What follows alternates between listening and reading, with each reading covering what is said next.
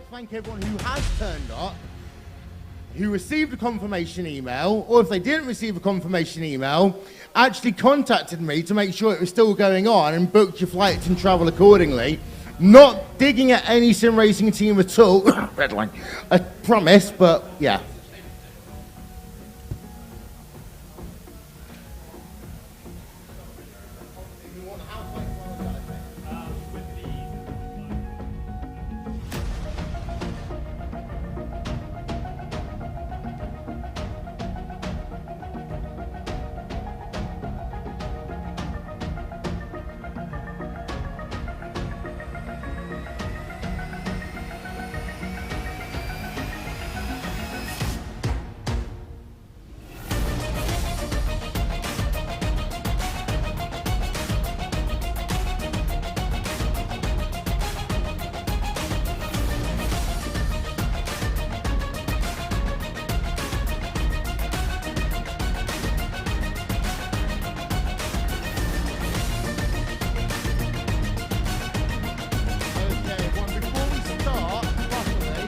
You guys are going to turn the stream on soon. Just a little bit of housekeeping information. If the fire alarm rings, please jump out of that window there. There's only 2 flights now. Okay. If the fire alarm goes off, please walk down the stairs. It's 2 flights. If you have got mobility problems, please wait by the staircase. There is a vacuum chair there. Please do not use a lift in the event of a fire. It's not a good idea. We have a bar that's open all day, and it's got hot, cold, soft drinks, alcohol, etc. And toilets are behind us. We have the official Hugo Louis toilet, also known as the Pubicle, and we have another toilet next to it. I'm going to ask you nicely, please keep the toilets clean. Thanks. And then, most importantly, if you are driving, please do not have any drinks on next to the rig at all. We do not want things spilling over onto the floor, onto a PC, onto equipment. It's very expensive and I really don't want to pay out on my insurance for it. We have got cups if you want to decant your drink. We will have pizza ordered later on. We're going to have a load of pizza. The most important part of the day is the vote as to pineapple pizza. Pineapple lost. There is no pineapple pizza coming into the venue unless you're my wife, who basically gets to overrule me on everything. That's fine. Again, if you need to charge a mobile phone, etc., there are plug sockets available. We do apologize about the signal in here. We know it's a bit bad. We'll sort that one out. We haven't got Wi-Fi available, unfortunately, because we need to basically run it for powering the rigs and all of our stuff. From 1 o'clock, if you go out of this building, turn left, right in front of you is a brewery, which used to be a Wetherspoons, and actual Wetherspoons had to close down. We've reserved the outside part of that for you to go and have some drinks and social. We know it's going to get a bit hot in here. We're going to try and have a radio signal today as well, so people, when they need to come back up to race, can have the opportunity to do so. I think that's about everything. If you are feeling unwell, if you are feeling as if you need to have just a quiet moment to yourself, please go and see my wife or anyone in a RaceSpot TV t-shirt. We'll find a way to accommodate you. Please don't bring any peanuts into the venue. We have got nut allergies, no cashew nuts. Thank you very much. And finally, the most important thing that I want to say is that we're not the most important people here today. These aren't the most important people. As much as I love Florian, he's not. I don't care about iRating today. I don't care about what your name is. Everyone in this room is equally as important to each other. So thank you very much for being here. Give yourselves a round of applause. We'll take 2 minutes and we're going to get started.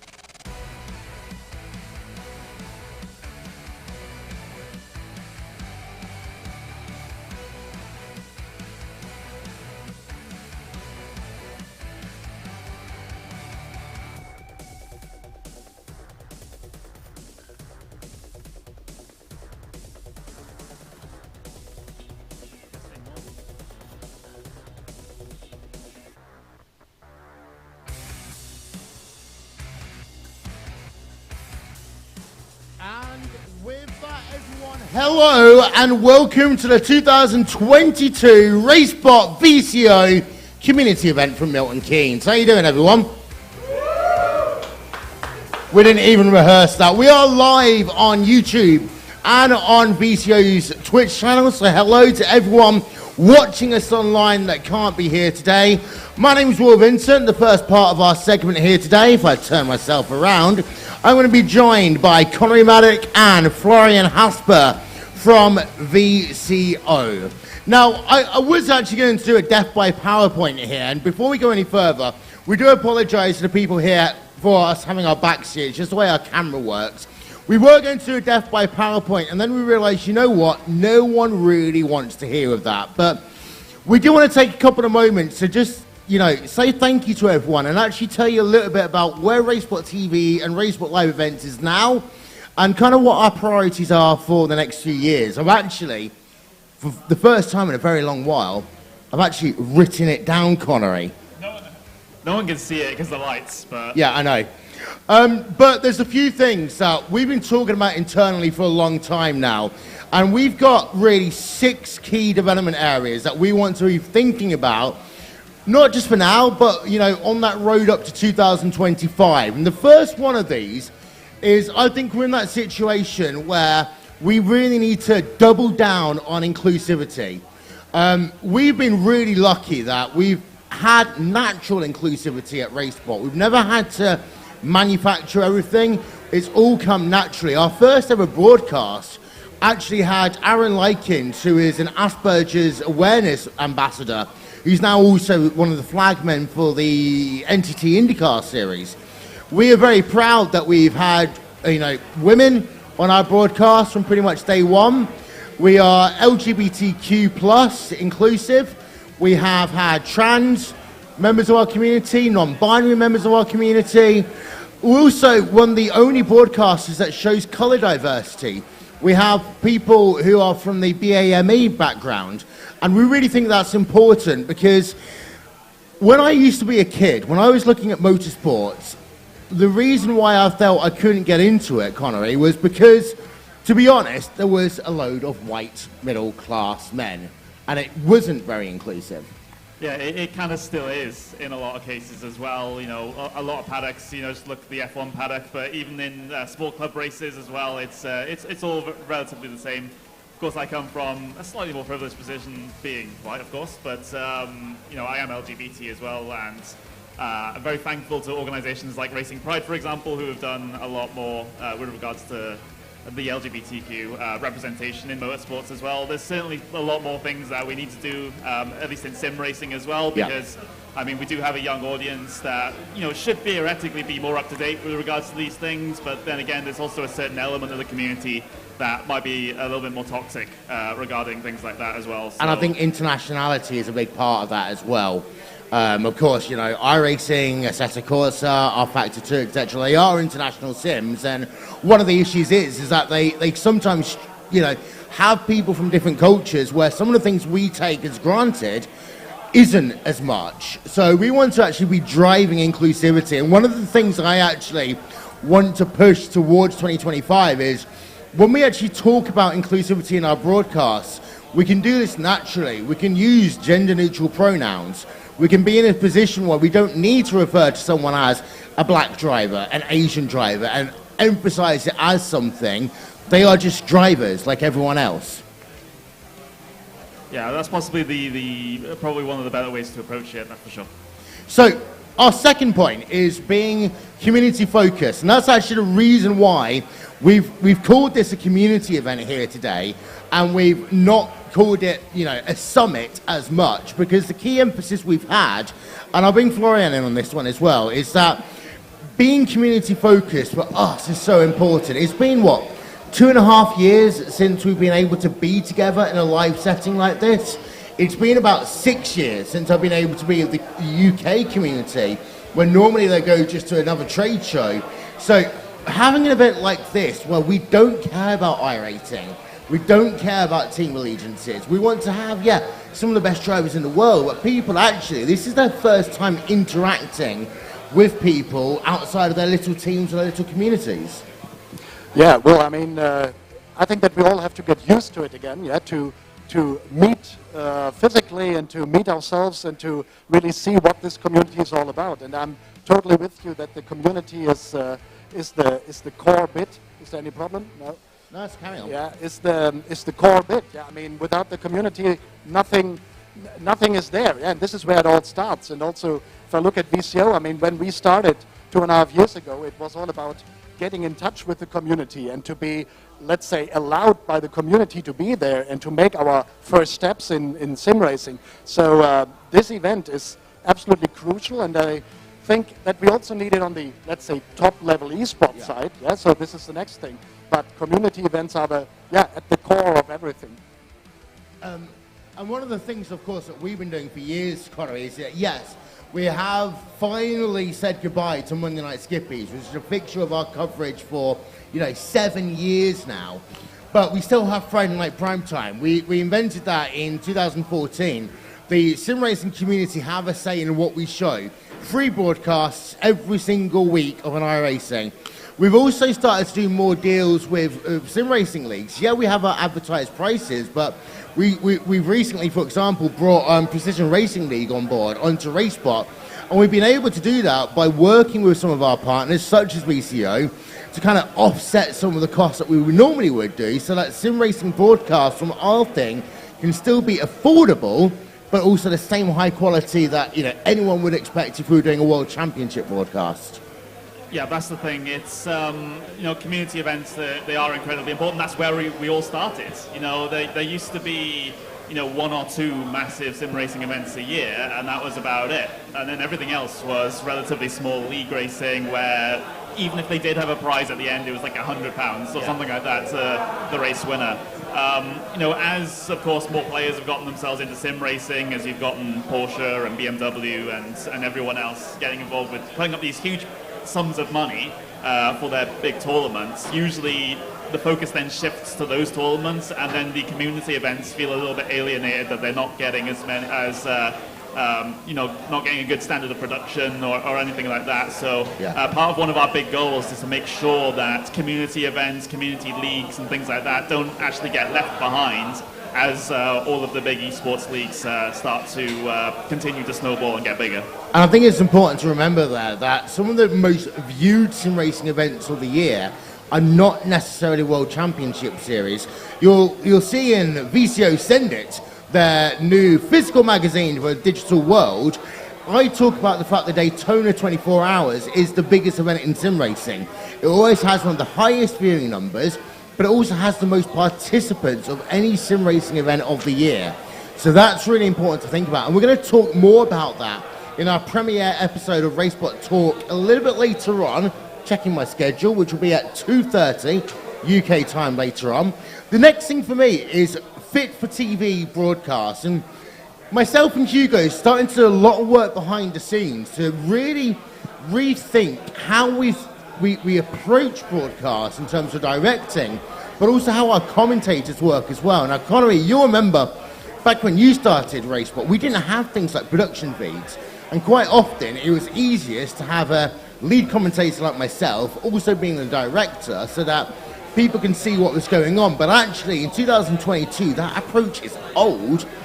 But I want to get to the point where we think about these events like a TV broadcast, because at the end of the day we're telling a story and we should be exploring things at the same time as the people watching. So why do our commentators need to have iRacing open the entire time and go back and look at replays before actually the replay's queued and ready to go? Because you start losing some of the excitement, some of that immersiveness, because as commentators, they say, we're storytellers, we're not Mystic Meg.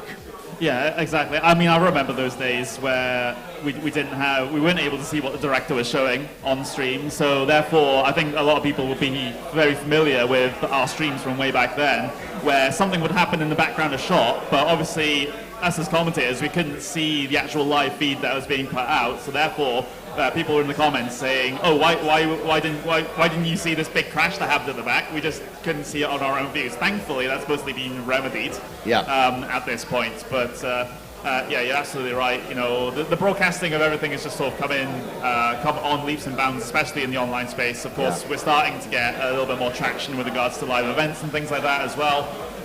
So yeah, it's all come along quite well, isn't it? I mean, I'm just stunned by the yeah. I mean, I must say, I'm just stunned by the quality of commentating. And when I first looked into it 2.5 years ago, I said, come on, those guys are so good.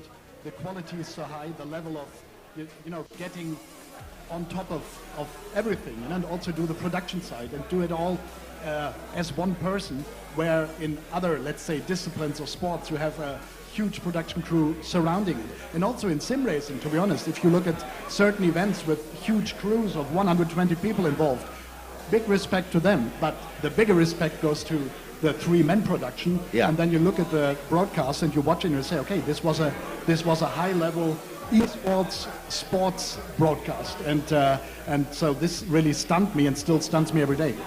I think you got to remember as well, one of the biggest races of the year, the 24 Heures de Mans.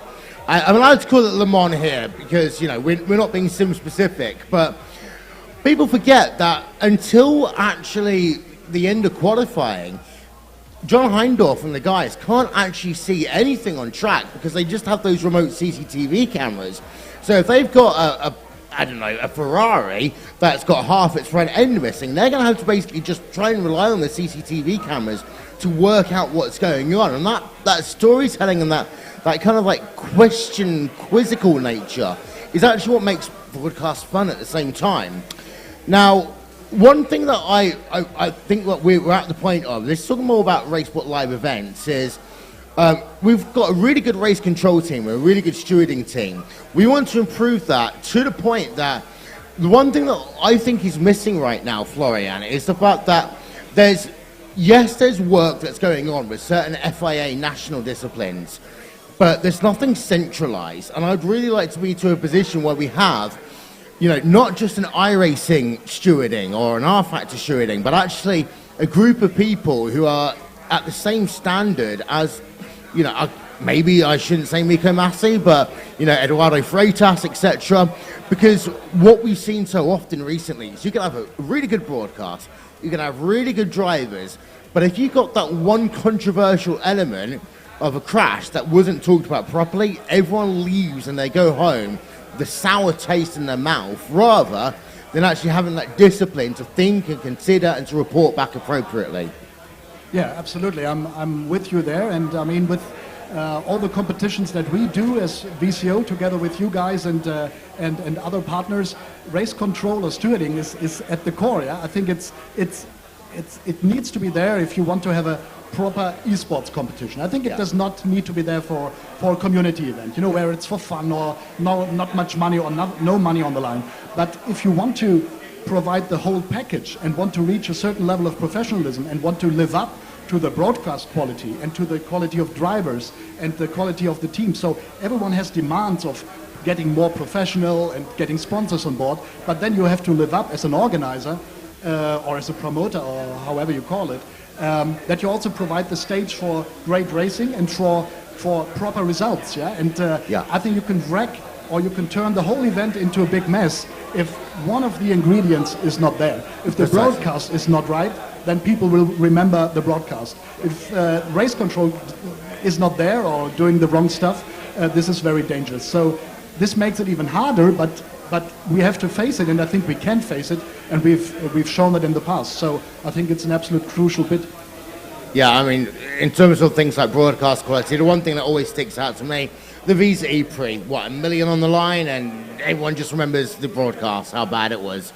To just try and tie all of this together as well, one thing that I'm really trying to work on is talent education and development. So we've been trying to redo the RaceSpot commentary school for a while now, but actually, the more we think about it, the more immersive we can make this. I was very lucky that when I was at university, I did a town planning degree, but I actually got a second degree almost for free due to my work in student media and all that sort of stuff, friends all in the School of Media doing journalism. And it's really helped in terms of my development and also the development that we have at RaceSpot. But Connery, I think I really want to be in that position where, we can't just send people to university. But what we can do is we can think about ways of actually certifying some of the things that we do, So actually then these commentators can make the jump, like Jack Nicholls has from R Factor over to BBC Radio 5 Live. We've got Chad Draycott that's working for the Clio Cup, but actually if we have a piece of paper that says, you know, this commentator's been through this program, they've done this, they developed these skills, it means that that transition from quote-unquote esports to motorsports commentary could and should become easier.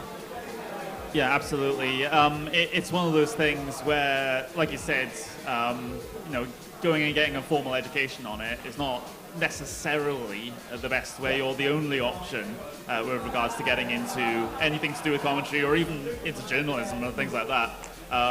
It's, at least for us, we are trying to give our commentators the correct tools and the correct skills to be able to go on and do further things if they need to. I mean, like some of the drivers here might dream of driving in a real car at some point in terms of motorsports. Some commentators might see sim racing as a gateway into doing it for real. And I mean, we've had some commentators that have worked with us before that have gone on and done a lot of real life work. Precisely. I personally have still not yet got to that point just yet, so maybe that'll come at some point, who knows. And a part of that as well, for me, is to say, I'm a proud member of the National Union of Journalists, and I was the first esports person to do so. I think that by breaking those barriers down and actually telling these unions and these accreditation bodies that esports work is just the same as if you're doing it at a track can be really important. And to tie that in as well, we've talked about this before, but I'm going to reaffirm it. RaceSpot TV are committed to paying living wages for all of our talent across the board. You know, $15 an hour minimum is what we want to pay. We will pay much more for our big broadcast, but actually, we don't want to just have the top talent earning a load of money. The way we want to do it, invest that money all the way down so people working our free broadcasts like Friday Night Primetime, etc., still get paid a living wage, because quite frankly, this isn't just a job, it's a very difficult job to do well. Yeah, it absolutely is. I mean, this is a sort of similar sort of discussion that goes on throughout the entire esports industry, especially with the grassroots leagues and things like that, where if you are being paid, it's a pittance with regards to that stuff. So yeah, that's a commitment that we're going to make. Even if we broadcast a really small league that only gets 20 viewers, it doesn't matter. Of course, I'm in a very fortunate position where I am able to pay the bills based on what I get from RaceSpot, and I also have stuff outside of RaceSpot as well that I do with other sims. So I'm very fortunate that I can get a living off of that. But we want to make that a reality for more people as well, preferably. And a big part of that, it comes down to our core message that it doesn't matter if it's a World Championship broadcast, an Indy 500 broadcast, or someone that can only afford to have one broadcast that we've done on a community discount. All those broadcasts are just as important to each other for us, because, I mean, from a business perspective, a sponsor will not go and look at the World Championship, the top broadcast. They'll look at the thing with 20 viewers and try and work out why they only have 20 views.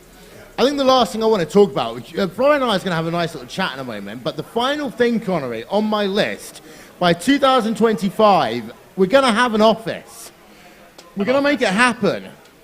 Yeah, absolutely. That's the next step for us here at RaceSpot. I know, there's a couple of representatives from Apex here somewhere.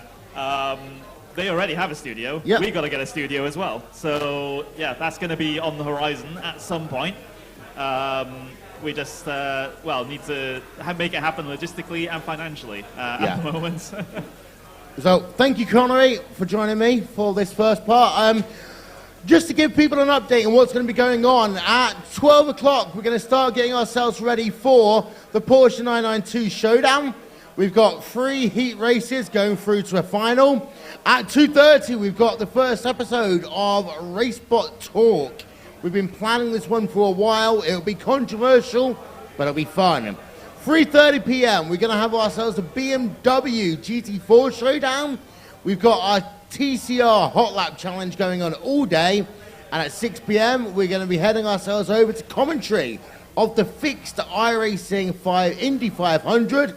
And we're going to have an IndyCar challenge on the rigs here at Simply Race as well. And with that, Florian Haasper from VCO, we're going to have a little bit of a chat now, aren't we? Yeah, absolutely. I mean, maybe first of all, I must say a big thank you, Will, for having this idea. I don't know, a couple of months ago. Yeah, we were chatting about it, so it was obvious that we would love to be part of this. Then Simply Race came on board. Yeah, Mike Yao, big props to him. I think this facility is perfect for what we are doing here today. So I think it's a great combination. It's a great setup. Yeah, and just hope that we have a great day. Just committed to sim racing and to the community side of things. And most importantly, I want everyone to leave here having had fun. You know, there are going to be losers, but you know what? If people have a good day, everyone's a winner. Yeah, absolutely. I mean, this is why we're here, yeah. And it's, I mean, we came fresh from, let's say, VCO Infinity, yeah, where it was hard racing and 24 races over one day. So we need a rest. So this is for fun, I would say. And yeah, I think we are really enjoying it, and I hope the guys over here enjoy it as well. Let's talk about VCO Infinity quickly, because it was a crazy event. Take the idea of a 24-hour race and make it into 24 one-hour races or thereabouts. What were you doing when you came up with the idea for this, and how did you manage to put it off? Well, I mean, I always give credit to the people who come up with the ideas, and it's not always me or my team. In this case, it was Luca Monroe. You know, he's a huge esports racing fan or sim racing fan. He's writing for Overtake, and to be honest, he's a madman. He's just always, yeah, giving us inspirations. Yeah, not everything works, let's say, yeah, because we have to translate it into realistic settings and so on. But he sent me this email and said, okay, Florian, why don't you do something like the Le Mans series 2 years ago or 3 years ago? I can't remember. There was something similar where they did more races in one go, and then there was a final standings thing. And I thought, okay, this concept is interesting. And then we tried to fine-tune it, and then it became, okay, why not do 24 hours? Yeah? Yeah. And 24 one-hour races. I mean, is this Infinity? No idea. Yeah? It was a cool name, just showing that it starts again and again and again. And to be honest, some of the benefits of this concept we didn't imply into the initial idea, because if I look at it now, after the first edition, you know, it's so much more plannable for teams. They can guarantee that they are doing 24 hours. Yeah, and if they want to take a break during the night, they go to bed, leave out 2 races, don't score points, but they come back in the morning. So, and they don't just, you know, wreck the car or being wrecked on lap 1, and all the preparation by 4 guys or the whole team is in vain. So there are many implications that make the concept even more interesting, and I think the racing was great, the outcome was great.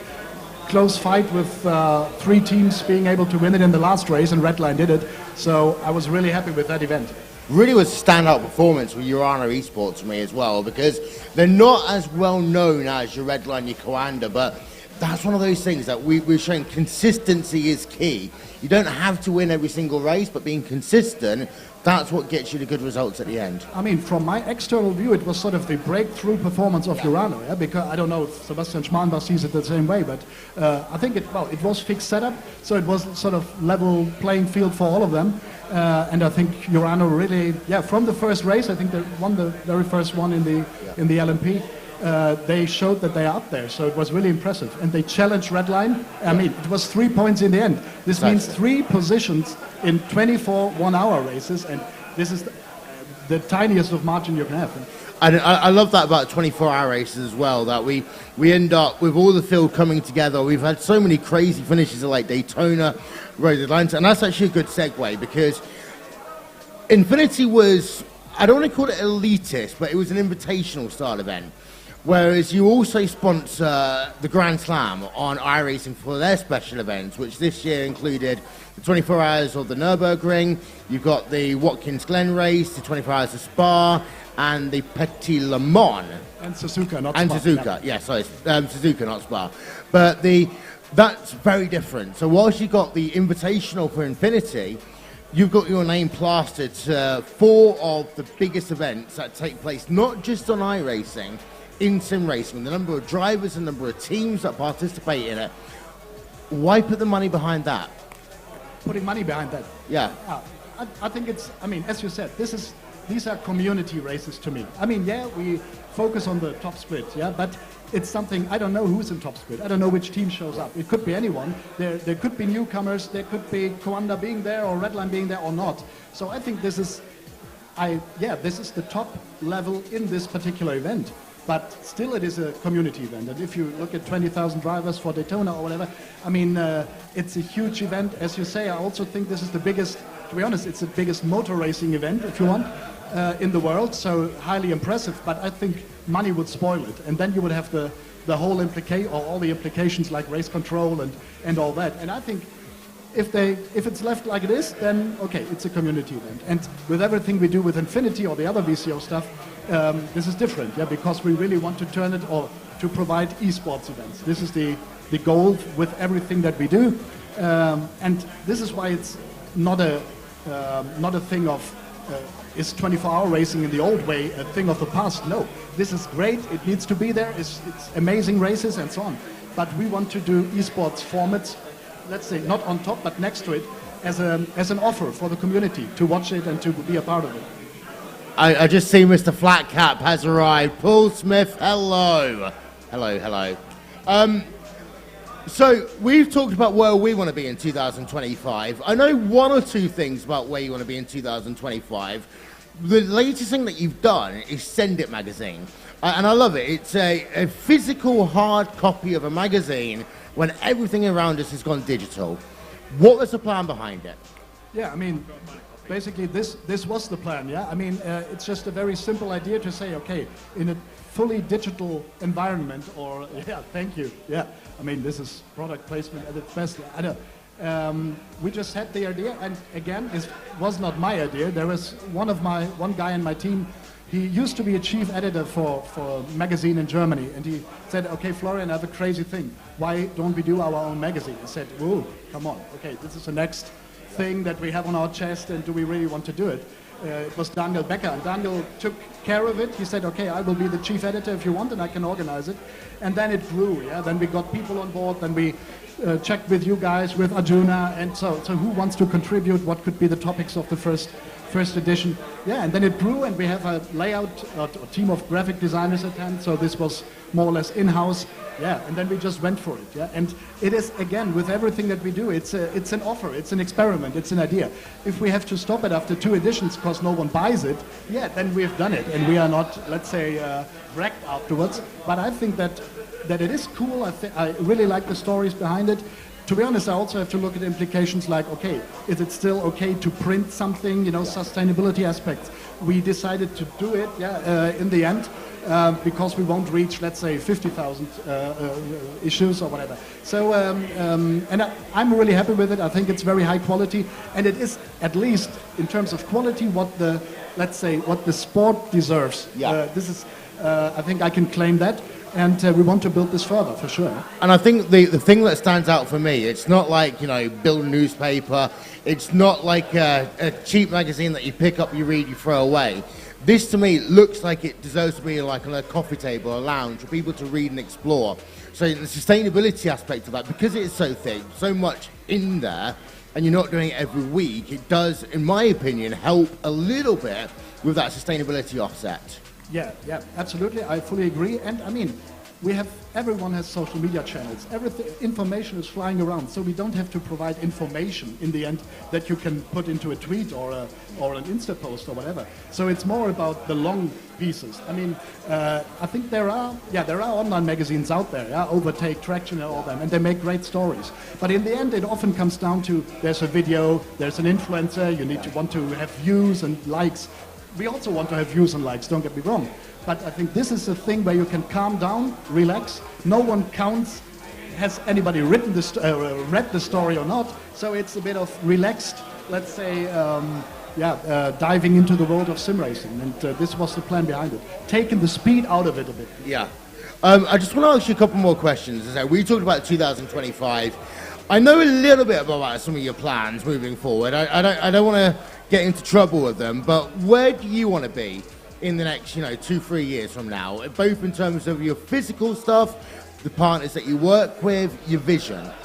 I mean, it's a good question. I mean, basically I don't want to say we stumbled into this, but we take it step by step always. And everything that we did was a result of the thing that we did before. And to be honest, our plan since, let's say, for the past 2 years has been to do this esports development, so that we first do things together with the community, strengthen what is there, let's say, we sponsored or partnered the VW Jetta Cup, which is one guy doing it and running it, and then many other series as well. But then we created our own, let's say, pinnacle events for VCO, which is the Esports Racing League, which is a multi-channel approach, which is also just done by us, I would say, that we bring things together, or that we have a tournament mode rather than one race. Yeah. So I think it's next Wednesday we have the first ERL Masters, which is just a one-on-one tournament. Yeah. So I'm looking forward to this. So I think we will build on this, and we will keep bringing new ideas in and just trying things out. But at some point, I must say, we are settled in terms of then our VCO structure is there, because you have to keep doing things. So we want to do a second Esports Racing League next year. We want to have the Esports Racing World Cup, which is the final of the league, and this will be our first physical event, a live event. So this will be huge for us. So it's the next step in 23, where we hopefully all meet again. So these are the next steps, and just to keep building what we started to build, I would say, because this was the hardest bit, to get started and to get, let's say, and I repeat myself there, the acceptance, allowance of the community that we are here. Because I think if other big brands or companies, they show up and then they expect to a certain degree that everyone needs to love them or watch the product with broadcast. But we never did that. Every viewer that tunes into our things is, I would say, hard-earned, and we welcome him or her. So it's a long working process, and we enjoy every minute. Of course, I need to do a disclaimer: you cannot tune into all web broadcasts. You knew it was coming, Connery.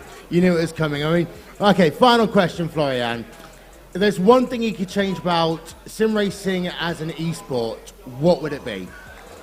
Sim racing as an esport. Oh well, this is a difficult one. You've got one choice, one thing. One thing. I mean, first, it's the philosophy or the acceptance of the community that esports needs to be there and needs to grow. Because I think if the top level, and with top level I mean everything that we mentioned before, top broadcast, top locations for events like this, bigger locations. I mean, you just have to look at the bigger esports disciplines. Or if I look at with BS competition, we also have a Rocket League team. I mean, what are they doing? Okay, it's easier for them. It's just one game, fully understood. But we need to a certain degree, unify the sim racing world for certain moments. And then it could be the R-Factor community and the iRacing community. But then we need to accept, okay, this is now an esports top of the pops event, and if I am an esports or a sim racing fan or part of any of those many communities, then maybe I tune in, because it will help the whole thing. And it sounds a bit complicated, but I think this is the way to go, that there needs to be unified esports activity surrounding sim racing. Because if every platform by itself thinks they can do it, then we are too scattered, I would say. There's no room for 25 different esports top categories. I think we just have to be happy if there's one, if there's sim racing, and this is the top level of sim racing. And I think there will be a big competition in the next years, who wants to claim this or who wants to take a part or share of this. With VCO, we are not the one or the ones with the biggest purse, with the biggest money pot, but what we can do is bring in high quality, passion, hard work. I think the best people around from the communities to make all these individual parts great, and this is what we can offer, and if this takes us anywhere, we will do this right, but I think we are in a good way, but it will be totally exciting next years, I would say, and but quality always pays off, and that's why I'm so convinced that RaceSpot has a bright future, VCO as well, and so many others out there who have the same passion and the quality. And with that, thank you very much there, Florian Haasper from VCO. Absolute pleasure, and we're really glad you could make it despite the foot. So thank you very much, Florian. And if you missed any of that, of course, you'll be able to watch it on demand. Connery and I are going to get ourselves ready for some commentary in a bit. We've got ourselves the first of our tournaments here today, the Porsche 992 Showdown. Connery, it's all fixed, set up. It's coming in about half an hour. Yeah, I'm super excited for this. I think everyone's, getting themselves up. Of course, we had the TCR hot lapping going on at the moment, and will actually be going on throughout the day. And we'll have an announcement of whoever's won that a little bit once we get towards the end of the day. But yeah, this first race is going to be pretty intriguing, shall we say, because we get to touch on all of our wonderful land topics, like, oh, they have to deal with a rig that's not theirs and some such. Yep, they can't touch anything, there's no keyboards, they're not used to the force feedback settings, and of course we've got the naughty N word, netcode. Yes. And with that, folks, we're going to turn the music on. Thank you very much for listening to the first part of our community event here today. We're going to start with Porsche in a little bit.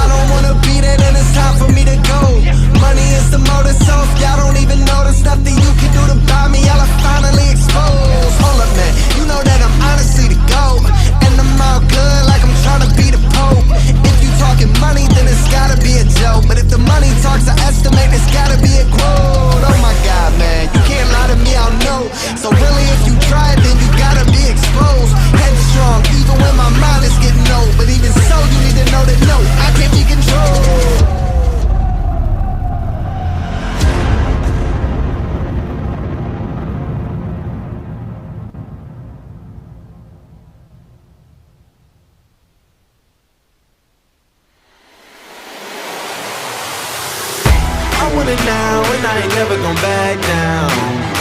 I want it now and I ain't never gon' back down. I want it now and I ain't never gon' back down. I want it now and I ain't never gon' back down. I am no regular citizen. Do you understand what you witnessing? You cannot tell what the difference is. I want it all and I'm winning it. I do not care about opinions. Time to make a few decisions so I can take a position. I'ma go get it, I'm punching and kicking. I keep on moving, they offer me. Just do it and stop what I'm talking to. I'm not expressing no modesty. I can't see nobody stopping me. If there's a problem, I gotta solve it. Straight to the top, I can't see myself falling. I gotta grab it, there's no time for stalling. Number one stunner, don't have other options. Now I'm fired up. I'm sorry, brother, your time's up. I see the top and I climb up. I came from the ashes, I rise up. Rise up, rise up. I want it now, I gotta rise up.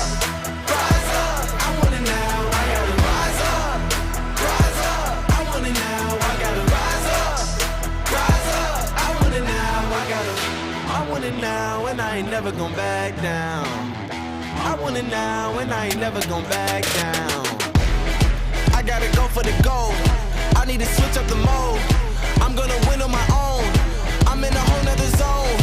I reached the pinnacle.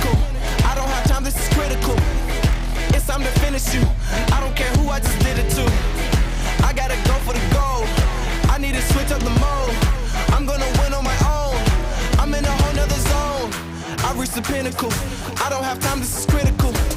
If I'm and finish you, I don't care who I just did it to.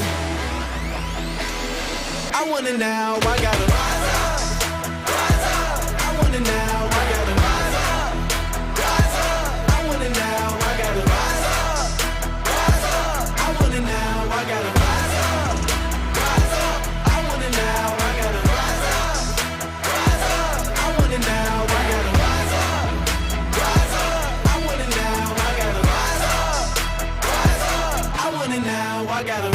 I want it now, and I ain't never gon' back down. I want it now, and I ain't never gon' back down. I want it now, and I ain't never gon' back down. I want it now, and I ain't never gon' back down. Said I'm fired up. I'm sorry your time's up. I see the top and I climb up. Came from the ashes, I rise up. Rise up, rise up. I want it now, I gotta rise up, rise up. I want it now, I gotta rise up, rise up. I want it now, I gotta rise up, rise up. I want it now, I gotta rise up.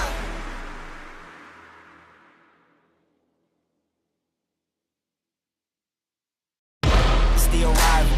I came in the league, went straight for the title. No time to idle. I'm finna get it, put that on the Bible. This is survival. Gotta treat every movement like the final. One by a mile. Nobody believe it, they all in denial. Hey, look at me, look at me. Still in the show, that's the crook in me. They want me gone with the hook in me. Asking why is he here like I shouldn't be. I've been on grind since Auto. 10,000 hours the motto.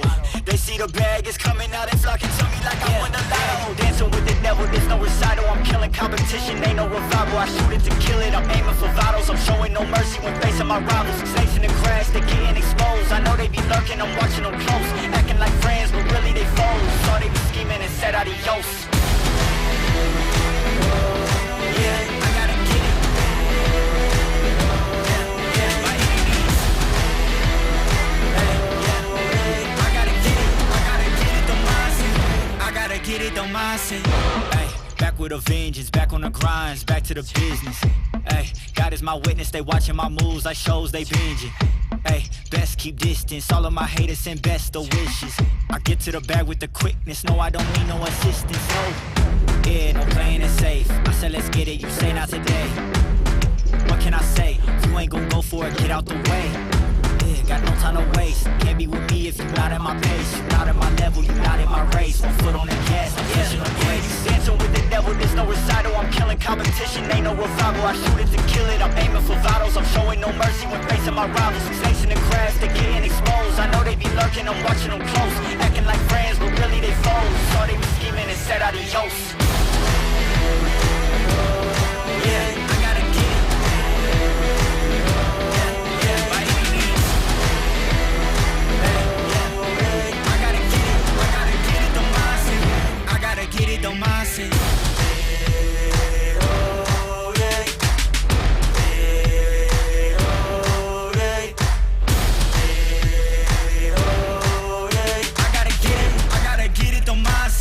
I gotta get it, the mindset.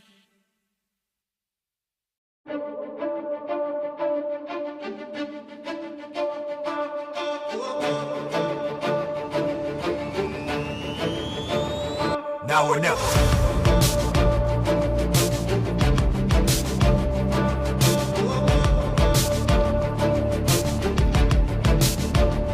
Now or never.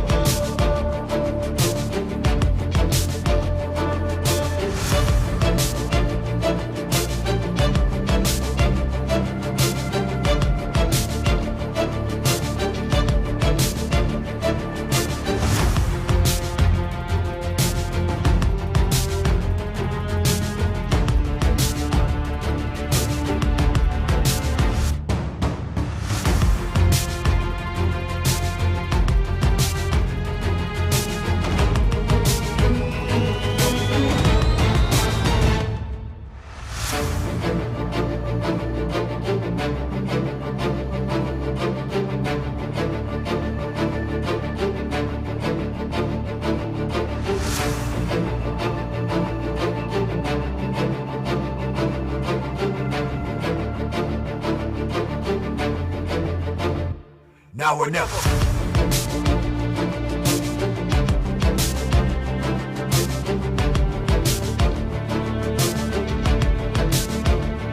Now or never.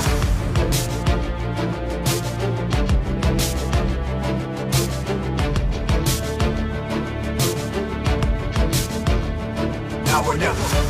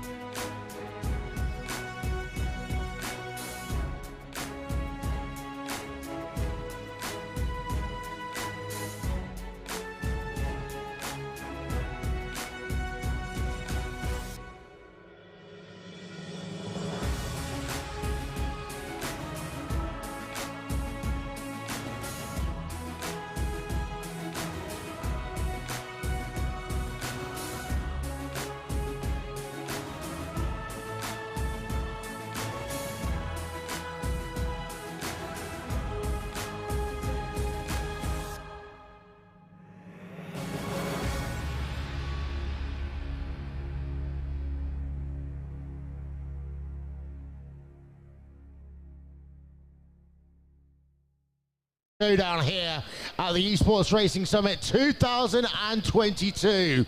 You know me, my name's Wil Vincent. For the last few months, I've been pointing in the wrong direction every time I've been talking to this guy, but not only can I point this way, I can touch him. Ladies and gentlemen, give a round of applause to Connery Maddock. No one applauds. No one applauds. Come on, guys. That's about the right treatment I should get.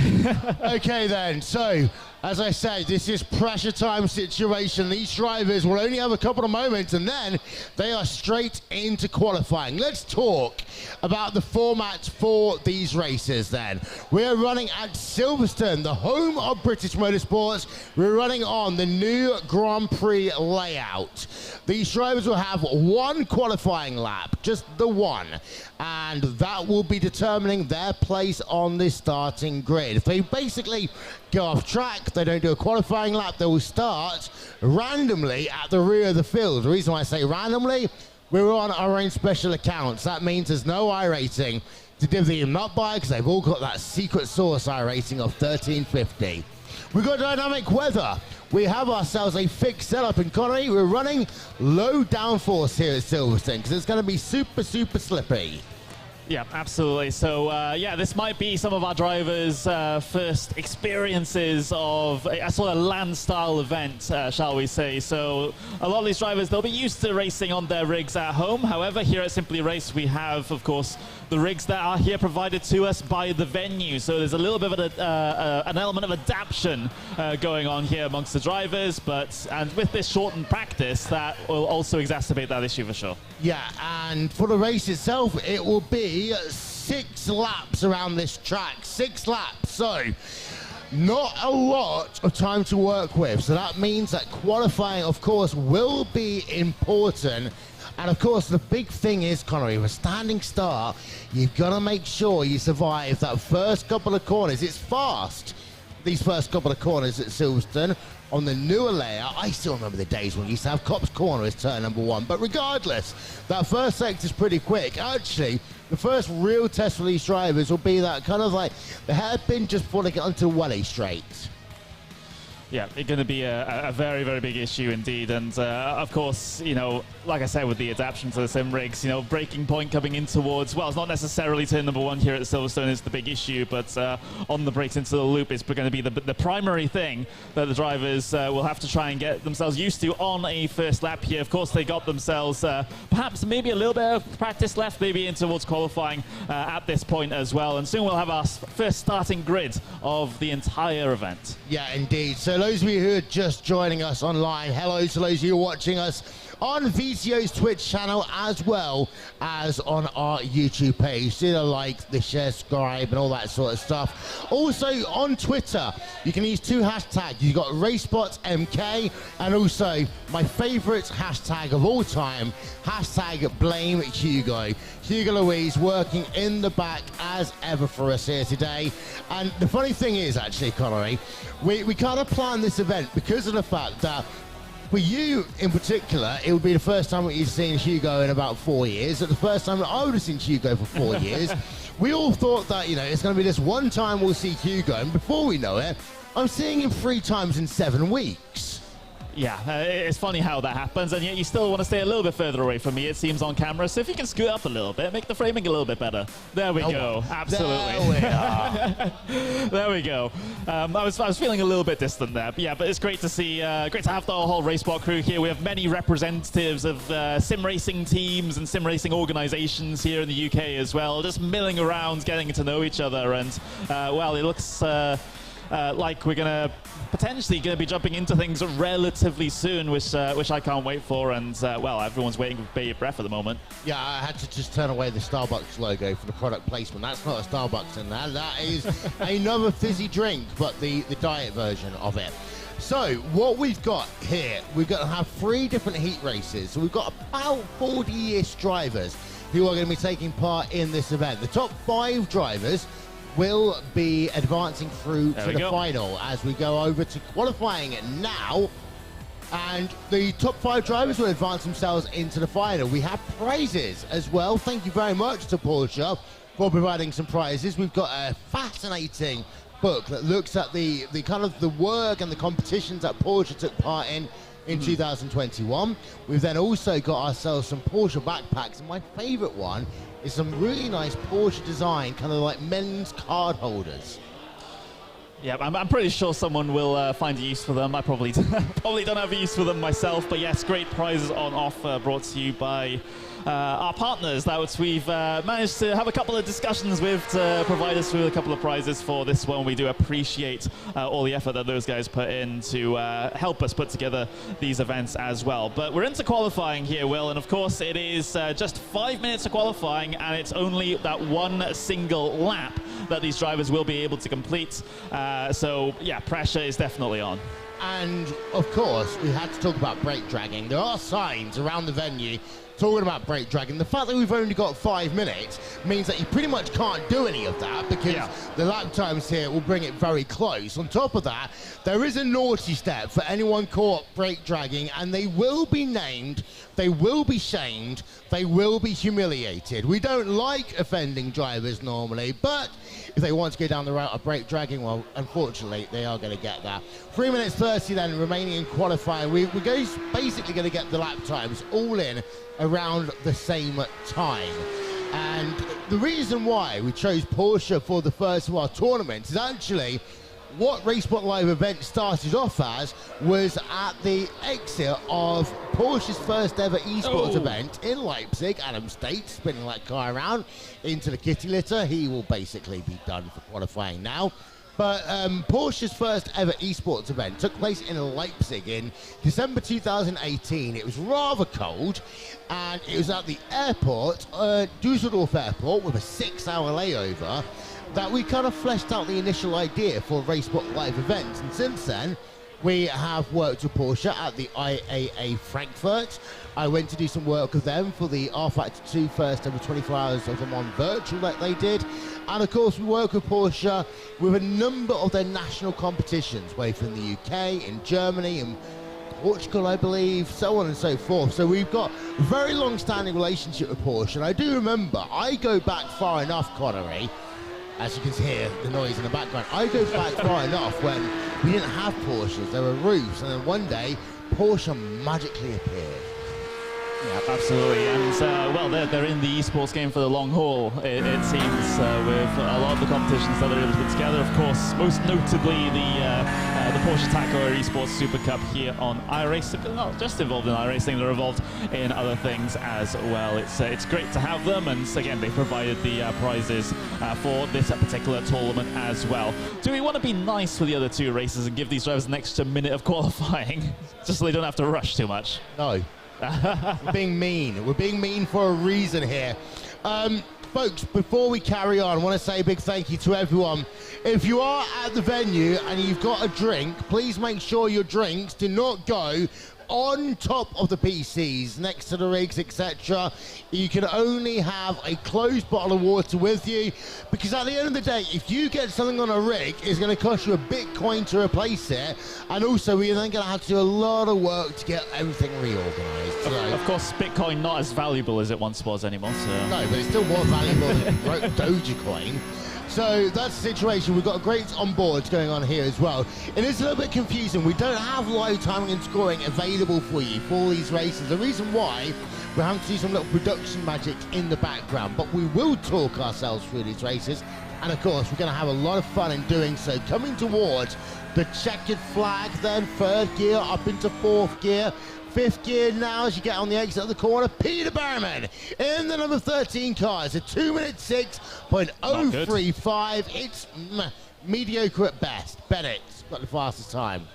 Yeah, Bennett's actually getting himself back around, able to complete a time as well after that little bit of a spin. 4 drivers, just 4 drivers setting themselves qualifying times for the moment. So people presumably struggling quite a bit on their outlaps to be able to get this one in the very end. Of course, Delandis, we're looking at him right now. He won't be able to get himself to the checkered flag in time. So 4 drivers setting times, and well, so vast majority not even able to get a single lap in. So this grid is going to look a little bit random.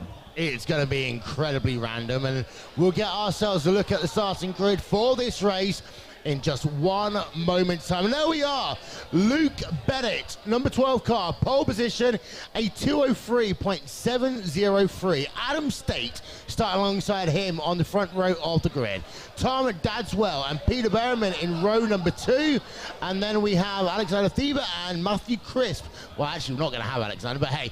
P7, Daniel Handover, Charlie Summers, Jamie Fluke, Josh Thompson, Leo Garibaldi, Benjamin Gregory.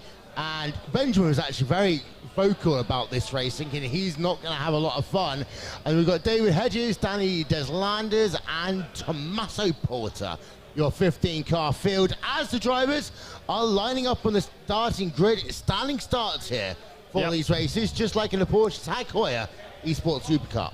Yeah, and we're seeing how crucial the starts are, not only in the Porsche Tag Heuer Esports Super Cup, but in the Porsche Carrera Cup Great Britain, which finished very recently as well. Drivers able to get themselves lightning starts. You can gain a whole bunch of positions on the way down in towards turn number 1 if you're able to absolutely nail it. Remember, this is a laps-based event as well, so there's going to be 6 laps that these drivers will have to complete before we get ourselves the checkered flag. We're about to get going. Remember, those front 2 rows, those are the only drivers that have set themselves qualifying times. Everyone else in the order that iRacing decides that they take to the starting grid. So that's the situation that those guys have to deal with. Just waiting for just a handful of more drivers, perhaps 1 or 2, before we get ourselves going.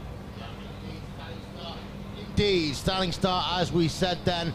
There's a little couple of onboards. Thank you so much, by the way, to the roaming cameras that we've got here. We've got the crowd. Crowd, are you excited for race number 1? So welcome, folks, to Milton Keynes. Welcome to the RaceSpot VCO Community Event Summit. We are about to get our first race underway. Lights will go on top of the iRacing gantry. They are out. We are away for racing for the first time. Bennett leads the field as they come down into turn number 1. Fiddly through here, of course, swinging their way through around the outside. Big challenge for P number 2 in towards the first heavy braking zone. Almost a little bit of contact down into there, but everything seems to be relative. Everyone getting through there relatively unscathed, which is absolutely surprising. There's a big send going on in the background there. Apologies, we're not able to call out the driver names at the moment. We have to get used to the liveries, and we have to pull them up on the side as well. Big slide and big spin coming off the corner. Berryman's involved in it. Oh no. Peter Berriman spins me right round, baby, right round. And he's down. Oh, look at that. That's the number 3 car. That was Dadswell falling down the field. So we've had 2 big spins then in the first part of this lap. Bennett is leading the way. Stage 1.3 back. Crisp running in 3rd right now. Don't forget your top 5. They will be progressing into our final. And right now, if you are Berriman or your Hedges, you basically got to be in a position. You've got to hope for attrition at this stage. But Bennett, 1.3 second advantage going on. He's got himself the front of the field, and I tell you what, he's pulling away rather quickly. Yeah, absolutely. Bennett's continuing on from his decent qualifying performance. Ignore that time in the top left-hand side. This is a laps-based event rather than a time-based event, so we do need to get that swapped over in just a couple of hours. There we go. Hugo, of course, he's listening, he's paying attention, he's got it swapped over. Fantastic. Yeah, always hashtag blame Hugo. That's why it's the hashtag for this event.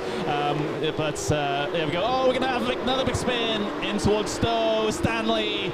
Oh no, the number 14 out in towards the gravel. That's Danny Deslanders then in the number 14 car down at Stowe Corner. Josh Thompson, big send. Bargy there by Josh Thompson. He gets himself, so Thompson's when he gets hit. Crisp was the driver that goes past. That was ultra aggressive there. But Crisp up into 3rd place. The thing is, they don't need to worry that much. If you finish in the top 5, there's no prizes for winning this race. Yeah, absolutely. It's if you're at the very front of the field, you can just relax a little bit as Josh Thompson goes to the absolute send. The response, the revenge. Crisp is pushed wide. He's going to try and get himself back on the insides there, but instead it's Gabrioli finding the inside line, coming up on towards the Wellington Straight, and he's got the position done. Yeah, and now we've got side by side between the 2 and the 4. That is Crisp and Handover. This is to make it into the final. Handover has the inside line as they come down into Brooklands. And that was a nice clean pass done there. Crisp now is on the outside looking in. I'll tell you one thing, Benjamin Gregory is on a bit of a charge in that kind of lime green blue car. The number 9 machine has got to get up 2 places in 4 laps, but we know Benjamin Gregory has a lot of tools in his arsenal to try and get up into that top 5. Yeah, but this is a relatively stacked grid, though, in the grand scheme of things. So it's going to be very, very tough to try and work his way through on all of this. But never say never. He's not lost track of them whatsoever. Still plenty of time left in this event as well. So we'll have to see how his progress goes. But of course, those drivers ahead not going to give this one out without a fight, especially if you hand over in that final qualification spot on the bubble, as you like to call it. Well, yeah. Bennett, by the way, still leads this race. The gap is now up to 3 seconds between Bennett and State in that battle for a race lead. As I say, your top 5 drivers will qualify through to the final. We've still got all 13 drivers who started this race on track. Berriman moves up 1 place. We turn our attention over to Daniel Handover, who's currently 7 seconds behind your race leader. But Handover is very close to the rear of Garibaldi as they work themselves on the exit of Club Corner, down past the start-finish line. We go on board. I do love these rigs, by the way, the fact that you've got the gear indicator on the left-hand side, and they've also got the fan blowing the nice cool air into it. It's really well modulated, and it's really cool to see these rigs, because they're a little bit different to what you might have in some pro sim racing events, and that is mighty tight. Yeah, it might be another idea. We're not quite sure who we're actually on board with at the moment. The information is at a premium at the moment. But here's Daniel Handover in that number 4 car, trying to chase down Graboli. We do have to apologise for some of the pronunciations that will happen over the course of this event. So we will just have to deal with that one. But Handover, of course, in that final qualification slot doesn't necessarily need to press on forward and try and gain positions. However, if he is feeling like he's getting held up a little bit by the number 8, then he might decide that getting through is the better course of action than letting the rest of the drivers behind him catch up if he's being held up. Yeah, I think at this stage, Bennett, State and Thompson are pretty much secure. It's more a case of, if you're Garibaldi, Handover, for example, do you want to carry on pushing, knowing the fact that Crisp and Gregory are about 2 seconds behind, and a lot can happen in 3 laps around this Silverstone track, specifically if one driver just ends up locking up down into Maggots or Beckett, that can really bunch the spill back up. Looking from the rear of Leo Garibaldi as they're on to the hangar straightaway now on the exit of Chapel, down the hangar straight, and behind is Handover. And Handover not going to make a move down into Stowe Corner, staying where he is for the moment. P4, P5, I'm not going to say they need to work together, but if they don't get too aggressive, they don't go side by side for the entire lap, there's a much better chance that they can both qualify and not fall into the clutches of P6 and 7. Little bit of a lock up there from Garibaldi in towards the Vale. Feeling the pressure at the moment that Handover is piling onto the back of him. This is your closest battle pretty much out there on circuit at the moment as they head their way across the line in towards Sector 1 yet another time here. Garibaldi, well, he's going to have his work cut out here. Handover does look to be very, very quick, at least in clear air. Now he's got the best part of the draft. He can send one down the inside through the first sector. Not going to commit it on the brakes though. You know what that was? It was a case of that 50-50 move, which if this was for $20,000 maybe, you might have sent it down there. But because of the fact he knows if he gets it wrong, makes the contact, he'll be out of the final, I think he just decided to get off the noisy pedal, relax, get himself back into the groove. And right now, the gap between P5 and P6, by the way, up to almost 3 seconds between Handover and Gregory. So Gregory has got up into P number 6, ahead of Dadswell, but he's not, he's, what, 3 seconds in 2 laps? It's going to be a tall order now. Yeah, it would be. So, yeah, not a lot of time left. These races do go by pretty quickly. You know, they're very, very short events. So, very much in the sprint racing format. There's a bit of a train of cars behind these guys as well, as we continue to watch this battle for P4, P5 go on its way around. So, of course, this train behind here, this is without for P6 between Gregory, Dadswell and Crisp. Unfortunately, they're not fighting for a qualification spot. However, they should be able to still, regardless of that fact, have a pretty decent battle. Dadswell all over the back, or well, pressing on and trying to get onto the back through the Maggots and Beckett section. Yeah, it seems to be that there will be coming a point in the next lap or so when they're not racing to get into the final, they're just racing for a bit of pride. Dadswell, we're going to go on board with him in a moment as we head ourselves down towards Stowe Corner.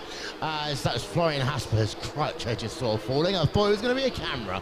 But Dadswell into Stowe Corner he comes, and Gregory then just about 3/10 of a second ahead of them, working down towards Club Corner, and Dadswell thinks about going down to the inside, but calmer heads prevail as they work through Club Corner, this long sweeping right-hander, which of course now finishes the lap.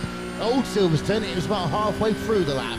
Past the start-finish line, Dadswell not able to close up to the rear of Gregory just yet.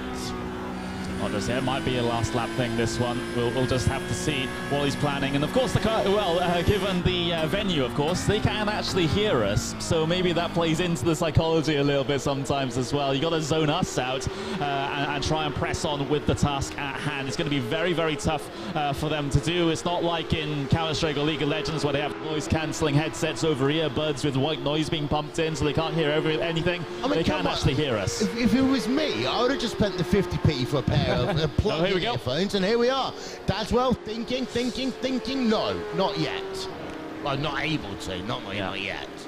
Well, penultimate lap of the event. We've got Matthew Crisp on the back of this one as well. Just on the outside looking in, looking to try and get himself involved. There's a third party. Oh, I might have given him the kiss of the commentator as he goes spinning off out into the gravel. Sorry about that one, Matthew. I'll have to buy you a drink afterwards. Yeah, so Matthew Crisp then, he remains in about 8th place, but we turn our attention back to Dadswell and Gregory. They are still both on the outside looking in. They are now over 3 seconds behind Handover in P5, and Dadswell down on the inside at Maggots. I've seen moves made there, but that's one of the more risky opportunities. On the outside, he's really looking for a line now, trying to go side by side through Beckett, loses that, has to fall back behind as they work through Chapel and back onto the hangar straight away. Yeah, and that has completely and utterly compromised his run through Chapel and all the way down the hangar straight. So Gregory will be a little bit safer here than he otherwise would have been in towards Stowe. But Dadswell trying to close up, getting a big drift on and a big spin from Tom. Dadswell 360, he absolutely nailed it. I think that deserves an applause. There we go. We get the applause for the crowds. If it was synchronized spinning, as I've always said, as an Olympic sport, sim races will be some of the best in the world. Hey, look at that. We've got a battle going on for P2 on track. Adam State in 2nd place. 3rd place is Thompson. Now, Josh Thompson's looking to the outside. Again, they do not need to race at this stage. Where they finish does not have any determination apart from the fact they are going to be in the final. Josh Thompson in the number 4. Yeah, Garibaldi is grabbing it out with Handover. Handover is now up into P4. Garibaldi is down into P5.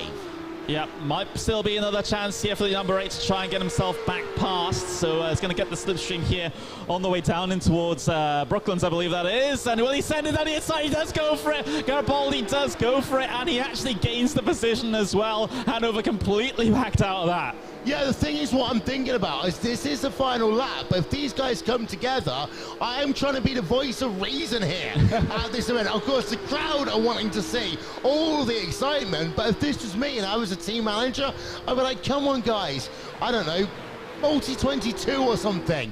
Bennett, though, is still leading this race. He's leading it by 6.3 seconds. We turn our attention back to Adam State and Josh Thompson. Josh Thompson is currently 2/10 of a second back from Adam State. He's running in the yellow and blue car. They head themselves onto the hangar straight away for what is the final time. Of course, we're going to have to pick up Luke Bennett in just a moment's time because, well, we've barely shown him since the start of this race because he's been dominant. Here we are then, Luke Bennett in the number 12 car, working into Club Corner for the final time.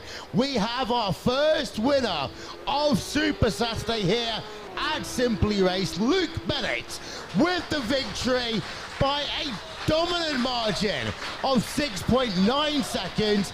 Adam State will come home in 2nd place, Josh Thompson in 3rd, unless something happened, and indeed it did. Josh Thompson going backwards to finish the race. What about these rejoins, Connor? Oh, here we go. We still got more battling out there. Jamie Fluke versus Deslandis, and well, Jamie Fluke able to squeeze his way ahead. Deslandis going to have a big incident in towards the pit wall. That was a very eventful end and a sympathy incident from Dadswell in the background as well. A very eventful race number 1. Congratulations to Luke Bennett for being our first race winner at this Simply Race RaceSpot VCO event. Fantastic stuff indeed.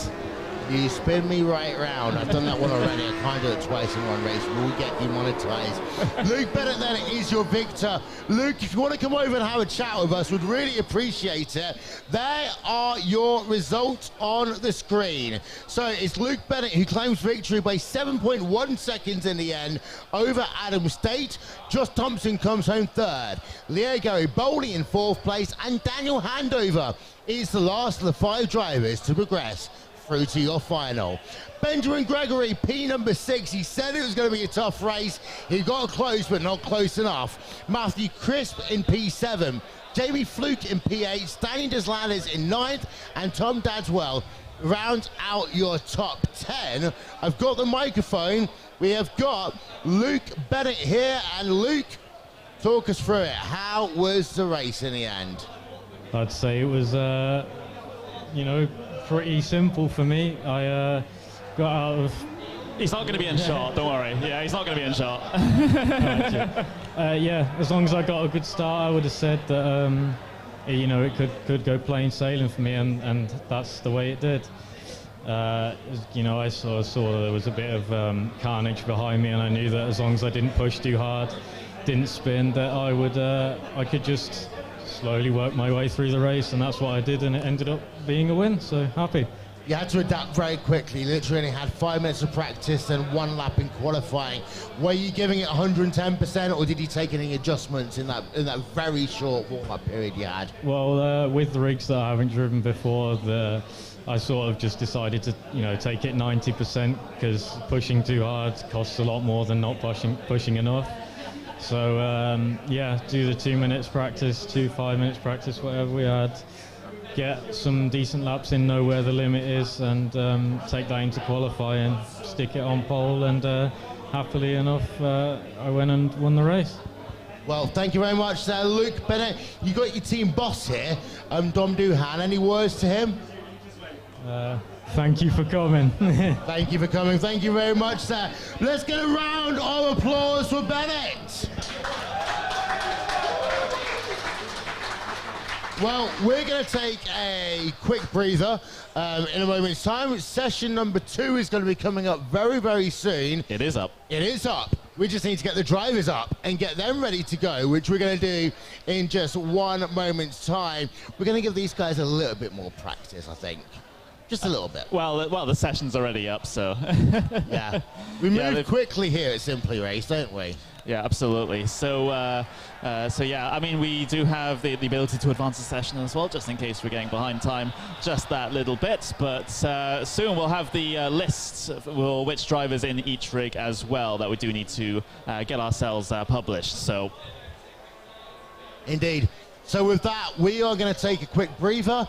Race number 2 coming up very soon here in Milton Keynes, as we are here at Simply Race in partnership with our friends over at VCO.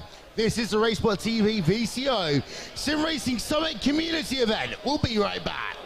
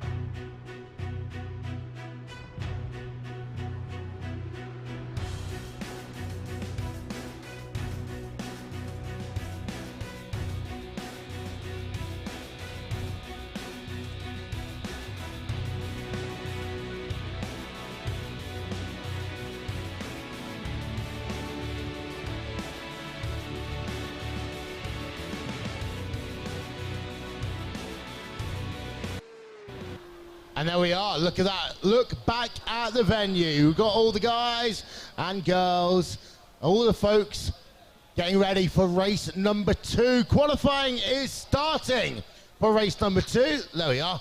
Move the shimmy back in. We were joking a moment ago. We've got the videographer here. Here's a look at our authentic 8K camera. It's one of a kind. We basically found it at some little auction place. There we are. It will stay there. We like the jokes here at RaceSpot TV. So, Connery, heat number 1, we have Luke Bennett, Adam State, Josh Thompson, Leo Gariboldi, and Daniel Handover progressing into the final. Yes, we do. And I thought you were about to list off the names here in Heat 2, but but there we go. Yep, those are the 5 drivers that have gotten themselves qualified to the next stage of competition. But of course, we get to select 5 more drivers from this particular race to go through as well. So drivers have gotten themselves a little bit more practice time actually than the first heat. So hopefully we'll be seeing less slides, less spins. Hopefully, fingers crossed. No Punterino, please. Silence. Number 14 car. Julian Van Burr. By the way, just because he works for the venue, Dane Beard just decided to go and jump in rig number 15. So we've actually got 15 drivers in this race. And Dane, if you end up crashing into someone, you are going to be stood on the naughty step for a period of 2 hours. This building, interestingly enough, you've got us on the 2nd floor, and you have a kind of crash activity play area on the 1st floor, which I know that some guys have already indicated it's the team headquarters for insert your sim racing rival team here. But Dane, if you crash, we're putting you there for the next 2 hours. Look at him, he's on screen right now. He's trying to focus on his outlap, Will. Yeah, that's the fun about these events. We are having fun here today. We said earlier that it's not the I rating that's important to us here today. It's the number of people that's in the venue, and it's the fact that I've overheard, I've seen so many great conversations, and I was saying outside a couple of moments ago that normally, Connery, the only time that we really get to see people is if we go to the WEC or we go to another motor race somewhere. We go to Autosport, and I'm not going to give them any of my money anymore. But this event, the reason why we wanted to do it in the UK is because it feels a bit isolationist at the moment. We always used to go to Germany. Everyone goes to Germany. Everyone goes to Spa. Everyone does this. We've not really had a big event in Milton Keynes for a while. Yeah, not at all. And we noticed this. We thought, why aren't there any decent sim racing events in the UK? And then we realized, wait, we can just make one ourselves. And that's kind of what we've done here. Of course, it's more in the style of casual sim racing expo more than anything else. We're not taking this as a very, very polished broadcast by any means. I think people probably have figured that out by now. But yeah, the whole point today is just to have a lot of fun, a chance for a lot of the teams, a lot of the drivers to actually meet each other face to face for the first time, potentially the first time ever, if not the first time in a very long time because of restrictions. We are still taking this broadcast professionally. It's just I only had about 3 hours sleep, to be honest. So I'm running on some form of autopilot mixed with Coke Zero and Monster Energy. I know we're at the home of Red Bull Racing, but I'm very sorry. I much prefer Monster to Red Bull. Product placement, do whatever you want. Yeah, I mean, we cannot say what we have behind the desk here, but there we go. William Chadwick, number 13 machine on his qualifying lap. Of course, just to remind everyone, all the drivers only get themselves one opportunity, one flying lap to set. We only had 4 drivers set themselves a flying lap in our first event here today. Let's hope we can get a few more in this one. And, well, with that extra bit of practice, hopefully, they'll be able to keep themselves on track just that little bit better. Getting used to the rigs is the main thing here in this sort of land situation. But Will Chadwick heading his way towards the final corner now, and well, hopefully gets himself a valid time on the board. It's a 2:05.547. Is it valid? Yes, it is valid as well. But Dane Beard actually on pole position then for this race. And interesting, Dane was saying he was going to trying to find the prizes and nab one of them. Well, as it stands, he's in second place. John Robertson has gone fastest. Look at that lap time. A 2:03.129 for John Robertson. Max Spooner about to complete a lap as he exits the final corner. No, he's not. He's just gonna miss it. It was a slow lap anyway, but hey, here's a look then at your starting grid. John Robertson at 2:03.129. Look at that advantage over the rest of the field. Dane Bard in second place. Callum Puddicombe in third. Will Chadwick in fourth. James King in P5. David Christie in P6. Julian Van Buur in seventh place. Steve Proudly in eighth. So we had 8 drivers at qualifying time compared to the 4. So we doubled it. So by that logic, Conor, we will have 12 drivers at qualifying time by the time we head ourselves to race 3. Look at that. RaceSpot's own Paul Smith in 12th place. Yeah, absolutely. Well, at least not last. But the thing is, he's just got lucky with the random draw of drivers that are not qualified there, has Paul. So I don't think we should really count that one on pace. But Ollie Peacock will be starting at the very back of the starting grid for race number 2 here in the Porsche event here at Simply Race, in conjunction with us at RaceSpot TV and, of course, VCO as well. Drivers taking themselves to the starting grid. They're pretty much all there, ready and raring to go. They are. So 15 drivers taking part in this, the second of our heat races for the Porsche 992 Showdown. Can we get a round of applause for the drivers, please? And they're just a couple of moments away from seeing those lights go out. There's a look at our crowd and, you know, product placement, random stuff everywhere. Please make sure you throw your rubbish away, folks. Really is going to be appreciated. I don't want to be up until 4 o'clock in the morning cleaning up this venue afterwards. Get a nice look then at some of the drivers. As it's that calm before the storm. When you're in equipment that's not your own, you've really not got much to do. Those pre-race routines just basically go out the window. Yeah, it does, and well, it's all about the adaptation here at these sorts of events. Who can get used to the equipment the fastest? They'll gain a heavy advantage coming into this one. But it looks like everyone's ready on the starting grid. We're about to go racing. Yeah, 6 laps once again of this Silverstone circuit. Lights on top of the gantry. They are out. We are underway. Bit of wheel spin at the rear of the field. A very slow start by someone, actually, as they come down into turn number 1. Almost going to go 3 wide as they head themselves through the first part of the track. But pulling away once again is your race leader. And 2 wide, a little bit further back. Cards off. We said no Punterino, guys. Oh, Kevin, no. Big instant there for the Apex Racing team driver, of course, coming off a high. That was the Porsche Choreograph Great Britain. Oh! No one, well, I think someone might send that to Nim. To the naughty step you go, number 9 car. To the naughty step. James King going to go side by side with the number 10 as the number 10 decides to just go off track down at Brooklands. This race, it's all gone wrong early for David Christie as he falls down the field. Well, that's a bit of calamity. I mean, it is a fun race, but no Punterino, people. We said it once, we'll say it a million times. We're on the exit then of what was the final corner. In towards Cops they come. Battles between the number 4 and the number 11 car. Taylor Wayners, wow! That's James King losing the back end completely into Cops corner. Yeah, that seems to be the primary issue. Oh, someone else is off as well. I think David Christie has also had a bit of an instant down into there. Just about to get it, well, trying to get it pointed in the right direction, back onto the circuit. There we go.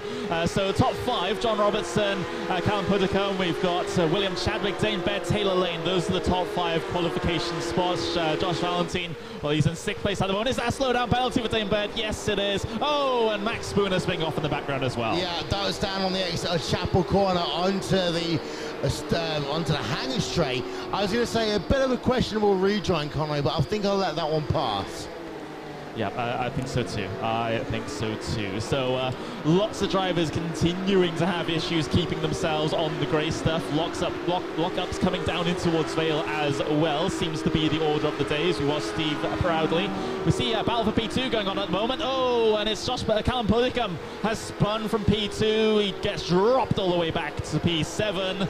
we didn't quite see what happened there. It's a race of survival. We, by the way, got Kevin Ellis Jr. on pit road and Paul Smith on pit road. That's mainly because Kevin Ellis Jr. did the punties, but there we are. There's Paul Smith. You know, I agree, Paul. I agree with you right now.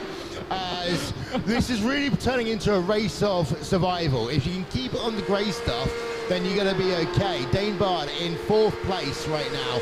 And these top 5 drivers, well, there's 10 seconds separating them right now. Steve Proudly in P6 is there in the mix as well, but then you've got a 5-second gap to Callum Petticombe. The thing is, keep it on the grey stuff. Don't push too hard. Robertson, Chadwick, Taylor, Dane Bird can have an easy ride. There's a car off there. That is Julian Van Berg, and that's only half a race car in the first place. Doesn't he work here? He should be used to the rig, right? Yeah, I know, right? Yeah, so no excuses there for Julian, unfortunately. But battle for P8 still raging on. Dave Christie trying to hold off James King here back through the field as they gained the position over a couple of drivers, actually. Aidan Brazel having to drop down further through the order. Same with Van Berg as well after that incident that we saw. So those drivers were getting themselves on towards pit lane as we get the onboard here. Great, fantastic view, and well, it's sometimes a bit of a luxury in these sorts of LAN events to actually have triple screens, because a lot of them just go for the single ultra wide or worst case scenario, single screen. I really hate that. You don't get the field of view. It's really hard to see anything. So yeah, the triples here are really important. We're looking at James King in the number 11 car. He's battling it out with David Christie in the number 10. Christie, of course, has had we went off at Brooklands on lap number 1. He's had a trip to the wall as well. James King looking down to the inside of Stowe Corner. It is better on the outside if you know how to hold it, and indeed David Christie does hold it. I was just thinking maybe the reason why we've had all these spins and the calamities, I see a lot more cloud cover in this race compared to what we had in the first one. So that might be the reason why the track's just a bit more slippy. Yeah, I think it's primarily the rigs though, and drivers getting used to it. Yeah, that's. I think there will be a minor effect, if any. It's just the adaptation issue is going to be the name of the game coming into this one. And well, some drivers dealing with it better than others. John Robertson getting himself a 5-second gap over Chadwick at the moment. Here comes James King down the inside. David Christie, optimistic move, a little bit too far back to be able to make that one happen, though. This is actually, indeed, your closest battle out there on circuit. Everyone else has sort of strung themselves out a little bit. King trying to get a good run here on towards the Wellington Straight. He can use the slipstream now, potentially to make an effort into Brooklands, but he's losing ground. I don't think he quite got the good exit that was required. No, he didn't, and I've also lost my Sharpie pen, which is the most important thing for me here today, as we're on board and getting very close as they work themselves through Luffield 1 and then into Luffield 2. James King in that number 11 car, David Christie just ahead. Christie, of course, we see so much on RaceSpot TV over the years, and they'll come down then on the old pit straight, heading down in towards Copse Corner. This is probably the fastest part of the track from Copse all the way down to Stowe Corner. After here, you've got yourself Maggots, then into Beckett's, then into Chapel.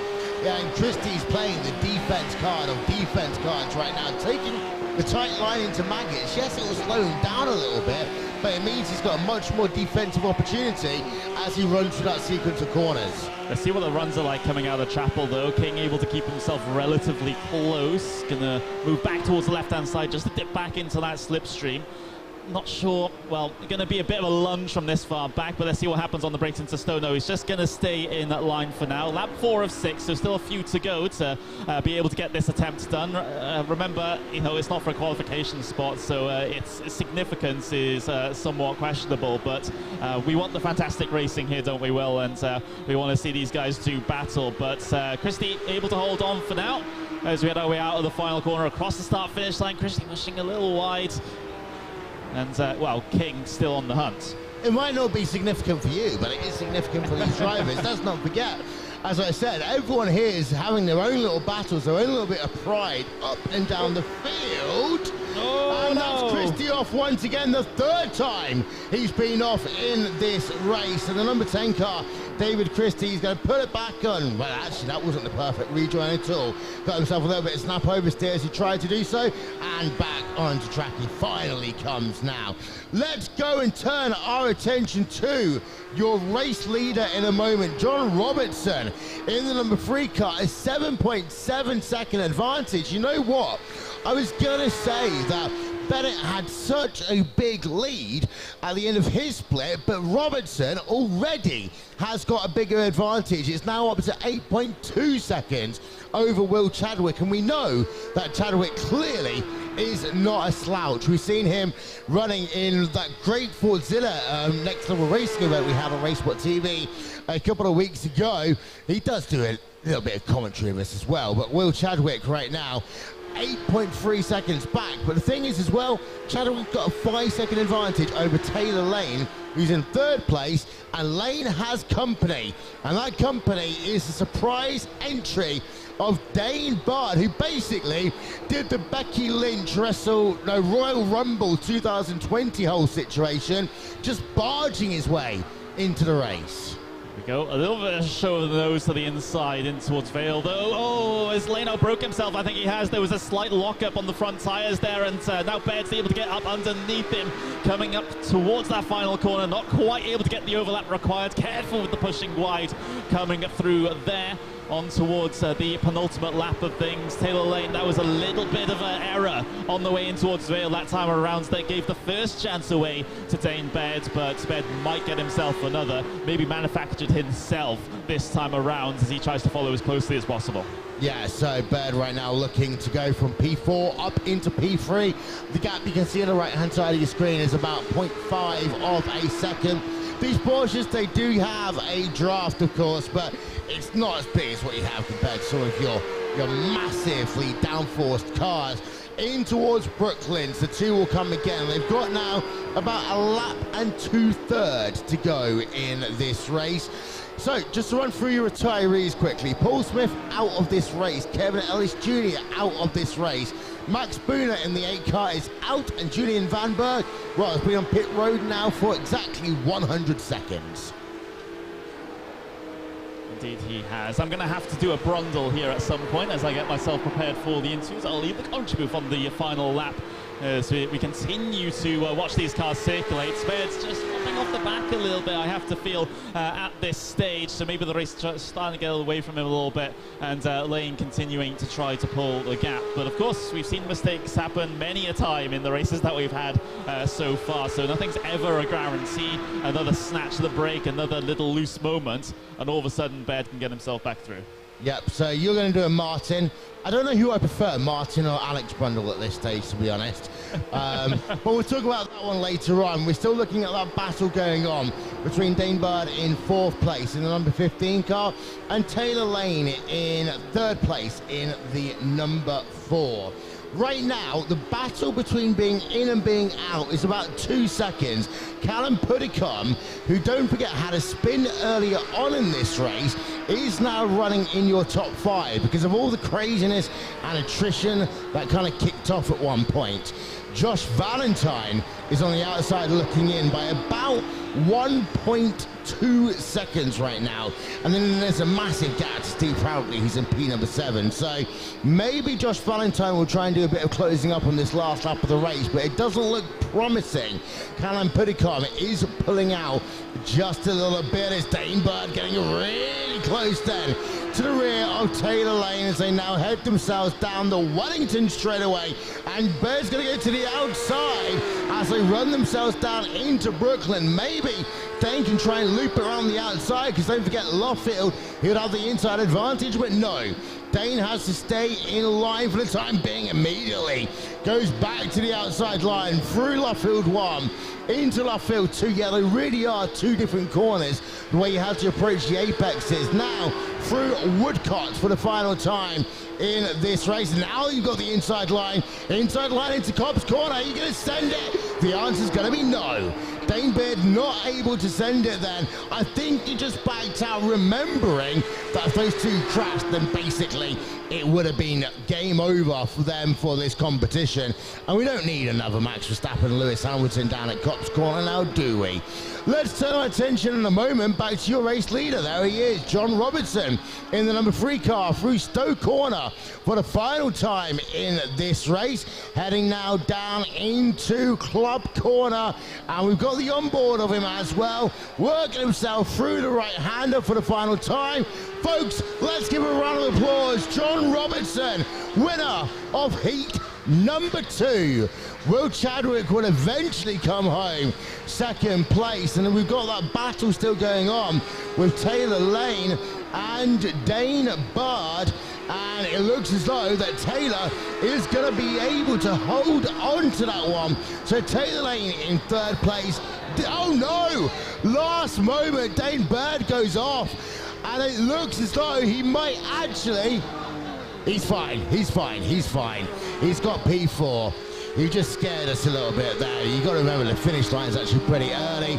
And Callum Puddicombe is the driver who gets 5th place, and therefore is able to also progress to your final. So well done to those drivers who have made it through to the final from the 2nd heat then of our Porsche 992 Showdown. The remainder of the drivers just crossing the start-finish line now. Arden Basil, well, he had a tough race, but he does finish technically on the lead lap in that number 5 machine, heading down in towards Club Corner for the final time. We're going to get an interview with John Robertson in just a moment's time. First of all, we're going to wait for Arden to go past the start-finish line. Then Mr. Director is going to put those results up on the screen for me.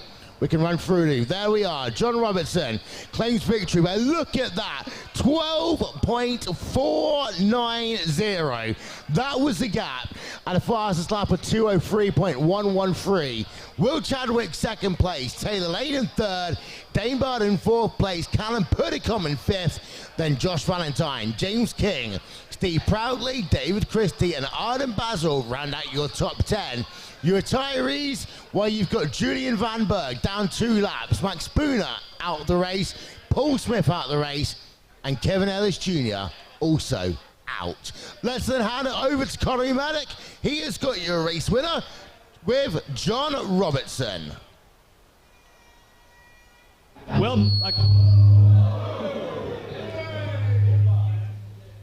yeah, let's not do it like that. There we go. I think everything should be absolutely fine at this point. I am standing by here with John Robertson. What dominant performance. What else could really be said about that? It seemed like you got a bit of a rocket ship of a start, and then you just pulled away from everyone. Just tell me about your race. Yeah, I mean, obviously no one's used to these rigs, so it's really about just trying to adapt as quick as you can to the different equipment and making as few mistakes as possible. I mean, there's been a lot of quick guys who have just been caught up in incidents and things like that, so just made sure I kept my head down, didn't overdrive the car too much, and yeah, got the win. Yeah, absolutely. And, well, I made the point on the commentary. It seems like today is all about adapting to the rigs. There was a little bit of a debate in my head whether or not it was the setup that was the issue or it was the rigs that were the issue. What seems to be the stability issues for a lot of the drivers today? I mean, for sure, the setup. I think it's a low downforce setup, so it's quite hard to drive. It's quite on edge when you're getting on throttle. I think the biggest thing is the brakes, though. Trying to get used to the brakes. It's like you don't have much feeling initially, whereas a lot of people are used to, for example, Heusinkveld sprints or BRS pedals, where you got quite a lot of feeling the whole way through. So I think a lot of people are just struggling with lockups, basically. Yeah, that did certainly seem to be the case. Since you've gotten yourself your qualification spot into the final event, what's going to be your plan of action? Because you know, even though you're a very quick driver, I doubt you'll be able to do that up against some of the other guys here. So what's going to be the plan? Yeah, for sure. Luke looked really quick in race 1, so I don't think it'll be that big a gap. It's going to be close between us, I think, though. We're going with the same mindset, though, just try not to make mistakes. Yeah, just try and finish the race, basically. All right, thank you very much for joining us, and best of luck in your next events. All right, I think we could possibly send it back to Mr. Wil Vincent. Yeah, and just to let you know, Connery, that wasn't actually my issue. It's the fact that we got told to turn the speakers up, which means that I've now got to put another line on top of all the little bronze lines that I've got on this mixing desk right now. So actually, instead of blame Hugo this time, I'm going to blame wife. I love her, but she told me to put the speakers up. So that is heat number 2 in the book. So let's talk about the drivers who have already qualified. From heat number 1, we have Luke Bennett, Adam State, Josh Thompson, Leo Gariboli, and Daniel Handover. Then from heat 2, we add in John Robertson, Will Chadwick, Taylor Lane, Dane Bird, and Callum Pudico. I'll tell you what, if Martin Brundle had that much of a walk, he wouldn't have had that heart attack at Monaco. He would have just like, oh yeah, fine, I'll go and do these interviews. Yeah. Happy? Yeah, I am absolutely happy now. I've had my Brundle moment. Maybe not with feedback, but... Yeah, I was going to say, though, don't forget, Martin Brundle was the person that called someone Patrick Mahomes the other week. He's like, get your sport right, guy, to start off with. I mean, no one in the UK knows who Patrick Mahomes is unless you're an NFL fan or some celebrity. But hey, we digress. We've got the next session coming up in a few moments' time.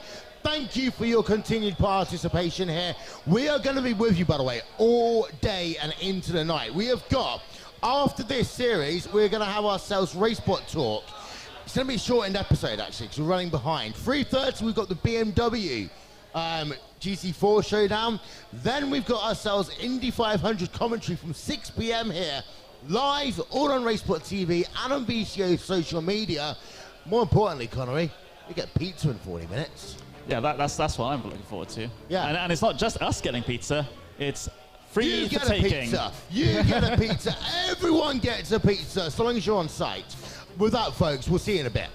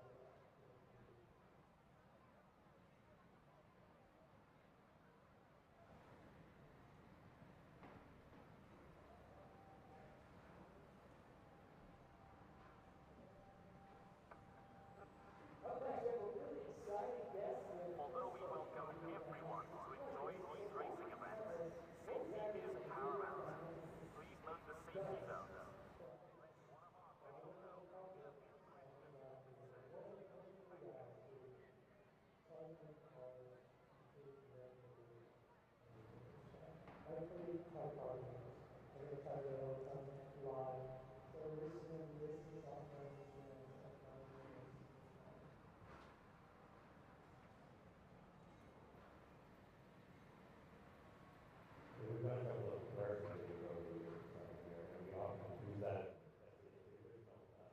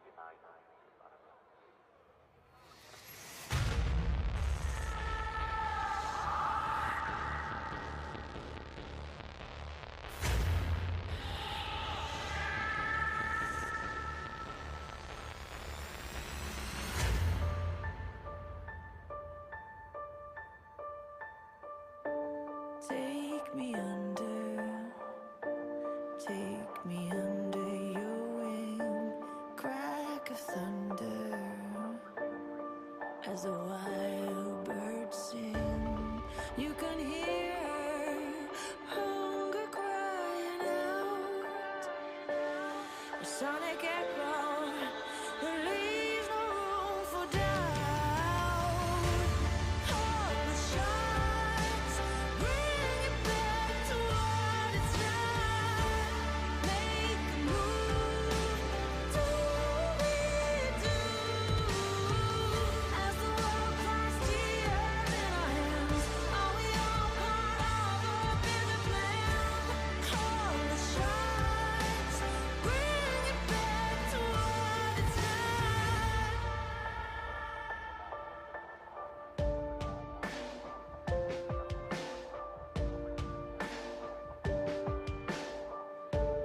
Deepest oceans, they can't portray enough empty spaces, time to rust and dust. There's no wonder left for us to love. No warmth or shelter, just satellites above. Hope that shines, bring it back to what it's not. Make a move, do we do? As the world cries tears in our hands, are we all part of a bigger plan? Hope that shines, bring it back to what it's not.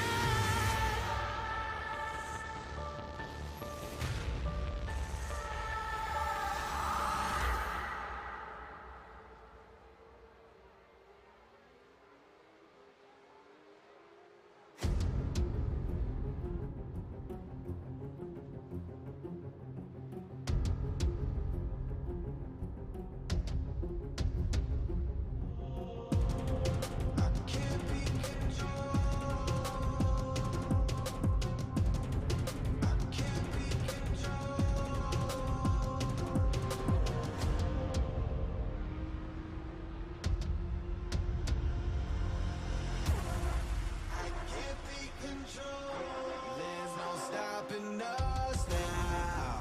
Can't be controlled, 'cause we're not in the crowd. Can't be controlled. You can't stop us right now. Can't be controlled. No, no, no. No, you can't control me.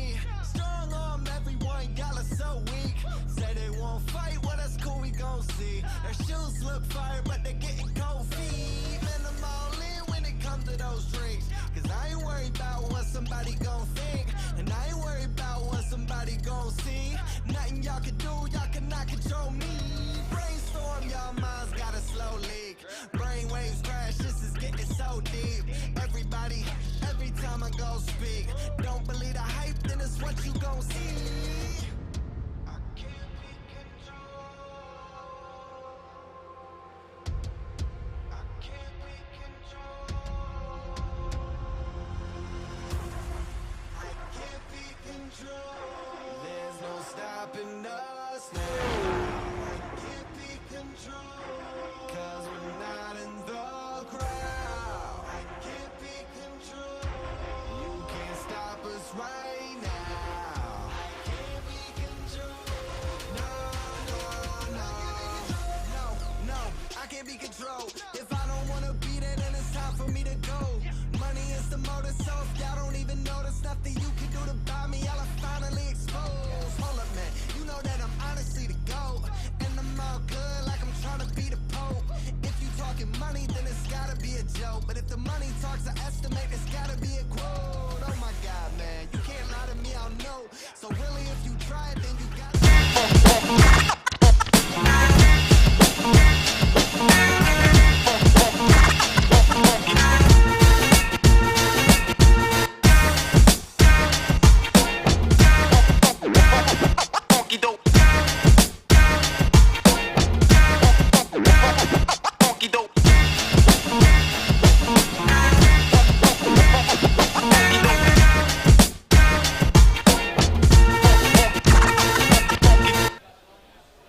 Hello again, we're back. Okay, let's talk about where we are so far then. 2 heats down, 1 heat to go. Here's the situation from heat number 1. Transferring through to the final is Luke Bennett, Adam State, Leo Gariboli, Daniel Handover. It's very weird for us to have a retirement, but Josh Thompson has retired himself from the final. And because of that, Ben Gregory will take his place. From heat number 2, John Robertson, Will Chadwick, Taylor Lane, Dane Bard, and Callum Puddicombe are through to the final. Just want to have a look at that lap time. 12.490 was the gap between P1 and P2 in that second heat. Wil Vincent, by the way, with Connery Maddock once again. That was a big advantage there for John Robertson as he claims victory in heat 2. Yeah, it was an incredibly dominant performance. However, the final might be a little bit of a different story. A couple of the other drivers have gotten up to speed with the rigs and the setup similarly well to John, so that will be an interesting predicament coming into that final race when the pressure is well and truly on, and you do have to drive a little bit more beyond your means to try and get yourself ahead. So then that's where the instability of the car starts to rear its head. But we've got ourselves another qualification round before we get to that point.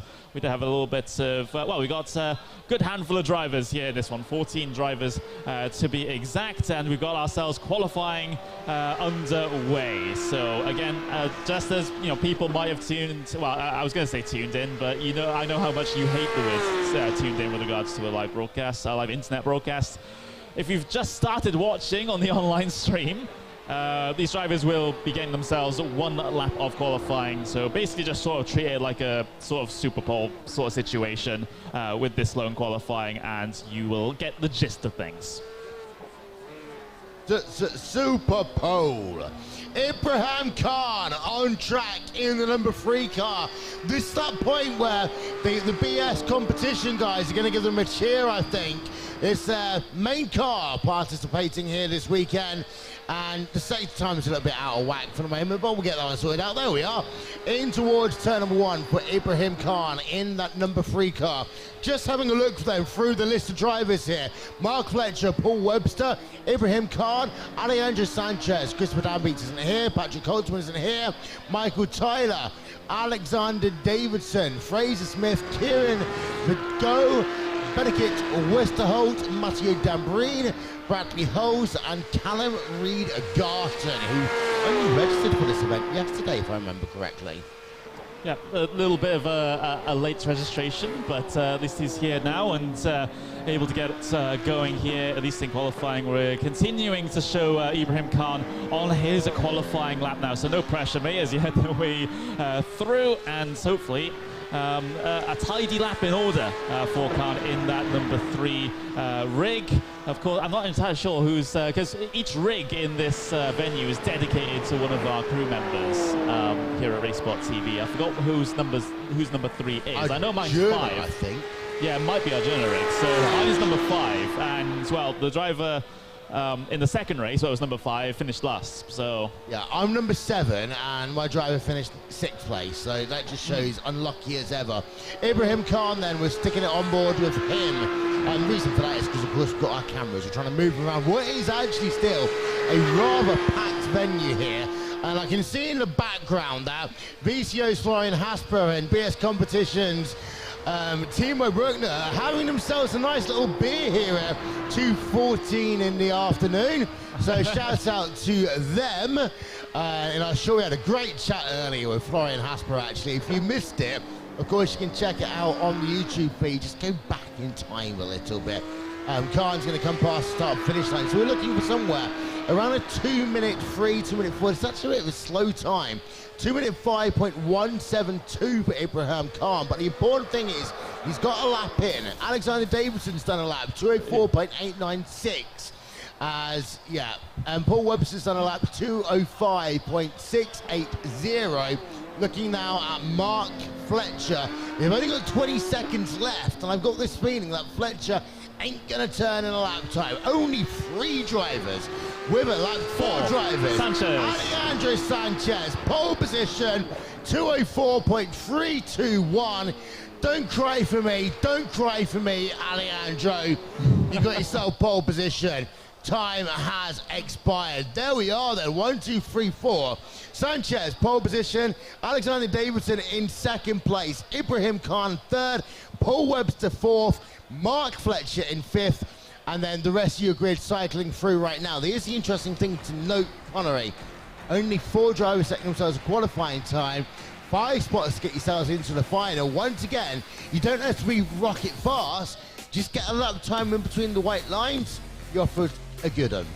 Yeah, and well, we're going to be getting ourselves going here in just a couple of moments' time. You might have noticed some names on there which are technically not here, so maybe we can get that in order here at some they were point. waiting for a confirmation to book a flight when, you know, you've got an event, you booked your flight first, you've got the confirmation that's going to come. We've only been promoting this for a couple of months. I'll leave that one there, shall I? As a look at, this is our house for today. This is Simply Race in Milton Keynes. If you do live around the Milton Keynes area, you can find Simply Race by toddling over to 12th Street, part of the Theatre District. Just don't call it a city. Milton Keynes isn't a city. It's still classified as a new town. You know, I have that whole thing with tune in. I have the same thing with cities and towns as a geographer. Yeah, indeed. And I will not touch that topic with the 10-foot barge pole because I know how you tend to get very involved with those sorts of discussions. But there we go. There we are. I've got lots of pages in this notebook already written. It's time to write a new one. Heat number 3 for the Porsche 992 Showdown. The final, by the way, will be coming up very quickly after this one. We're going to do some changes. There'll be open qualifying. They'll have a bit of time to get the lap times in, and then we're straight into the race. The eyes of concentration. I was going to say, Ibrahim Khan has some very weird facial expressions when we did an on-board of him. It's the kind of faces that I make when I need to, you know, spend some time in the... You know where I'm going with that one. By the way, folks, I think I just saw some pizza arriving. Give that a cheer. Lights on top of the gantry. Lights out, we're racing again at Silverstone. We got a stalled car, number 3. I believe that's Ibrahim Khan falling right to the rear of the field as they come through turn number 1 to a miserable start for the BS competition driver. Alejandro Sanchez leads from Alexander Davison, Paul Webster in third. Yeah, a little bit of a sluggish start there. The clutch in these cars can be a bit of an issue. It's a little bit different compared to most cars on iRacing. Callum Reed-Garten getting himself involved in the thick of things here, falling back towards the back of the order though, as Ibrahim Khan already gaining a position, going for the second position as well, down the inside of Michael Tyler. So that is already 2 positions gained back by Ibrahim Khan, back up into 6th place. And well, this is our thinnest field of the day, so you don't have to gain that many positions to get yourself in towards that qualification spot of 5th place, which Kieran Vidago currently occupies.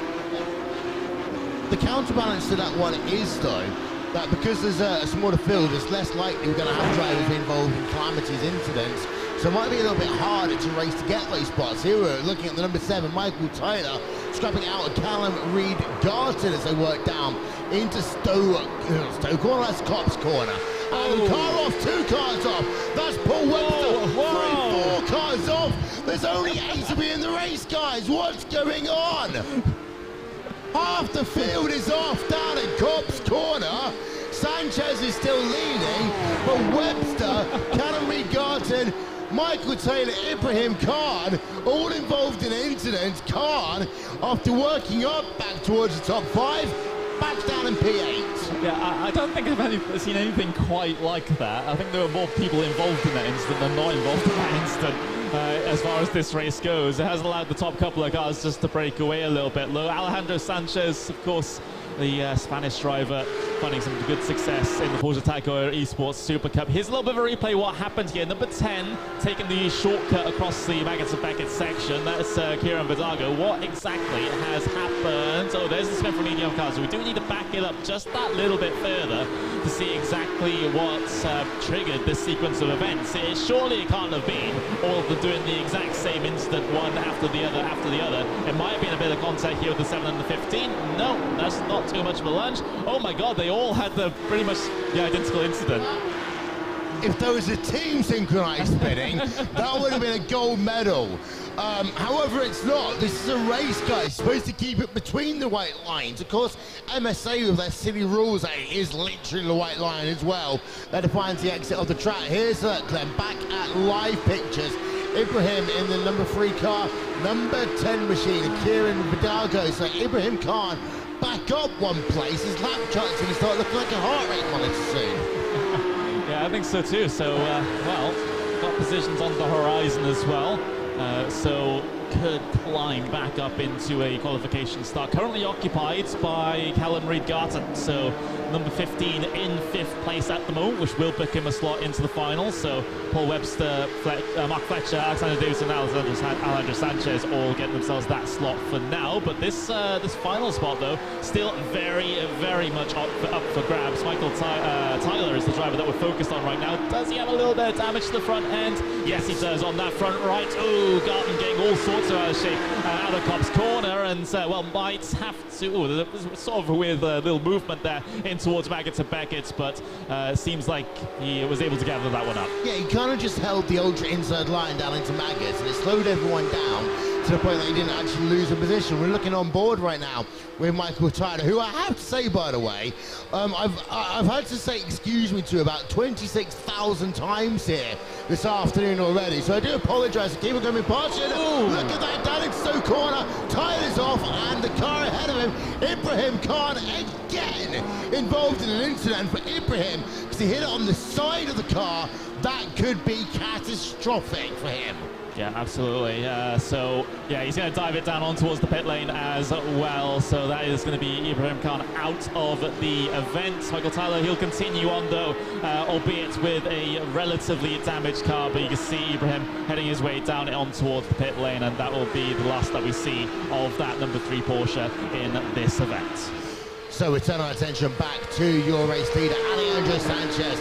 A 2-second advantage right now over Alexander Davidson in the number 8 car. Mark Fletcher's a further 1.2 seconds back from Davidson. So you got your top 3 drivers all within 3 seconds of each other.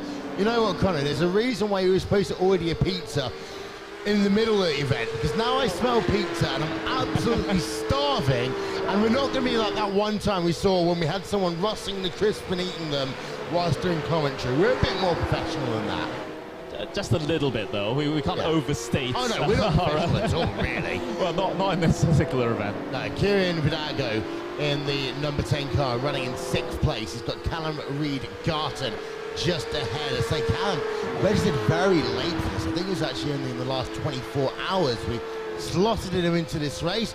Currently running in a top 5 position. That will give him a chance to go for glory in the final of this event on the exit of Cobb's corner. They come again. This is like number 3 of 6, so getting themselves to the halfway part of the race right now, and Sanchez is continuing to eke that gap out. This is off for the number 15 car, Callum Reid-Garton, and that should be a slowdown penalty for him as well.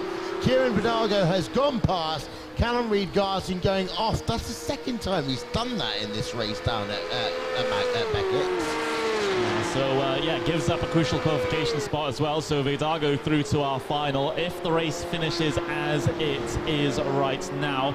A little bit of an update at the front of the field. We haven't really been talking about it because they've been off on their own, but Alejandro Sanchez getting himself almost a 2-second advantage at this point. This is what happened to Callum Reid-Garton, and yeah, just a little bit too much speed into that left, and now out into the gravel, taking the shortcut, slow down penalty. Yeah, and I say 2nd time he's done that. We're talking about the time for Alejandro Sanchez. It was up to about 2.4 seconds. It came down below 2 seconds again. It's now still 1.8. So actually, in this battle for the race lead, Sanchez, unlike what we saw earlier with John Robertson, he finished with a 12.5 second advantage, and Luke Bennett, he finished with 7.5 second advantage. Right now, Sanchez is being caught by Alexander Davidson. The gap's down to 1.6 seconds on track. Yes, it absolutely is. So I'm not sure if Davidson will be able to do all that much, or complete all that much progress in terms of trying to catch up onto the back of Sanchez over the very few laps that we have remaining, but we'll just have to keep an eye on that one, shall we say, as the battles have kind of fizzled out just a little bit. Everyone's circulating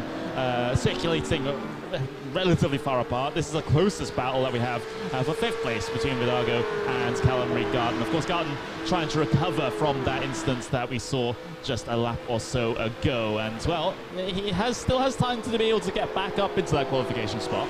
Yeah, and it's also worth noting that Michael Tyler isn't a million miles back. We can see him back of your shot in that kind of lime green and pink car. The number 7, I asked for blue and pink, I got lime green and pink. Number 7 car is the one which is apparently dedicated to the stupidity of me, and I don't think I've actually had a car qualify so far, so really a bit of a bad luck commentator's curse, as here comes Garton right on the rear of Vidago once again as they now work towards the end of the hanging straight. Look at that, pit repairs the meatball flag for the number 15 car. That's important. He's going to have to come on towards pit road before the end of the race, I think, and he's going to have to serve himself, so that will change the entire complexion of that part of the racetrack. And a bit of a punt, a wiggle, a squeeze, and let's see what happens on the exit of the final corner for the number 15 car. This is getting exciting. See, you need to serve that black flag, and he's probably going to have to do that lap, otherwise he'll be disqualified. So for Callum Reid-Garton versus Kieran Vidago, if you're Vidago, I wouldn't actually mind if you just let Callum go past, because it's not going to matter anyway. Yeah, and now that they can hear us, of course, you wouldn't usually necessarily be in that situation if you were just racing online. But let's just still have a decent battle here, potentially, as Garton looking to try and get the run through out onto the Wellington Straight, and he's going to be close here. He's going to use all the slipstream possible to try and make a move down in towards Brooklands. Garton towards the outside here on Vidago, trying to retake that 5th place, but of course we know we have that meatball flag in effect for the number 15. We saw it with the over-the-shoulder shot, not able to get past through that section. And right now, Michael Tyler is probably just thinking, come on guys, race it a little bit harder, because he's currently in 7th place. He's on the outside looking in, but if Vidago and Garton do have an incident, he's only it's actually now up to 3 seconds the gap between Vidago, Garton and Tyler. Alejandro Sanchez at the front of your field is only, they go off again, Callum there. So going wide at Cop's corner, that does allow Tyler to close up a little bit more. Also worth noting that Ibrahim Khan is back out on track in the number 3 car and will fall into the middle of this battle in a few moments' time. But Alejandro Sanchez has not been able to put away from Alexander Davison. The gap remains at just over 2 seconds. Yeah, it absolutely does. Reid-Garton, though, going for, well, a show of the nose in towards Stowe so far back. But the thing is, he might have triggered a mistake. Vidago, he does make a mistake. Lock up through Stowe corner. The position for 5th has swapped around once again, but of course we have that penalty pending. Yeah, we do. It'll be interesting whether, he's gone off again. Maybe he's trying to get on towards pit road, and yeah, for Callum Reid-Garton, if he comes past the start-finish line, there's a good chance, as that's Ibrahim Khan off again. We might see Garton out of this race. Indeed, we do so. So for Callum Reid-Garton, he's out, he's disqualified. Ibrahim Khan is going backwards. He has no idea what he's doing right now. So we're going to turn our attention over to Alexander Davison, who's running in 2nd place after doing a lot of offense earlier on. Now, Alexander Davison is playing defense because Mark Fletcher is right behind him as they work on the exit of Woodcock down towards Cop's corner for the final time in this race. Alejandro Sanchez continues to lead as they work themselves now down through Maggot, Beckett and Chapel for the final time.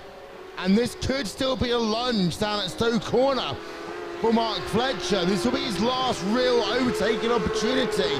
He might be able to get the draft as they work down the hanger straight in towards Stowe corner, but at the same time, if you're Fletcher, you might just be content with 3rd position. Going to 2nd gains you absolutely nothing, but he actually will go down to the inside at Stowe corner. Can't make the move stick. And with that, we turn our attention over to your leader, Alejandro Sanchez, in the number 4 car, works himself out of club corner, and Alejandro Sanchez is your winner of heat number 3. Alexander Davison takes 2nd place. Mark Fletcher will take 4th. Paul Webster going to come home in a minute to take 4th place. I tell you what, that's a little bit unnerving. You come out the final corner. You've got the donuts going on already for Alejandro Sanchez. Paul Webster coming past the start-finish line will claim 4th place. And then it's going to be Kieran Vidago who will round out your top 5. Let's get a round of applause for these drivers, please.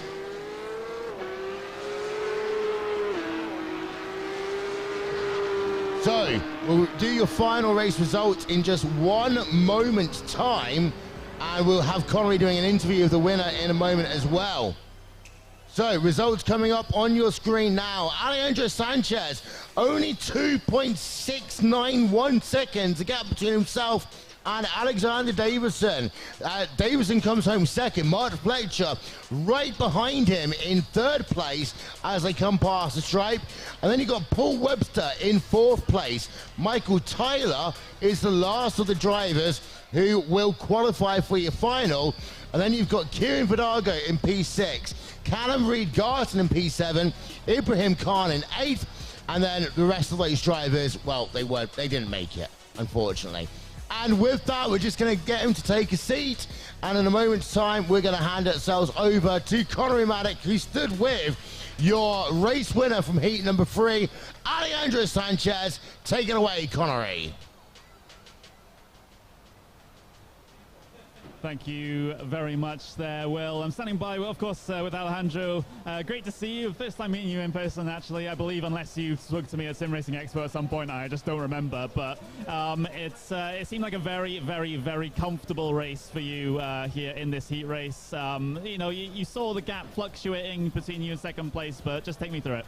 Yeah, I was just trying to hit 203s. Of course, it was quite difficult with these rigs being so different to what we have at home. We're struggling with the brakes especially, but yeah, I just try to keep it on the black stuff and just make no mistakes, just bring it home, basically. Have you been enjoying your time here? Because I believe you possibly might have been competing in events in your home country as well. This is, I believe, your first event here in the UK as well. Just tell me how it's been, because, you know, we've got basically the who's who of UK sim racing here. Have you been having fun? Yeah, I'm enjoying my time here. I've been here since Tuesday, I think. But yeah, like LAN events here are quite crowded, I'm seeing. Good to see good to put some faces to some voices. And yeah, I'm quite enjoying my time here for sure. So what about that final then? Because it seemed like some of your teammates struggled to qualify. Of course, Kevin not in the event. So so you're repping the Apex Racing team banner. Do you think you can get yourself a good result in that final, or is it going to be a tougher challenge? I think it's going to be tough, definitely. It depends mostly, I think, on the rig you're assigned, because most of my teammates didn't have any luck with that. They had some issues. But yeah, we'll try whatever the rig is. We'll try to give it our best and yeah, see if we can grab a win for Apex. All right, thank you very much for joining me, Alejandro. Best of luck in your next event. Back to you, Will. Thank you very much, Connery. We're just going to get ourselves ready then in a few moments' time for our final. We're just writing down all the rules and procedures. Yeah, we're actually using a pen and paper here today. That's how, I mean, Connery's talking about professionalism. I'm at least doing the pen and paper for once. So, what we're going to do for the final is, instead of having a qualifying Super Pole qualifying with a practice, we're actually just going to give them a 20-minute open qualifying, so they get more than one attempt to get a lap in. And once again, it'll be a 6-lap race. Dynamic weather conditions based upon today, fixed setup and low downforce. And that one, well, that's coming in just a couple of moments' time. Before we go any further, just want to remind you to go onto social media at RaceSpot TV, at VCO Esports. You can also, of course, use the hashtag RaceSpotMK, hashtag BlameHugo, and that will get you through on social media. You do like the hashtag. Come on, Connery. Well, absolutely. It's a little bit of an in-joke for us, but yeah, it's just no context, blame Hugo. That's all we're saying. Yeah. And with that, folks, we're going to take a quick moment away, and we're going to come back for your finals of the Porsche 992 Showdown. after this.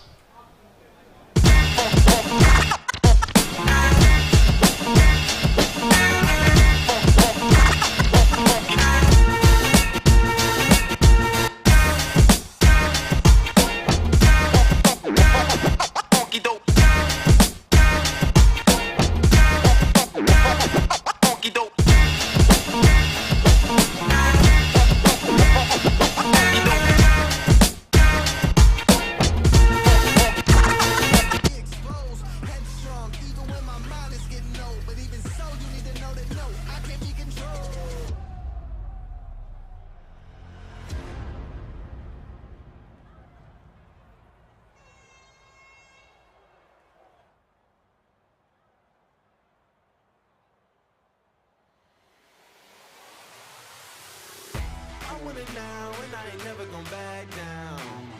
I want it now and I ain't never gon' back down. I want it now and I ain't never gon' back down. I want it now and I ain't never gon' back down. I am no regular citizen. Do you understand what you witnessing? You cannot tell what the difference is. I want it all and I'm winning it. I do not care about opinions. Time to make a few decisions so I can take a position. I'ma go get it, I'm punching and kicking. I keep on moving, they after me. Just do it and stop at a talking G. I'm not expressing no modesty. I can't see nobody stopping me. If there's a problem, I gotta solve it. Straight to the top, I can't see myself falling. I gotta grab it, there's no time for stalling. Number one stunner, don't have other options. Now I'm fired up. I'm sorry, brother, your time's up. I see the top and I climb up. I came from the ashes, I rise up. Rise up. I want it now, I gotta rise up. Rise up. I want it now, I gotta rise up. Rise up. I want it now, I gotta rise up. Rise up. I want it now, I want it now, and I ain't never gon' back down. I want it now, and I ain't never gon' back down. I gotta go for the goal. I need to switch up the mode. I'm gonna win on my own. I'm in a whole nother zone. I reached the pinnacle. I don't have time, this is critical.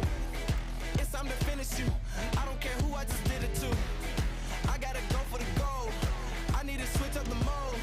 I'm gonna win on my own. I'm in a whole nother zone. I reached the pinnacle. I don't have time, this is critical. It's time to finish you. I don't care who I just did it to. I want it now, I gotta rise up. Rise up. I want it now, I gotta rise up. Rise up. I want it now, I gotta rise up. Rise up. I want it now, I gotta rise up. Rise up. I want it now, I gotta rise up. Rise up. I want it now, I gotta rise up. Rise up. I want it now, I gotta rise up. Rise up. I want it now, I gotta. I want it now and I ain't never gon' back down. I want it now and I ain't never gon' back down. I want it now and I ain't never gon' back down. I want it now and I ain't never gon' back down. Said I'm fired up. I'm sorry your time's up. I see the top and I climb up. Came from the ashes, I rise up. Rise up.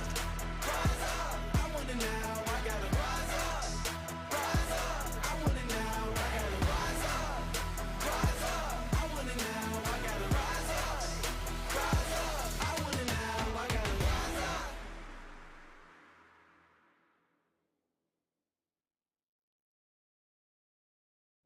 It's the arrival. I came in the league, went straight for the title. No time to idle. I'm finna get it, put that on the Bible. This is survival. Gotta treat every move like the final. One by a mile. Nobody believe it, they all in denial. Look at me, look at me. Still in the show, that's the crook in me. They want me gone with the hook in me. Asking why is he here like I shouldn't be. I've been on grind since Auto. 10,000 hours the motto. They see the bag is coming out, they flocking to me like I won the lotto. Dancing with the devil, there's no recital. I'm killing competition, ain't no revival. I shoot it to kill it, I'm aiming for vitals. I'm showing no mercy when facing my rivals. Snakes in the crash, they getting exposed. I know they be lurking, I'm watching them close. Acting like friends, but really they foes. Saw they be scheming and said adios.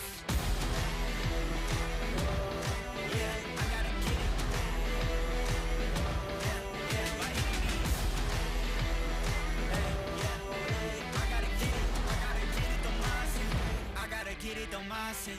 Ay, back with a vengeance, back on the grinds, back to the business. Ay, God is my witness, they watching my moves like shows they binging. Ay, best keep distance, all of my haters send best of wishes. I get to the bag with the quickness, no I don't need no assistance, no. Yeah, no playing it safe, I said let's get it, you say not today. What can I say, you ain't gon' go for it, get out the way. Yeah, got no time to waste, can't be with me if you're not at my pace. You're not at my level, you're not in my race. One foot on the gas, I'm pushing the brakes. Dancing with the devil, there's no recital. I'm killing competition, ain't no revival. I shoot it to kill it, I'm aiming for vitals. I'm showing no mercy when facing my rivals. Snakes in the grass, they getting exposed. I know they be lurking, I'm watching them close. Acting like friends, but really they foes. Saw they be scheming and said adios. Yeah, I gotta get it. Yeah, by any means. I gotta get it, the mindset. I gotta get it, the mindset.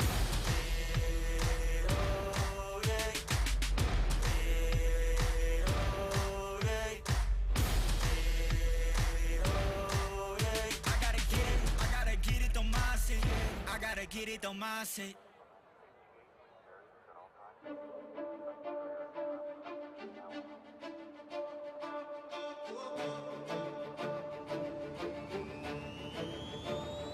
Now or never.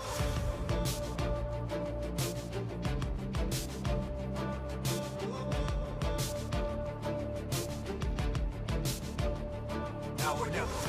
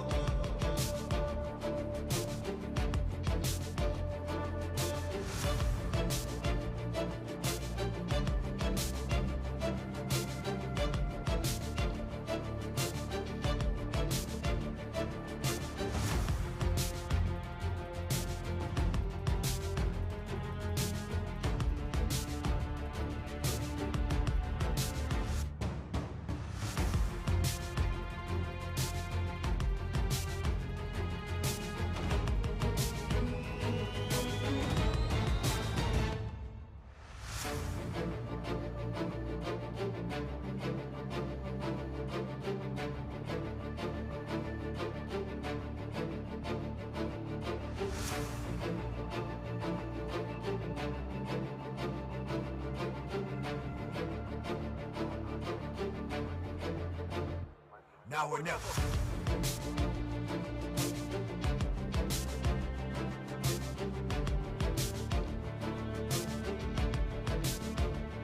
Now or never.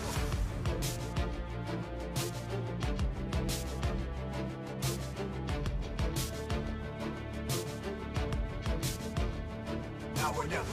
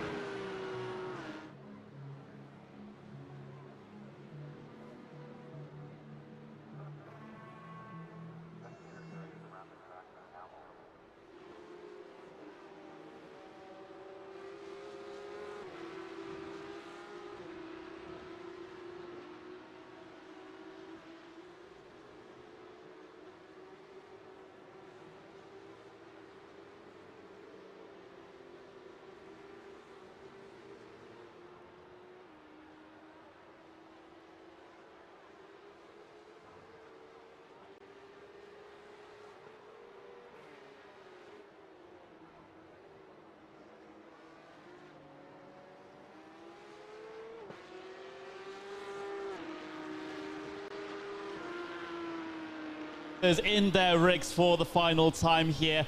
It's been absolutely fantastic with the qualification, with the heat races up until this point, but we've got to decide a champion.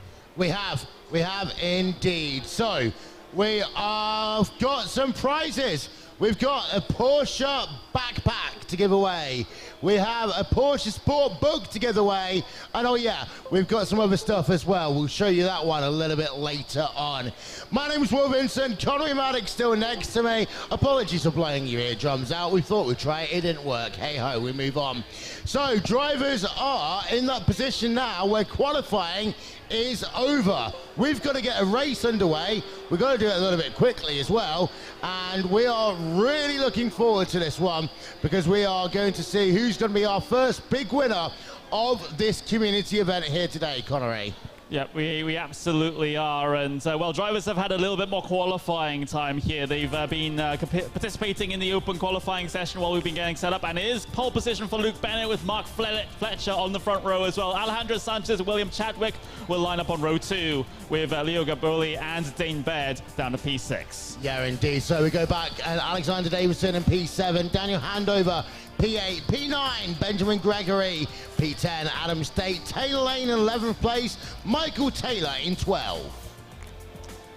And then we get ourselves our final handful of drivers there. Of course, well, that's going to be, there we go, we get it. John Robertson, P13. Actually, I think he was one of those drivers that succumbed to the qualifying scrutiny that we have in place to help with the certain situation. Callum Puddicombe in P14 and Paul Webster will start in 15th and final place here today for the final event. Drivers taking themselves to the starting grid here, Will, for the final time at Silverstone. Of course, we have more events later on. Yeah, indeed so. Solo's lights will go on top of the gantry for the final time. They are out. We are racing then for 6 more laps in the Porsche 992 Showdown. And down into turn number 1, drama already. Number 14 now into the gravel. That's Mark Fletcher dropping towards the back of the order. Alejandro Sanchez. Sanchez has also been involved in something here as well. The number 12 dropping down the order. It's been a huge, huge problem there. In towards the first sector. Daniel Handover trying to fight things out here with the number 13 car of Alexander Davidson. Davidson on the outside coming onto the Worcester Wellington straight. All sorts of out of shape there for Handover, but they're all able to get through unscathed. There's a spin on the back as Taylor Lane's having problems. Yeah, but it's Luke Bennett who leads right now from Will Chadwick. We've got Leo Garibaldi in 3rd place right now, and then Alexander Davidson in 4th. More cars turn around. That's Adam State falling down the field in the number 2 machine. Michael Tyler's up a position as a consequence of that one. So lots of drama early on in this race. Only 6 laps. There's John Robertson, who had a great showing earlier on, but John Robertson now to the very rear of the field. Yeah, so a lot of the drivers that were strong or even won their races having a major problems here in the final event. So Robertson, one of them, of course. Sanchez down to P8. He's trying to recover a decent finish out of this final event. But Luke Bennett, though, leader by about 1.3, 1.4 seconds at this stage. Here's the number 10, Dane Baird, getting all sorts of, well, the line's just completely wrong, through Maggots and Beckett as he's trying to fight it out now with Alejandro Sanchez. Drag race down the hangar straight. Yeah, indeed so. So this has been a chaotic first lap, side by side as they come in towards Stowe Corner. Once again, and look at this, the brakes of the number 10 car, Dane Baird. Sanchez on the inside line, a little bit of contact between them. Dane's able to use that runoff on the exit of Stowe Corner. They get back into line, but meanwhile, Luke Bennett already 1.8 second advantage over the field. We've got Chadwick and Davidson battling it out. Davidson and Gary Roldy there also scrapping it out. 4th place, 3rd place, really close together. Yep, all I understand as they head their way in through Cops Corner. Fantastic corner as it can get a little bit sketchy in these cars, especially with this setup. Paul Webster, number 15, having a few issues there. Thankfully, backing across the circuit like that didn't go straight into another car's path. But either way, more battling going on. This is number 5, Daniel Handover. Alejandro Sanchez still trying to crack open the inside there. He's able to get it. And, well, let's see if he's able to maintain this overlap coming down the Wellington straights. Of course, on the outside there, you're going to get a little bit of a better run down the straight. Handover has been able to slide his way back ahead, but there still might be an opportunity for Sanchez on the brakes into Brooklands, but no, he's just going to stay in line. Yeah, and that's going to be one of the big battles we got. Rises 1-2 frame turn around there. That is Daniel Handover falling down the field. He was up inside your top 5. Now he's down outside of your top 10. So it's all changed once again. Lots of craziness going on, but Luke Bennett, let's get that into perspective. 2.3 seconds. Davidson right now in 4th place. He has got Gary Bowley just ahead of him. The podium position they're scrapping it out for, and that's the defensive line taken by Leo as they run into Maggot's corner. And now you're going to have to be a little bit single file all the way through here as you run through Beckett and then into Chapel. It's all about that run, isn't it? Through Chapel, making sure you can get the best speed possible down the Hanger straights. That's the task for number 13. Well, it has to complete at the moment. Sit inside the slipstream down towards Stowe Corner as well. Just drag yourself in bit by bit by bit. Some drivers do decide to actually try and take the outside line coming through there, but of course Davison not able to get the overlap required to be able to complete that as they now head into the brakes in towards the Vale. And Davidson, well, very much applying breath. Look at the focus that he has as well. Just laser focus on those screens in front of him. Careful with those curbs though, can upset the car. Yeah, Davidson's in 4th place then, as we have a look. Wonderful shot there from the number 13 car as he works himself past the start-finish line. 1/3 of this race is done already. This is the best battle we've got going on, of course. It's the difference between taking home a prize and not after hard afternoon's work here in Milton Keynes.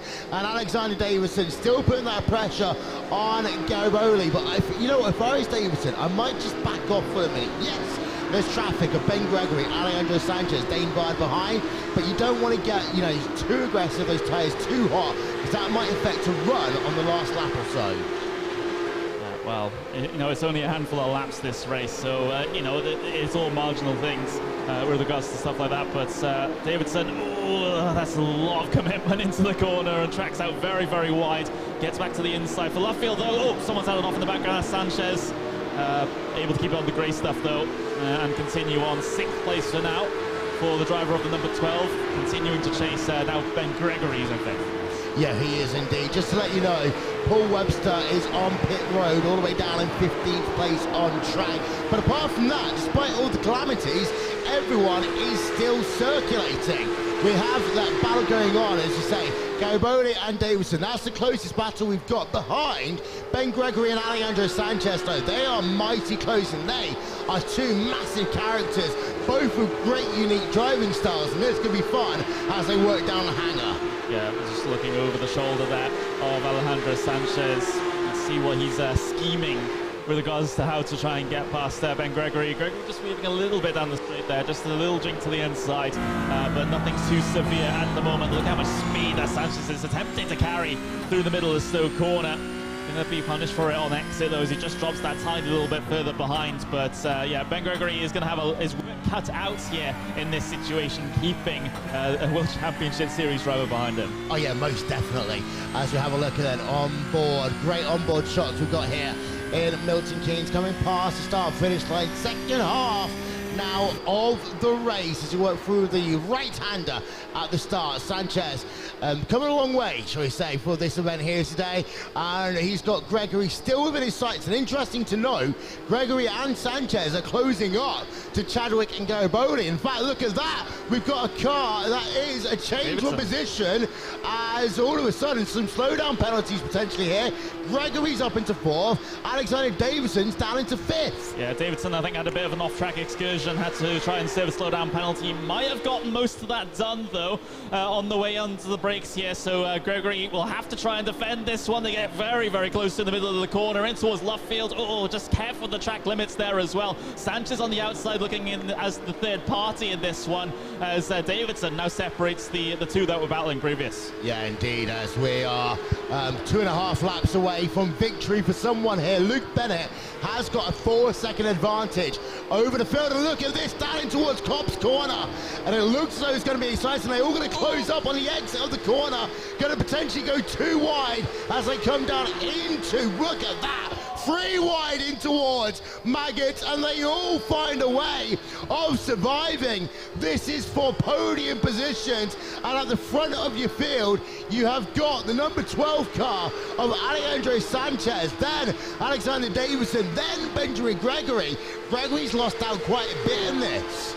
Yeah, yes, we got 3 wide once again down the hangar straight this time around. Surely this might end in tears, but no, they've been able to keep it all together on the way through Stowe Corner. Davidson strapping it out there, trying to get himself continuing to be involved in this one, but Gregory has gotten the best of him for now, but Sanchez, the big beneficiary out of that entire situation, and now he tries to break away from the both of them. Look at the gap he has already. Yeah, it's pretty big. Pretty big. And oh, big slide there by Benjamin Gregory off the final corner as we go on board down in towards turn number 1 here at Silverstone. I have to say, this has been incredibly fun to bring you the Porsche 992 Showdown, but it is Bennett who is still leading. Team Redline looking as though they'll come away with a W here, despite them only having a handful of drivers now. Bennett, there we are, number 1 car in P number 1, rig number 1 here, down into Brooklands. Yeah, it's been it's been quite a relaxing day, I think, for Luke Bennett. He won his heat race by a considerable margin, and now has 4.3 seconds over Will Chadwick here in this one. Hopefully, I'm not giving him the curse at the moment, as I tend to do. But for Taylor Lane, though, looking for P9, Michael Tyler, well, lets him dive down the inside. Lane gaining that position. He's got to be careful not to overcook it, though, and he has. So Tyler can look to try and come back through Luffield now, the long way around. It is possible around there, but it's not a very high percentage move, and he does fall behind. Yeah, indeed. So with about a lap and a bit to go, Taylor Lane's in P number 9, P number 10, you got Michael Tyler and Daniel Handover, who, don't forget, had a great showing in the first of the second of these races. P9, P10, P11, working very close together. Handover then on the outside as they work down into Maggots, really close there. Look at how close he was to Tyler Lane, and they survive it as they work through Brooklyn, through Beckett's even. Really, really close racing. Yeah, this is absolutely fantastic to see. It's great that these guys are absolutely going wheel to wheel for these positions, just down the bottom end of the top 10, and hopefully they can continue that to the end of the race as well. Things are closing up as well, or rather are still close to P5, because Davidson and Gregory are still absolutely neck and neck, and now we've got Mark Fletcher closing in from behind as well, looking to try and gain these 2 spots for the end. Yeah, so we are down to the final lap here. The final lap of the Porsche 992 Showdown, and we have got Luke Bennett, who is leading the way now by 5.1 seconds over Will Chadwick. Leo Gariboli in 3rd place, Alejandro Sanchez in 4th place, and Alexander Davidson rounds out your top 5 right now. Benjamin Gregory runs in P6, Fletch in 7th, Dane Baird in 8th, Taylor Lane in 9th, and Daniel Handover rounds out your top 10. But with about half a lap of racing to go, Connery, we need to slowly turn our attention back to Luke Bennett. Yeah, we absolutely do. 5 seconds is his advantage at the very front of the field. It has been a dominant display in this final race. This battle for P5 still undecided, though, between Davidson, Gregory, and Fletcher. They're getting very, very close indeed. This might have to be a move potentially in towards Stowe, potentially in towards the Vale at the very end of the lap to decide these positions. So I certainly can't wait for that one. They fling their way in towards Cops Corner for the final time in this event. They do indeed. So Luke Bennett then has himself a dominant lead, but we're still looking at Alejandro Sanchez, Alexander Davidson, Benjamin Gregory as they work themselves through Maggot, into Beckett, into Chapel for the final time in this race. Don't forget, coming up later on, we've got more action. And look at that, 13 and 3, Gregory and Davidson. A little bit of argy-bargy as they work themselves through Chapel Corner, and now some massive defending going on by Benjamin Gregory. Davidson's going to have to go around the outside, but we need to go back to Bennett. Your race leader is coming home to take victory in the Porsche 992 Showdown. Luke Bennett is your champion. We've still got this battle going on between Davidson and Gregory, and it looks as though it's going to be a photo finish as they come past the start-finish line. It's going to be almost a three-way photo finish. Fletcher gets it, then Gregory. Wow. Wow. Let's get a round of applause for all your drivers, folks. What a great race. What a great victory by Luke Bennett. And Luke, we'd love you to come over to the podium, please. And you're going to have a chat with Connery in just a moment's time. But before we do that, there are your race results. Luke Bennett, victory, 5.9 seconds in the end over William Chadwick. Leo Goboli in third place. Alejandro Sanchez in fourth. Mark Fletcher rounds out your top five. Then you've got yourself Benjamin Gregory in sixth. Alexander Davidson in seventh. Dane Bard, Tyler Lane and Daniel Handover round out your top 10. Then Michael Tyler, Adam State, Callum Puddicombe, John Robertson and Paul Webster. That is your field. And now we've got him sat down. Let's hand it over to Connery. He stood by with your 992 champion. That is one and only Mr. Bennett. Thank you very much, Will. What an amazing performance in that final race. It looked like you walked away with things, just like, of course, you did in your heat race as well. You made it look uncompetitive. How does it feel? Yeah, no, in a sense, it was quite similar to my first race in the fact that I got a good enough start and I let everything unfold behind. And from then on, just keeping it clean, not making any big mistakes, keeping my lap times consistent is all I needed to do to keep through those 6 laps and end up with the win. Of course, you were meant to be joined by a couple of your teammates, but you were still able to make it here yourself. It's a live event win for Team Redline. Have you been keeping your team up to date, and what do they think? Yeah, no, they're all seeing what we're doing here in chats that we have. We got pictures sent to them. They're all watching the streams and they're supporting us well through social media. All right, we'll be giving you your prizes here in just a little bit, but of course, have you enjoyed your time here? It seems like it's caused quite a buzz here, everyone whooping and cheering and applauding. How does it feel to be racing in this sort of environment, let alone winning? Yeah, it's great considering over the past 2-3 years we haven't been able to have live events like this. It's great to have people cheering in the background, and it's great to win essentially my first live event, so yeah, happy.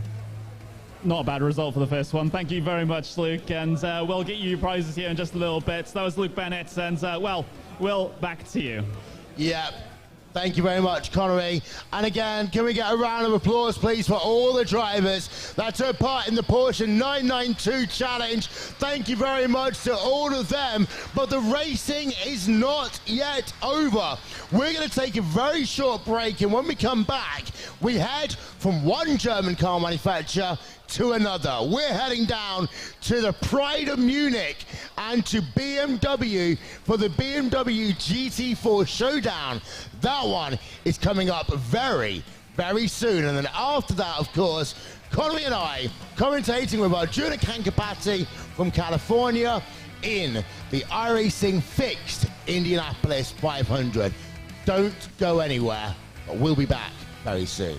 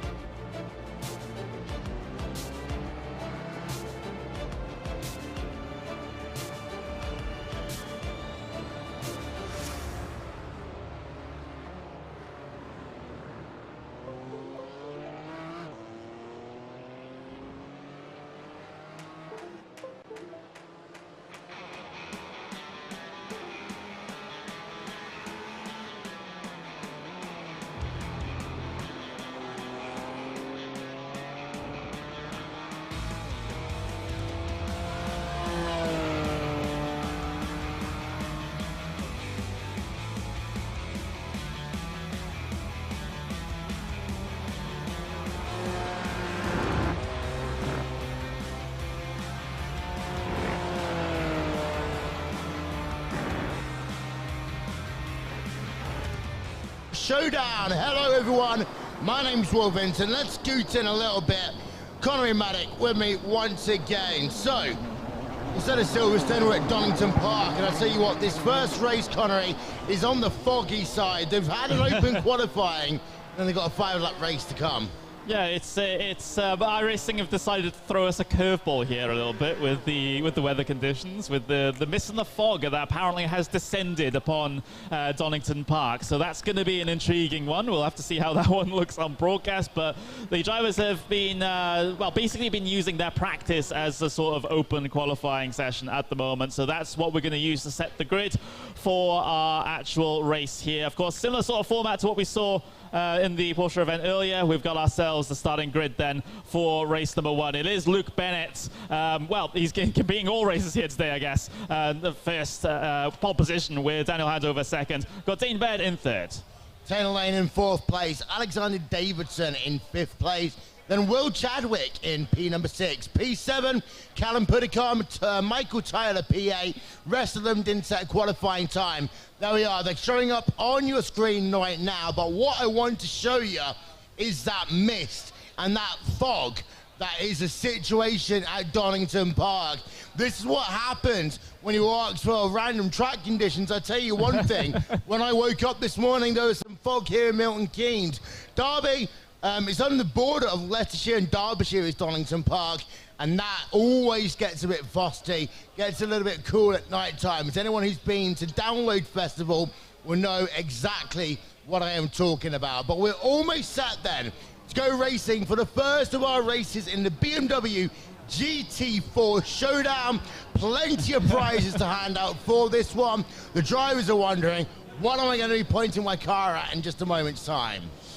Yeah, and we had a little bit of a chuckle from the audience there about the weather conditions, which is fantastic to see. But yeah, still under the gridding procedure. We're still waiting for drivers to get themselves all primed and ready. Yeah, tricky conditions. We're using the Grand Prix layout, by the way, not using the national layouts. Some might say this is the worst of the two layouts, but this is just I'm not getting into that conversation. We got into trouble with BMW when we talked about the different layouts at Nürburgring and what you spent on the others. So I'm not entering into any conversation. All layouts matter. All layouts are absolutely great. We are hopefully going to get ourselves a show on the road in a moment's time, as we have got these drivers ready to go. They got tentative. There we are. Lights on, lights out, and here we go for racing in the BMW GT4 Showdown here on RaceSpot. And already 2 cars involved in an incident. 1 car pushed off track. That is John Robertson, actually Leo Garibaldi, down in P number 12 right now. But at the front of your field, Luke Andover's had a great start. Bennett alongside him as they scrap for the race lead. Bennett has himself the lead after Handover had it for just a moment. Yeah, absolutely. That was relatively short-lived there for Handover. Oh, big instant on towards the hairpin. That's Alexander Davidson out into the gravel, and, well, multiple drivers have also gotten a piece of it as well. Chadwick down the order. Puddicombe has an issue with it as well, so taking out a good couple of drivers, or rather, a couple of drivers having issues. Our only retirement is Garibaldi so far. Yeah, and of course, we saw what happened to him at the start of this race.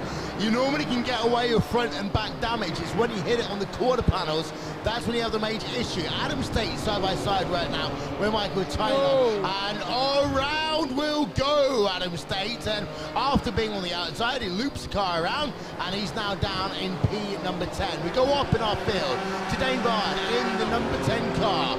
And he's got Daniel Handover just ahead of him as they work down towards the Adelaide hairpin.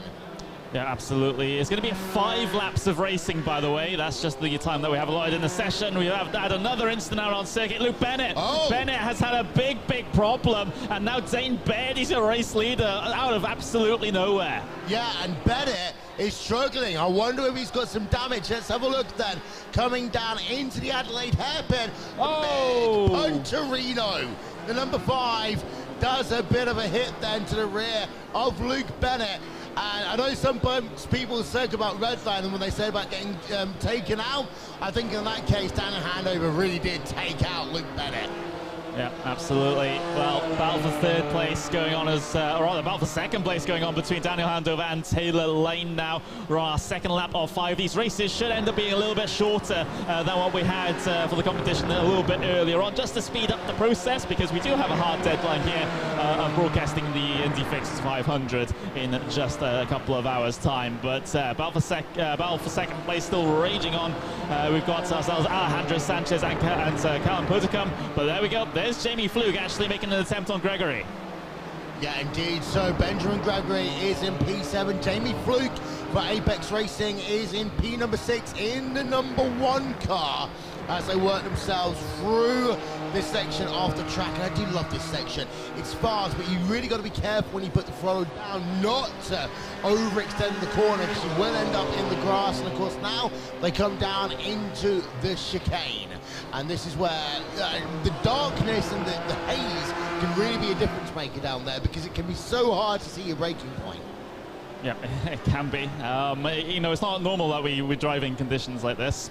So they can and do happen sometimes on iRacing, but it just rarely happens during our broadcasts. Yeah. That's the thing. You know, it's something that's, you know, common on the service in the grand scheme of things, but when you look at individual races, it can end up being quite rare. But Benjamin Gregory, we're having a look at him at the moment, number 13 car out of the final corner across the line, still P7, losing track of Jamie Fluke at this stage as well. So Fluke's starting to stretch his legs. He's got another couple of seconds down the road before he gets to the number 7, so that's going to take quite an effort in the very few laps that we have.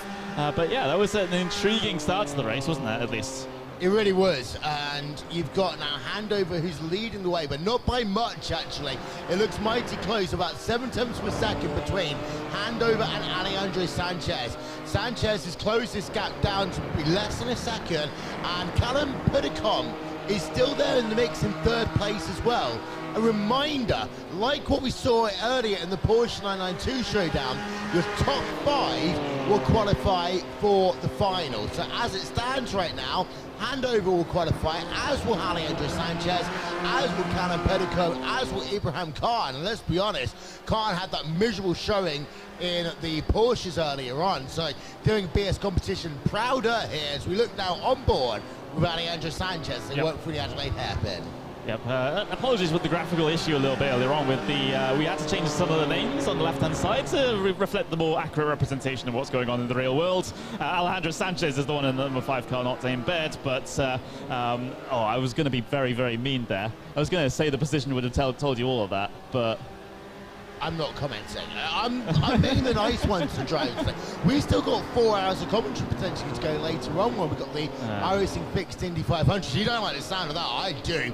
We've got side by side. This is Mark Trainter in the number 6 car, battling it out with Josh Valentine as they come past the stripe here. So Trainter just behind, has the outside line into turn number 1. No, has the slot back into line in the white and orange RaceSpot car, the number 6, and well, the number 6. I wonder who's that one is. Who's Rig? Yeah. Not sure. I haven't memorized all of the rig dedications, unfortunately. But Trainter right now in 9th place. Josh Valentine in 8th spot in the number 11 car, working themselves through that first section of tracker. I have to say, my first experience of Donington Park was not as a racer. It was at Download Festival, as I said, back in 2007, 6 and 7, when I used to still have it in the track. Now the festival is like 2 miles away from the track. It's nothing like it used to be, and I always say. Trainter got close to Valentine, but actually not close enough towards the end of this. We are coming to the white flag lap already, by the way. We turn our attention back over to Alejandro Sanchez in the number 5 car as they work on the exit of the Adelaide hairpin for the penultimate time. Going to come down to see the white flag in about 10 seconds time. Yeah. So, yeah, quickly this race getting itself over and done with. There is Barney the Flagman waving the white flag rather frantically as we start the final lap here. And, well, things getting closer and closer between Daniel Handover and Alejandro Sanchez. This will be the first Titanic battle for the race win on a final lap that we've had today, I believe. Half a second between Handover and Sanchez, but Sanchez closing in very, very quickly indeed. Yeah, I mean, over the course of today, I'm just having a look back, it's been a 7-second gap, a 12.4-second gap. The closest we had today was a 2.7 second, but this is looking as though it's going to be much, much closer. Remember, there's no real prizes for taking victory right now. Daniel Handover, Alejandro Sanchez, they are just battling to get themselves into the top 5. So if they have an incident, they could wreck their chances of making the final, which will be here in about an hour's time from now. So really, Handover, Sanchez, I don't expect them to see them battling out too much for position as they come down into the chicane for the final time. Now the run down into Adelaide corner, that long right-hander for the final time, and it was chaotic, shall we say, at the start. I'd say almost anticlimactic at the end in comparison, but we do have a race winner. The number 10 car of Daniel Handover will work himself through the final corner for the final time, and Handover will qualify himself for his second final here today. He made it into the top 5 in Porsche. He takes victory in the BMW GT4 Showdown. Alejandro Sanchez will take home second place. Then you got Callum in third, Ibrahim Khan in fourth. Jamie Fluke, by the way, last minute, he's able to get himself up into P number 5. So Jamie Fluke will round out your top 5 qualifiers for this first race. So, folks, let's have a round of applause, if we can, for Daniel Handover claiming victory in this, the first of our races here today. Daniel Handover, victory by, look at that, only 0.353 seconds. Alejandro Sanchez in second place. You got Callum Pudicom in third, Ibrahim Khan in fourth, and Jamie Fluke rounding out your top 5. Then the rest of the results are up on your screen right about now. Fastest lap, by the way, Jamie Fluke on that final lap. That's what got him into the top 5. And there are your retirees from this race. We are just about to have an interview with your race winner, Daniel Handover, and he'll be joining Connery Maddock any second now. Let's get him into position, and Connery, let's hand it over to you. Well, thank you very much there, Will. Daniel, that got a bit spicy there towards the end, didn't it? Being chased down by a driver in the World Championship Series, that must have been an experience. It certainly is. Yeah, I don't really know how it happened. I think it was a bit of contact going into the Melbourne hairpin on lap 1 or lap 2. Managed to avoid it, and yeah, got hounded for the remainder of the race. But yeah, managed to stay ahead. Well, what was dealing with the pressure like in that situation, especially with the yeah, there we go. You know, especially with the conditions. We all of a sudden had fog for some reason. I cannot explain that whatsoever. The iRacing system just throw us a curveball with regards to that. But have you enjoyed your experience here today at Simply Race with the live events? Just give me your thoughts. Yeah, it's been great. You know, this is, it's nice to be able to have this, you know, hopefully the first of many, you know, VCO, RaceSpot and Simply Race as well, providing the venue. It's a great event. Excited to, as it being the first, hopefully there will be more. But I think the racing we've had as well, it's been clean, fair, a little bit of, you know, contact here and there, but it's expected. And yeah, I'm just looking forward to the remainder of the race. Now, we don't usually do this. I mean, we used to do on every single broadcast saying, oh, do you have anyone to shout out? But I think this is because we have, I'm sure you won't mind me saying, an underdog win. Is there anyone you want to shout out, anyone you say thanks to? To be fair, just big thanks to all the guys in the team that have helped me get faster, really. You know, big thanks to the missus as well for letting me come here. So thank you, Ellen. Yeah, no, just big thanks to the whole of Rocket and the Zancho team. They've been fantastic. All right, thank you very much. Nice to meet you as well. And Will, back to you. Thank you very, very much, Connery. Well, that was the first of our races. We are going to be moving at a much quicker paces. So we are going to put the grid up for race number 2 in just a moment's time. We are taking a very short break, and when we come back, race number 2 here, live from Simply Race in Milton Keynes.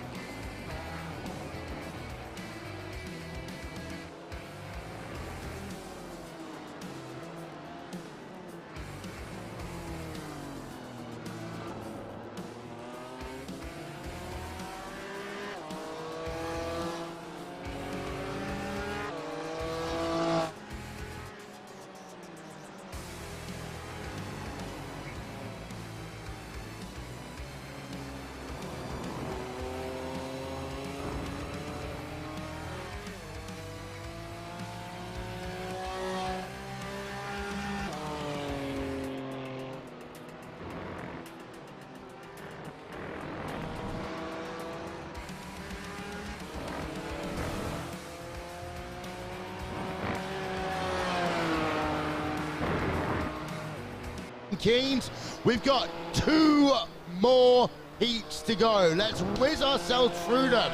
It's going to be an interesting grid, and I tell you what, it looks like it's gotten brighter out in Donington Park, Connery. It's as if the mist is gone, and now we have the bright sunshine of the day. Yeah, absolutely. So you don't have to squint to try and see what car livery or car number that you're looking at anymore, which is absolutely fantastic to see. But looks like the session has already been advanced. We have our grid set for our second heat race here in the BMW GT4 Showdown. Here it is, Will. Yep, John Robertson then is on pole position for this race. And then you got Kieran Vidago alongside him on the front row. Don't forget, John Robertson won his heat in the Porsche Challenge earlier. Adam stayed 3rd, David Hedges 4th, James King 5th. Alexander Davidson rounds out your top 6. Damien Harris, Michael Preston, Michael Wright, Taylor Lane, Alex Goldschmidt and Bradley Hills are your top 12. They're your last 3 drivers, Connery, as we are almost ready to go racing once again here at Donington. Absolutely, Leo Gavaldi and Jack Nola rounding out the final positions on the starting grids. Of course, drivers from the, well, we can pick a couple of drivers from the reserve list to try and take part here today due to some no-shows. But got, of course, our 2-minute gridding procedure underway. How hard is it to book a Ryanair or a Lufthansa flight these days? I thought it's pretty easy. We will never know. We will never know what goes through some people's minds. But primed and ready here at Donington Park for yet another heat of BMW racing in these M4 GT4s. One thing that I just noticed, by the way, because these drivers, the way we're running at this live event setup, the drivers don't actually know necessarily the names of the people that are racing with. They just know rig 1, rig 2, rig 3. Of course, as soon as we start racing, we chuck all that data down. So it's interesting. They don't necessarily know who they're going into battle with. Yeah, absolutely. So it's a bit of an unknown. So unless they want to try and distract themselves and listen to their commentary with one ear cup off or something like that, then they wouldn't necessarily know. But they'll definitely know if they get themselves involved in an incident with them afterwards and they come to have a little bit of a word. Indeed, so we are now just got those last few seconds. I've just written in my notebook. Round heat 1 foggy, heat 2 certainly not foggy. 5 laps then of Donington Park is ready to get underway, and we are green here, and a much cleaner start by all the drivers as they come down into turn 1 for the first time. But look at that, they're drifting all the way across the track as they come down into that first corner, and a car turned around. That's the number 1 car, that's the number 1 car, and that is Kieran Vidago, who started P number 2. Adam State is around as well. Yeah, the big instant there through red gate for the first time. It's allowed John Robertson to already extend his lead up to 3 seconds. Look at this battling going on with Garibaldi and Taylor Lane. Garibaldi, he started near enough at the back of the starting grid, and all of a sudden he's up into 4th place already because of that instant in through turn number 1. But, well, the battle with Taylor Lane still continues though. Lane trying to go the long way around, coming through the middle sector. He's got to be careful about the grass. Oh, all sorts of out of shape, and Davidson, well, almost rejoined into Davidson there. Davidson's able to get through unscathed, so has James Armstrong. He's been able to gain the position. You have to try and fight to keep this one, though. I was going to say, it's not an unsafe rejoin if the driver actually managed to get out of the way. Maybe, maybe not. Do you safe rejoins, folks? Otherwise, Connery gets angry with you. But we still got that battle going on. Armstrong in P number 6. They come through the chicane for the first time. You know, I was calling the Adelaide hairpin. I was in the wrong part of Australia. Of course, it's the Melbourne hairpin here at Donington Park, but here they come side by side again. Lane down the inside gets himself past Armstrong. Meanwhile, Alexander Davidson's got himself past Leo Garibaldi, and that was both down at turn 10, the Melbourne hairpin, as we turn our attention actually now to that lovely RaceSpot 14 car of Garibaldi as they work on the exit of Goddard's final corner onto the Wheatcroft Straight again. Just continuing to close up between Davidson, between Garibaldi. You've all got Taylor Lane involved in this one. Armstrong on the outside looking in as well. So good little grouping here in your bid pack. Of course, it is still the top 5 in this event that go through to the final. So Taylor Lane's the only driver of this grouping that's actually missing out on that for the moment. We're riding on board with him over the shoulder as they get straight through the old hairpin. Careful not to get too off the circuit there into the dirt and into the grass on the left-hand side. He's been able to keep it together though and keep track and keep locked onto the back of Garibaldi ahead. Yeah, and after Garibaldi had that great start, he has now settled down into 5th position, but don't forget, 5th position is good enough to graduate up into your final. The issue is right now, between 4th place, Alexander Davison, and 7th place, which is James Armstrong, you're looking at about 2.5 seconds on track. So one little move, one little issue, and there's a good chance you could go from being on the inside to being on the outside looking in. John Robertson has increased that gap now to 3.5 seconds almost over Michael Preston. And then James King's actually on the rear of Preston. As Garibaldi then versus Taylor Lane. Battle for P5 as they work for the Melbourne hairpin. Lane gets loose on the exit of the corner. That's now going to allow James Armstrong to have the outside line into Goddard's. Battle of the late breakers into here. Lane keeping that inside. Armstrong perhaps trying to get himself a bit of an up and under and momentum off the corner. No, that's not going to be successful whatsoever as they head their way across the start-finish line. Lap 3 of 5 here at Donington Park for our second heat event in the BMW Challenge. And, well, this is the main battle that we've been focusing on. John Robertson, he's got himself almost a 4-second advantage back to Michael Preston. James King there in 3rd place, Alexander Davidson in 4th. But it's this little grouping around that 5th, 6th, 7th place, which is going to be, well, all important because it is a final qualification spot for grabs. Yeah, and the thing is that in all of the races so far, we've had a driver, a leader pulling away, except for in our last race with Daniel Handover and Alejandro Sanchez when they separated by 0.4 of a second up the line. But again, we're back to what we normally see. John Robertson, great start, being able to get himself away in the number 8 rig, and that's a Hugo Luis rig, don't forget. So the world champion from 2011 rubbing off on John Robertson as he looks to win his second, don't forget, second heat of the day. He won one in Porsche, looking to win one in BMW.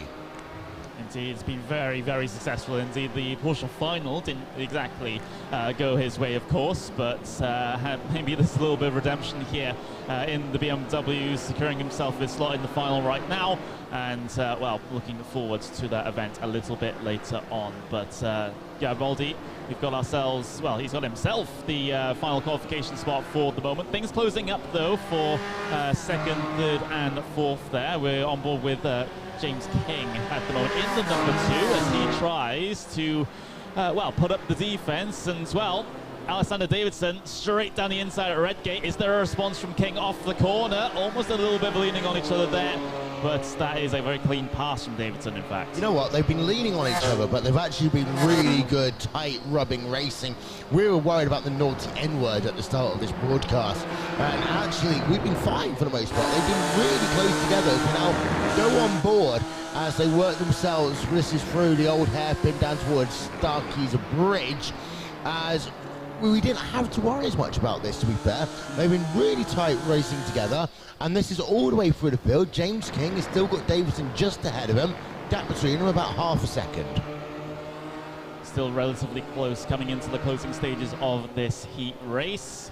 James King, well, Davidson is starting to pull away from him now, almost up to about half a second in between the battle for P3 and 4 at the moment. So we'll have to see if King's able to hold on to this one. Look at the 3 behind them, though. Garibaldi, Taylor Lane, we got James Armstrong, all involved in that train behind this little battle here. And actually, they're going to go side by side. Lane trying to defend here, and Garibaldi looking to go the long way around at the hairpin. And, oh, he's way too wide and out into the grass. Yeah, and as a consequence of that, he's actually going to lose a place to James Armstrong.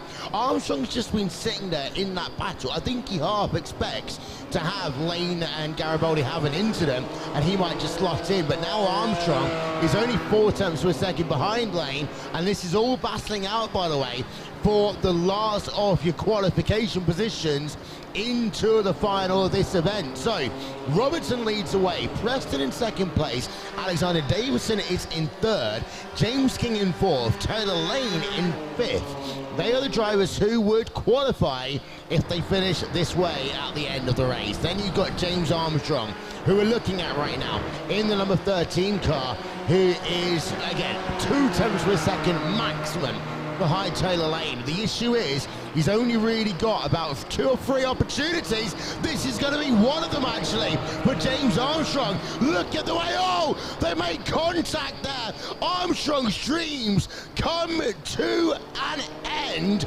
as Taylor Lane retains that 5th place. Leo Garibaldi is in P number 6. I wonder what the damage might be to Taylor Lane's car. I wonder whether there might be a bit of an intervention as to whether or not he's able to keep that position. But here is your race leader, John Robertson, who's heading himself out of Melbourne down towards Goddard's for the final time. And after he won heat number 2 of the Porsche 992 Showdown, he wins the 2nd heat of the BMW GT4 Showdown. It's Robertson who will win. Michael Preston in 2nd place. As we get a look there, let's have a round of applause, folks, for him. And then you've got Alex Davidson in 3rd place. You've got James King in 4th place. And then we have the controversial one. We have Taylor Lane, who comes home in 5th position. But I wonder whether or not that incident was just a little bit too harsh. There's a result up on your screen. John Robertson by 6.4 over Michael Preston. Then you've got yourself Alexander Davidson in 3rd place, James King in 4th, Taylor Lane in 5th place, Leo Garibaldi in 6th, James Armstrong in 7th, Kieran Vidago in 8th, Jack Nola in 9th, and Adam State rounds out your top 10. David Hedges in 11th, and Alex Goldschmidt in 12th. We are just waiting for John Robertson to head himself over to our little interview podium for what will be the 2nd time here today, so we should know exactly where he is going. Connery Maddock is stood by, but as I said, Robertson, he's won 2 heat races now. He had a miserable final in Porsche. He's hoping they can have a better run here in the BMW GT4 Showdown, and he's here to talk to Connery. Thank you very much again, Will. John, it seems to be another rather simple heat race for you. How is your Sunday drive? In fact, it's not even a Sunday, is it? It's a Saturday. But yeah, that seems very, very comfortable for you. So I'm just kind of skip over it a little bit, because what was said during the Porsche heat could just apply to the BMW heat. So I'm going to ask you about the final once again. For the Porsche final, it was not an ideal race for you. How are you going to approach things differently in the BMW final? Yeah, I mean, hopefully the rig I get is not broken. Yeah, I mean, definitely in the Porsche race didn't go to plan, but just go into it with the same mindset as I have the other races. Should be right. We'll have to get on to Simply Race, but yeah, of course, that with notwithstanding, with this entire event, of course, you know, we're sort of getting late in the day now. Is there a little bit of fatigue setting in? Not really. I mean, we just went for a walk and everything just to get a bit of fresh air. Yeah, it's not too bad. How's it having your team behind you when you're racing? It's actually quite nice, knowing they can see exactly what I'm doing. I wish I had them in my ear. That would be quite cool, but yeah. Well, maybe for next time we'll have a more complicated race, race control and race and pit crew setup and things like that. But thank you very much for joining us. I'll let you prepare for your final events, and well, back to you, Will. I don't know what you're talking about, Connery. It's called AirPods. It's as simple as that. You put your AirPods in, you put your headset on top of that. There you are. You got your team radio. That's what we do all the time. In fact, I'm wearing 2 headsets right now. So that was the interesting one. So John Robertson claims victory for the 2nd time here today. He's made his 2nd final. Michael Preston as well, getting through to your final, as is Alex Davidson, James King, Tyler Lane. Of course, when we get to Heat 3, we have no idea what the weather conditions are going to be. We've had foggy and hazy for the first one. We've had sunny for the second one. We don't even know. We might end up with iRacing rain just magically appearing for our 3rd. It's not going to happen. No. You know what I mean. Don't tempt them. Don't tempt, yeah. But Connery, one more heat to go. We've got an hour 15 minutes until we head over to Indy 500 commentary. We better get this next session up, and we'll be back shortly. Yeah, perhaps.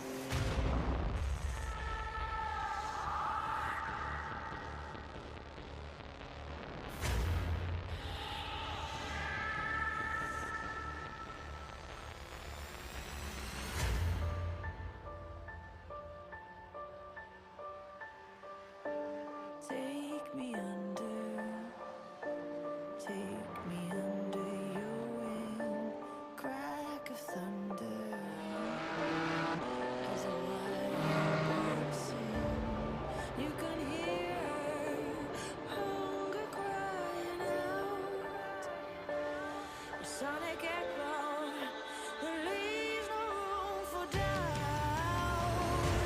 Hold the shots, bring it back to what it's not. Make a move, do we do? As the world comes to earth in our hands, are we all part of a bigger plan? Call the shots, bring it back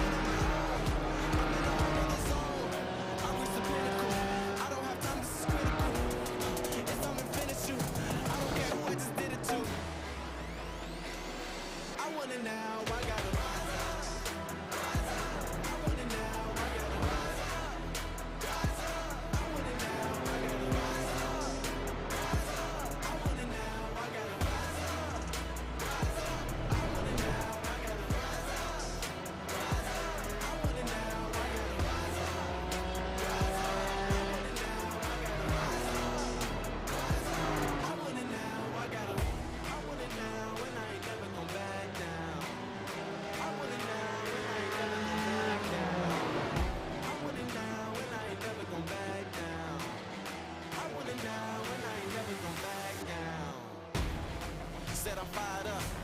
I'm sorry your time's up. I see the top and I climb up. Came from the ashes, I rise up.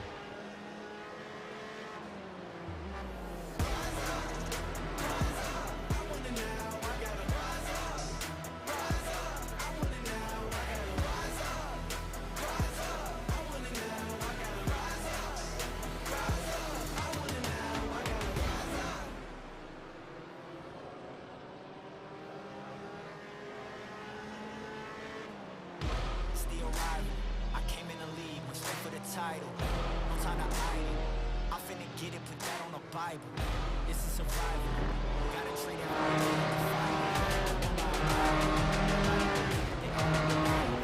Look at me, look at me. Still in the show, that's the crook in me. They want me gone with the hook in me. Asking why is he here like I shouldn't be. I've been on grind since I don't know. 10,000 hours the motto.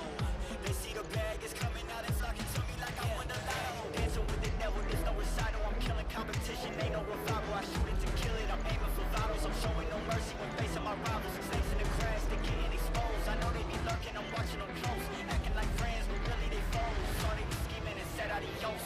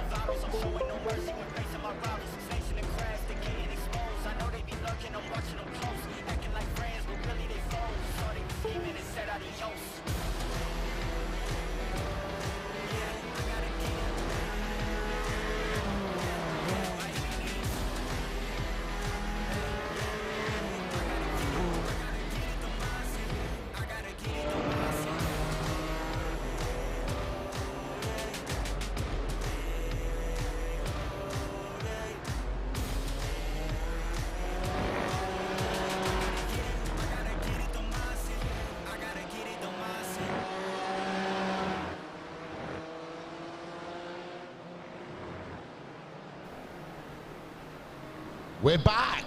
Hello everyone, we're back for the third of our heats for the BMW GT4 Showdown here on RaceSpot TV, on VCO's Twitch, and of course here live at Simply Race in Milton Keynes.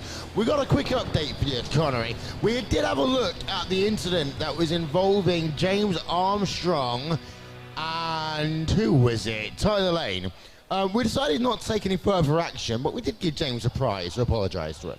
Yeah, absolutely. We're very relaxed about the stewarding here, so unless it's like absolutely blatant, we probably won't do anything. Don't do anything with that information, by the way. Just saying. But yeah, we've got our starting grid for our final heat race. Yeah, indeed. So Luke Bennett on pole position, Will Chadwick in second, Mark Fletcher in third, Tom Dadswell in fourth, George Simmons and Paul Webster. Yep. As we go through the rest of the field here, we got Max Spooner, Matthew Crisp, Josh Ladd, Jack Stiles, Matthew Dambreen, James Armstrong, and then the final three cars coming up on your screen right now. Leo Gariboli, that's not right. Yeah. Steve Proudly and Arden Basil then are your field. We'll get that one sorted out of the names in a moment's time. But Connery, once again, it's sunny at Donington. It's not foggy. We've kind of gone through the morning into the kind of early afternoon. Now we're kind of getting into the late afternoon, and we've got our final heat race before we head ourselves over to the final, which will actually happen very quickly after this race. Yeah, so drivers that qualify for the final or have qualified or are going to qualify, please stick around because we want to move things along rather quickly indeed. Yeah, we want to make it a quicker process than when myself and my wife got married. That's another story maybe coming up on RaceSpot Talk, which of course we've had to postpone here today, but we will do it. We will do it very, very soon. We're looking forward to talk to you about RaceSpot Talk and the concepts of what we want to discuss with you over time. But we've got our grid set. Don't forget, in 53 minutes time, we're going to be joining coverage of the iRacing Fixed Indianapolis 500. It's the prelude to one of the biggest races on iRacing. Of course, that will also be live on RaceSpot TV next Saturday. But we've got the Fixed iRacing Indy 500. That is tonight. Corey and I will be commentating on that one, along with Arjuna Kankapati. Lights are on top of the gantry. Let's go racing one more time, shall we? In the BMW GT4s, lights are out. We are away. Very slow car at the rear of the field, but meanwhile, 4, 5 wide into turn number 1. Bennett gets a good run down into that first corner. Number 9 cars right behind them, 2 wide, 2 deep as they work themselves then through turn number 2. It's Bennett from Chadwick, from Fletcher, from Daswell, from Crisp and Simmons as they work themselves then down through the sequence of corners for the first time. Well, it's the cleanest start, though, I think we've had. Hopefully I'm not jinxing it right now as we see a couple of runs happening out of the hold airpin as they start to climb the hill a little bit here. In towards the right hand. Oh, big incident. Matthew Crisp going for the punterino, I suppose, and that's Tom Dadswell into the tyre barrier, struggling to get it out of the gravel as well. We don't actually have gravel simulated properly here in iRacing, but apparently he's stuck as well. But there we go. Coming towards the final sector on the first lap here. Bennett still leads from Chadwick, from Fletcher, from Crisp. Those latter two, we're looking at the battle for P2 at the moment. Chadwick and Fletcher relatively close, coming down in towards the hairpin. Does Fletcher go for an early move? No, he stays in line. Takes a little bit of a wider line into the corner, looking to try and get the speed off to potentially make something happen into the final corner instead. But it looks like it's just going to be line astern for now, taking no risks on the first lap. The racing gloves are firmly on Mark Fletcher, who are on board of right now as they work through the final corner. That is Goddard's turn number 11, and you can just see the intensity in the eyes of Mark Fletcher as he peers and turns to look at us from Raymond as he works down the front straightaway in towards Redgate, turn number 1 again. Fletcher in 3rd place. He's got Will Chadwick just ahead of him. Your top 3 drivers separated by less than 2 seconds at the moment. Bennett, though, is putting away. He's got himself a 1.4 second advantage over Chadwick right now. Mark Fletcher in 3rd, Matthew Crisp in 4th, George Simmons in 5th. Jack Stiles is currently the driver on the outside looking in, and he's actually about 2 seconds back from George Simmons in 5th. Yeah, so a couple of places that you can potentially look at here. Of course, the battle for 2nd is the main one, but you have the battle for 4th place going on further behind, and you have the battle for 6th place as well between Josh Ladd and Jack Stiles. As we're looking at Josh Ladd at the moment falling behind Jack Stiles, so I guess I have to say ex-RaceSpot TV commentator now in Jack Stiles. He hasn't done anything for us very recently, I don't think. I could be, correct me if I'm wrong. But right now, got past Josh Ladd, and now has to hold the defense because down into the chicane might be a threatening movement. No, Josh Ladd is going to stick behind for now. Careful with those curves. Get the car all sorts of out of shape, and then you'll ruin your run down towards the hairpin. Josh Ladd is nosing towards the inside. And let's see, has he got it side by side? Yes, he has. Fighting with Jack Stiles. Oh, swipe across the nose. Yeah, that was mighty close there between Ladd and Stiles, but Ladd has got a position as he cuts off the nose completely of Jack Stiles through the Melbourne hairpin. Now they work themselves through Goddard's once again. By the way, Bennett, a 2-second advantage now over Will Chadwick. It's still close between Chadwick and Fletcher. Stiles looking to try and make a comeback? No. Not happening just yet. And by the way, he did put in his bio for this event that he calls himself an ex-RaceSpot TV commentator. I don't know when I offended him. Jack, you're welcome back anytime.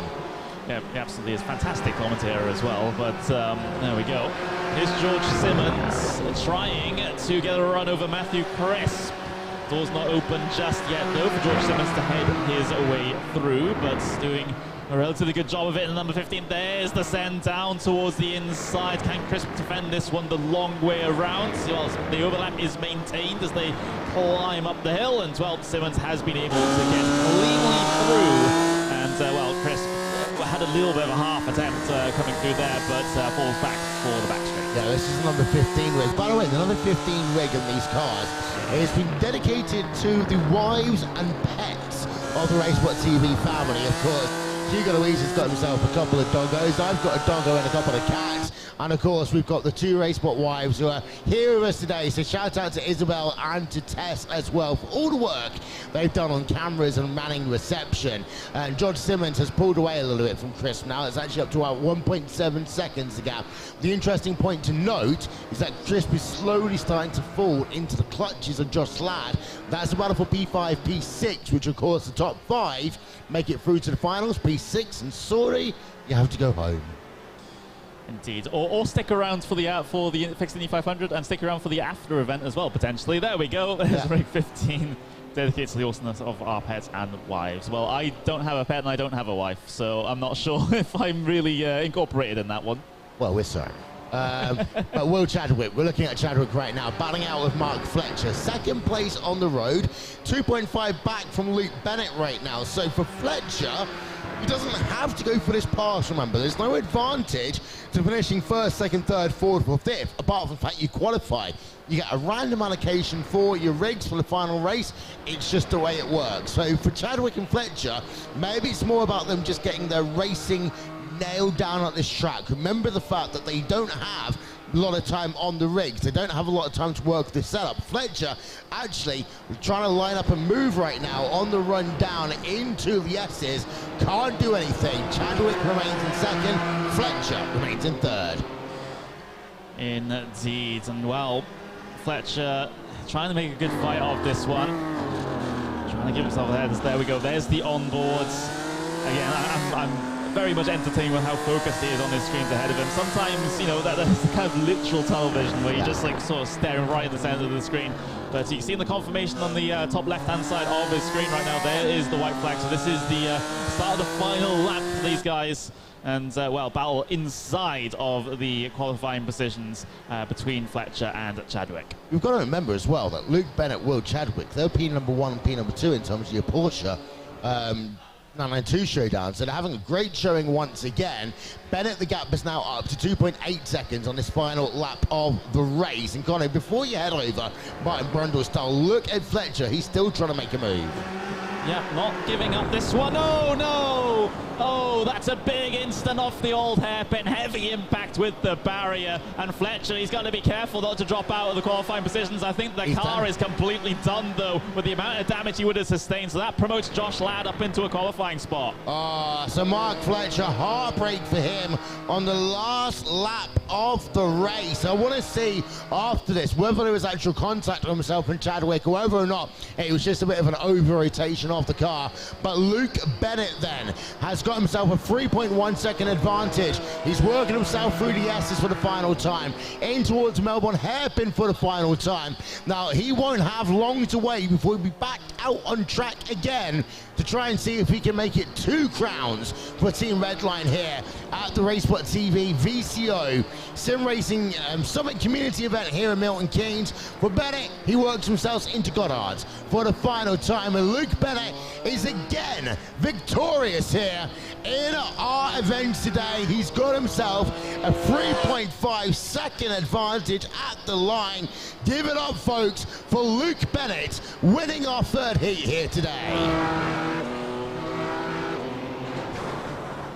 It's Will Chadwick who comes home in 2nd. Matthew Chris, well, just getting confirmation there, comes home in 3rd place.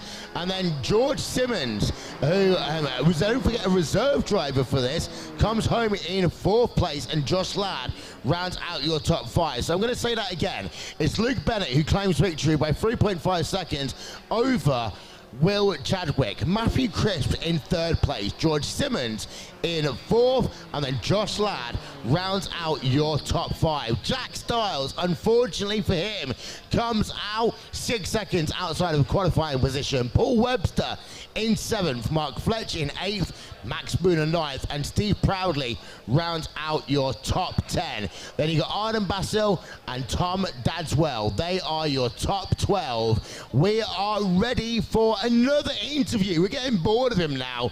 Luke Bennett is once again stood by with Conor Maddock. We're not bored of you, honest Luke. Thank you very much there, Will. And well, look, back to winning ways, of course, here in the final heat race of the BMW event. You got yourself qualified into the final once again. But just take me through that one, because it was an intriguing race from my perspective. It seemed like everyone got themselves away relatively well from the line. What was your sort of early race strategy? Yeah, same as the other two races from earlier, really. You know, just get a decent start, make sure I'm leading into turn one, and let the race unfold from then on. And luckily it unfolded the way I wanted to. Consistent laps once again, and happy to get the win. How tough is it to be that consistent, though? Because we've seen a lot of people struggling with rigs, and, you know, people saying it's a bit of a rig lottery sometimes. How difficult is that to get used to? Because obviously you're so used to being at home with whatever setup you have with direct drive and whatever pedal set that you have. How difficult is it to do that here? Well, luckily before I started doing all the stuff that I did at home, I actually came here to do my sim racing, and I've always been used to rigs that maybe aren't the top level. So I feel like I'm quite confident on a rig like this. But doing laps as consistent as I possibly can takes many years of practice.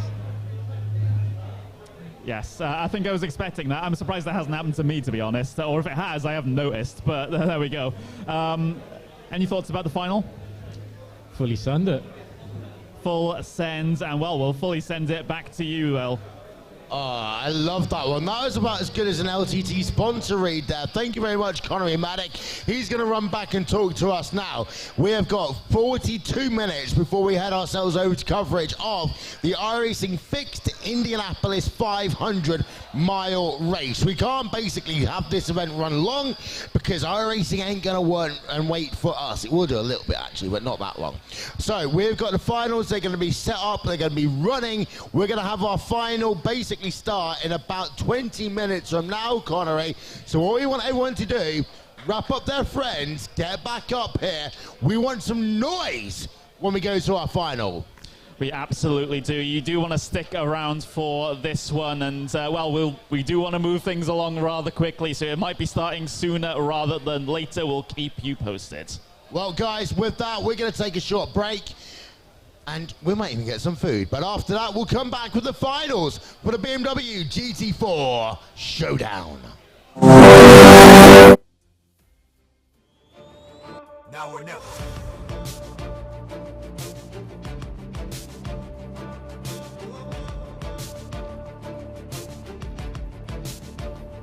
Now or never.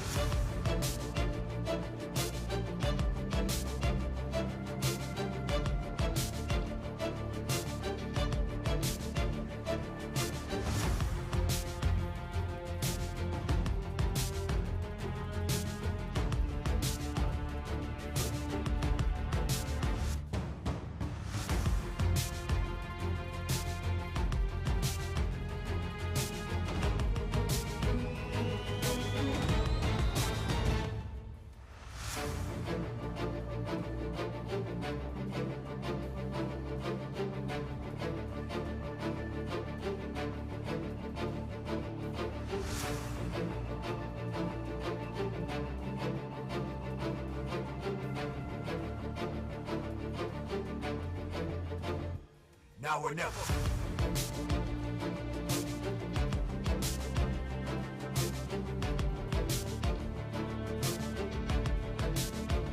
Now or never.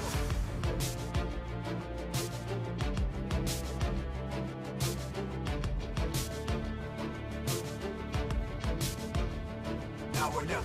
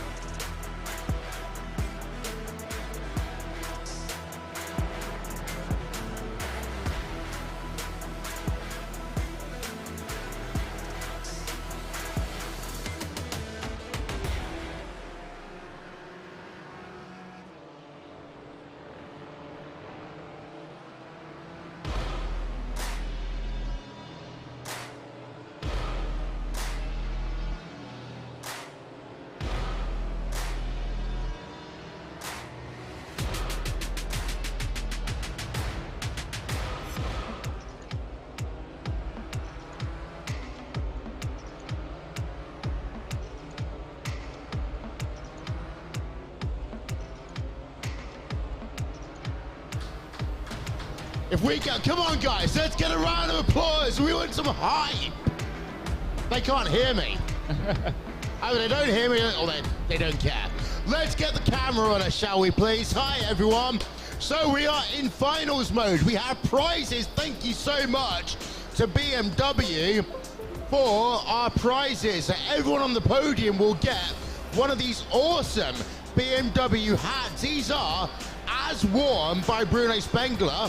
These are his actual race caps, and they are, of course, signed by him. The winner, well, they get a little bit one better.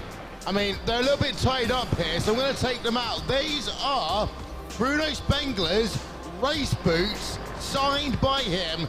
They will go to our winner, as well as the goodie bag for your top 3 as well. I mean, Connery, we talk about prizes. These are money can't buy prizes, and a great way to wrap up our second community event here this evening. Yeah, absolutely. I mean, if you're the same size shoes as Bruno Spengler, but potentially you could use them for your racing. But you could do a shoeing in them. What size are those? Does it say what size they are? I'll tell you what, I'm going to have a look for the size. We are very close, by the way. Qualifying should just about be over now. So we're going to head ourselves down to our starting grid momentarily, whilst I look for the size of these shoes. But yeah, you ad-lib for a minute, Connor. Yeah, well, we've got ourselves our starting grid then for our final event of the BMW GT4 Challenge. Then we've got Luke Bennett on pole position with Alejandro Sanchez in P2. Josh Ladd will start in P3 with Jamie Fluke in 4th. John Robertson starts in 5th with Alexander Davidson in 6th. In 7th place, you have Callum Pudicum, and then you've got George Simmons in P8 with Taylor Lane P9. William Chadwick starts 10th with James King in 11th. Daniel Handover will start in 12th. Matthew Crisp in 13th. Ibrahim Khan in 14th. And Michael Preston will be your 15th and final starter. That is incredible. 15 drivers then getting ready on the grid. We still have sun here at Donington Park. For those of you just joining us, the first race was incredibly foggy. The second and third races have been sunny, and we've got the same here right now. I can just confirm, by the way, those shoes are 9.5s. So if you've got 9.5 shoes and you like Bruno Spengler, you can go wear them the next time you go to your shopping mall. But we have got the lights going on for the final time. Let's get the hype, folks. We have got the lights out. Now we're racing at Donington Park for 5 laps in the final of the BMW GT4 Showdown. And look at that, cars off track, cars weaving into turn 1. We got a drift, we got a car off early, Connery. Yeah, we absolutely do. What a start it was, though, from Alejandro Sanchez. Such a lightning start. We have an instant at the very back. That is Callum Pudicum having the main issue there with drivers scattering to trying to avoid that, coming down the Craner curves for the first time. There's John Robertson. He had not an ideal start either. Oh, just split either side. My car's trying to work their way through. There's a bit of chaos here in the mid-pack. But, back end out as well, and around goes. I believe that's Alexander Davidson. Yes, it is. It is Alexander Davidson in the number 8 car. So we've had a lot of action here in lap number 1, and Davidson's now down into P10 in this race. But it is Luke Bennett who's leading the way, and look at that once again. Luke Bennett driving away early on. 1.8 seconds is the gap between himself and Alejandro Sanchez, but we know when Sanchez was running in his heat race, he could close back up. He did not allow any driver to pull away. Yeah, it did. He did. So the thing is, Alejandro Sanchez, though, that's a very, very spicy competitor to have behind you. Same with Jamie Fluke, same with John Robertson as well. We can have a discussion about Will. I'm pretty sure he's fine with me saying that. But 5th place for now for William Chadwick. But it is Showdown that leads from the grouping of Apex Racing team cars. And then, of course, we have the Team Fordzilla of William Chadwick in 5th place as well. There's the leading grouping of cars, shall we say, for 2nd place as Bennett tries to run away from them. I was just thinking, we've got... Oh, Sanchez! Oh, boy! That was mighty, mighty close, and he's got himself Jamie Fluke right behind him as they work themselves then down through the Craner curves into the old hairpin for lap number 2 of 5 in this race. It is action, action, action! Sanchez is off again. This will allow Fluke the opportunity opportunity. He's going to look down to the inside right now. Fluke looking for second place. Can he get it? The answer is not quite. Sanchez has the inside line, and look at that. Look at John Robertson going down to the inside as well. Yeah, absolutely. Robertson just sticking it down in there, and well, Fluke will surrender that position for now. He'll follow very, very closely coming onto the back straight, but all of this infighting in amongst these drivers is just allowing that number 11 of Luke Bennett to pull away once again. Here comes Jamie Fluke, all sorts of other shape. John Robertson across the gravel has to take the slowdown penalty, and that is going to be it as far as we'll see John Robertson inside the top couple of positions, because that's going to be quite a healthy slowdown penalty as well, and he'll come under threat from William Chadwick behind. So, well, there were 3 for battling for second place. Now there are just 2.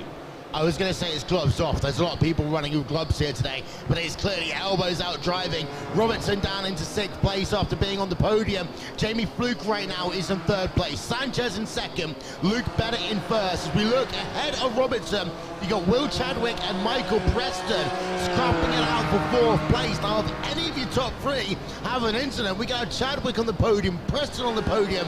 Worst case scenario, Robertson gets on it. Not worst case, but you know what I mean, Connery. I'm pretty sure he'll have to talk with you afterwards for that comment. But, oh, Preston. Careful, careful, careful. Now, good save to try and gather all of that up, but that could have ended in quite an embarrassing trip across the grass. Robertson, of course, he's now trying to recover positions from his little issue earlier on, skipping across the chicane. He's trying to get himself towards the outside, but Preston stable in the defense right now. He is indeed. We've got 2 pinkish coloured cars running on track at around the same place. By the way, it's the first time we've actually had a number 7 in the top 5. That's quite number, of course. And Will Chadwick looking for the rear of him. And as I said, that John Robertson's got the advantage over Michael Preston.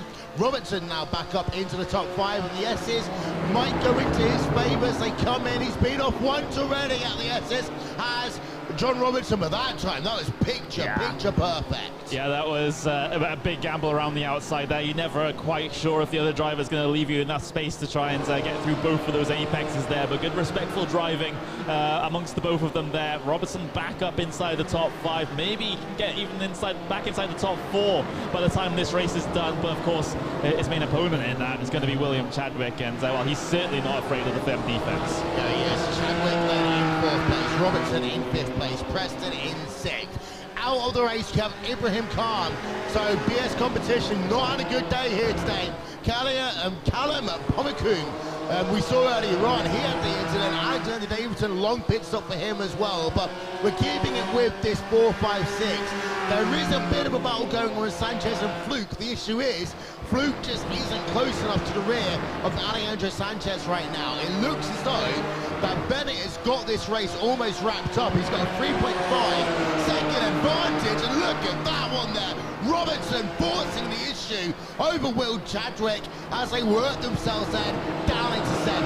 Oh, he's got to be careful not to get squeezed on the exit of the corner. Oh, the car completely unstable. Robertson keeps it pointed in the right direction, and now here comes Michael Preston trying to make an impact all the way, the long way around the outside, as Robertson looks to try and get back into this one as well. He'll look to the inside for the first apex of the chicane. It's just a show of the nose, though. I'll tell you what, at this stage of the race, this is by far the most insanely drive we've had from one driver in this BMW GT4 Showdown. So we'll take a note of that one as we get ourselves then almost towards the final lap of the event. And look at that, Robertson back up into 5th place, Preston down into 6th. We've had Taylor Lane overtake Matthew Crisp, by the way. That is for 8th place. The number 10 car up 1 spot, the 13 down into 9th place. Luke Bennett, 4 seconds almost, is his advantage over Alejandro Sanchez. Barney, he's waving that white flag. One more lap to go in competition here at Simply Race. Of course, we're broadcasting the fixed Indy 500 after this one, but this is the last time the sim rigs are going to be used, apart from maybe getting the hot lap challenge started back up in the TCR machines. But the final lap, Luke Bennett, of course, almost has a 4-second advantage over Alejandro Sanchez, but it's going to be all about who finishes in 4th place between Chadwick, Robertson and Preston. Indeed so Luke Bennett is on the cusp of winning both of our events here today, as there is Robertson down down the inside of Chadwick. He's got it done that time by. So Robertson is back up into 4th place, but Chadwick is going to have another attack as they work themselves down to the chicane for the final time. What exciting racing we have had for this 4th, 5th and 6th place battle. They might not be on the podium, but they're giving it their all as they come down into the S's for the final time. And actually, Robertson nails it once again, and Preston's now down on the inside of Chadwick. Chadwick turned around down into Melbourne on the final lap, but now we go over to the 11 car. Luke Bennett, a couple of hours ago, he won the Porsche 992 Challenge. He wins the BMW GT4 Showdown. Congratulations to Luke Bennett. He is a double victor here in Milton Keynes. Team Redline claiming victory in both of our races. Alejandro Sanchez in 2nd place, and Jamie Fluke gets your podium done. What a race we have had here. What a couple of series we have had actually here this afternoon at Simply Race. It's been absolutely amazing to watch, and it is Luke Bennett who clips himself 2 lots of victories here today. So we're going to have a look through your final race results in one moment. There we are. Up on your screen, it is Luke Bennett who's got a 3.9 second advantage in the end over Jamie Fluke. Over Alejandro Sanchez even. Jamie Fluke in 3rd place. John Robertson, what a run he had.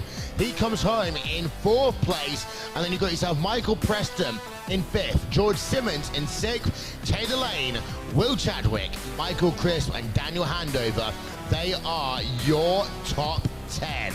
Rest of the results up on your screen right now. And for, I think this is the 4th time here this afternoon, I'm going to hand it over to Connery Maddock, and he has stood by with your champion of the BMW GT4 Showdown. Here once again is Connery with Luke Bennett.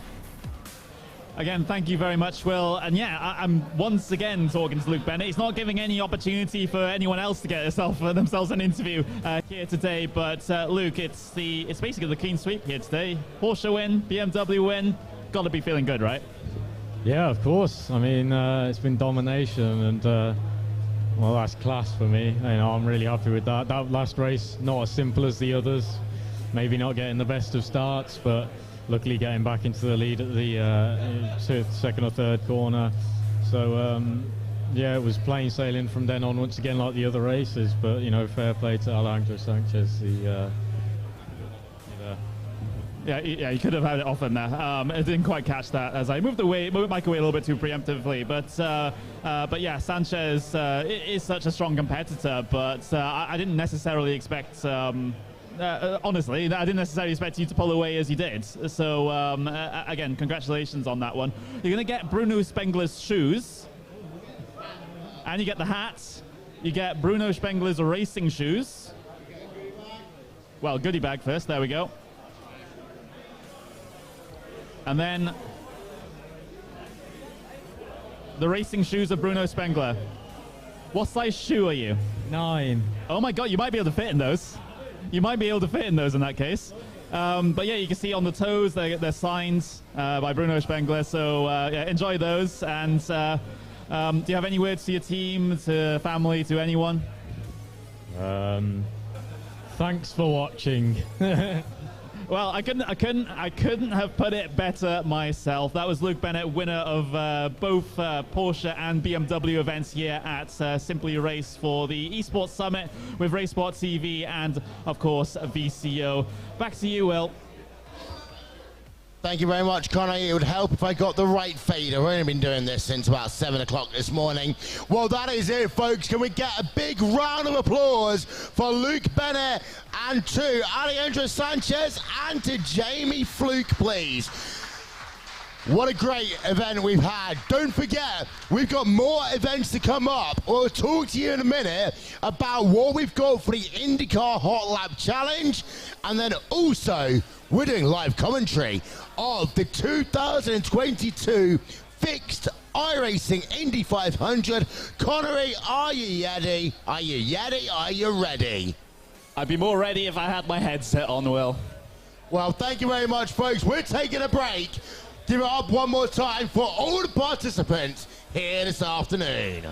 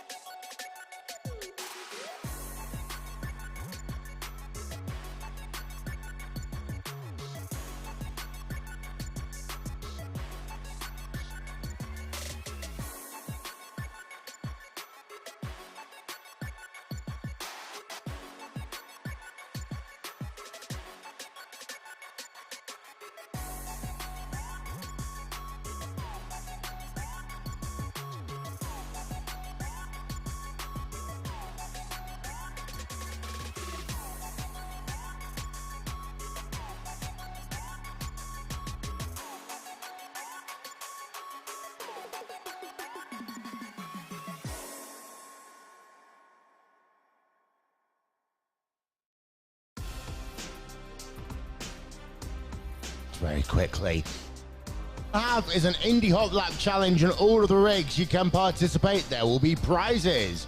So we're going to do it the proper way rather than the iRacing way. So you'll have an out lap, you'll have a warm-up lap, then 4 timed laps after that. If you forget to do the warm-up lap and you just do 4 laps, we'll count them, but you'll get faster if you do the warm-up lap as well.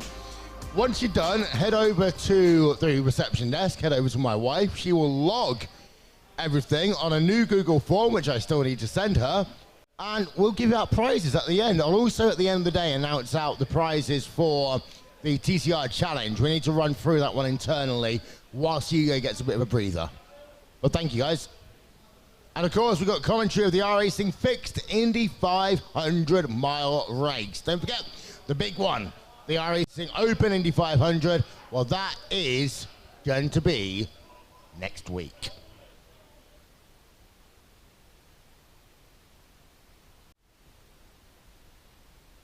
Connery, can I get you sitting where you're going to be sitting, please?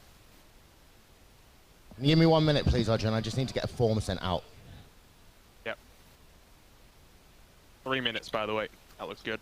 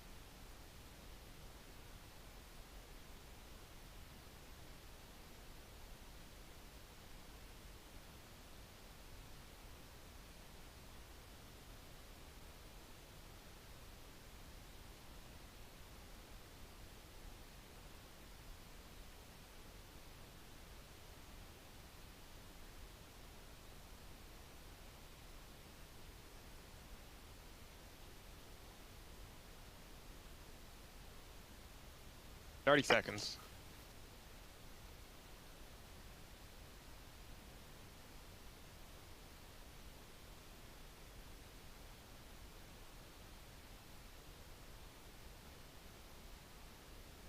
All right, 1 sec. YouTube is getting a feed, but it doesn't want to push it right now.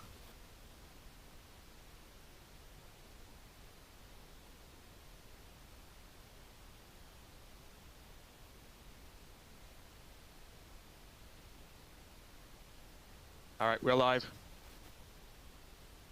Go on logo as soon as it comes up. Here we go.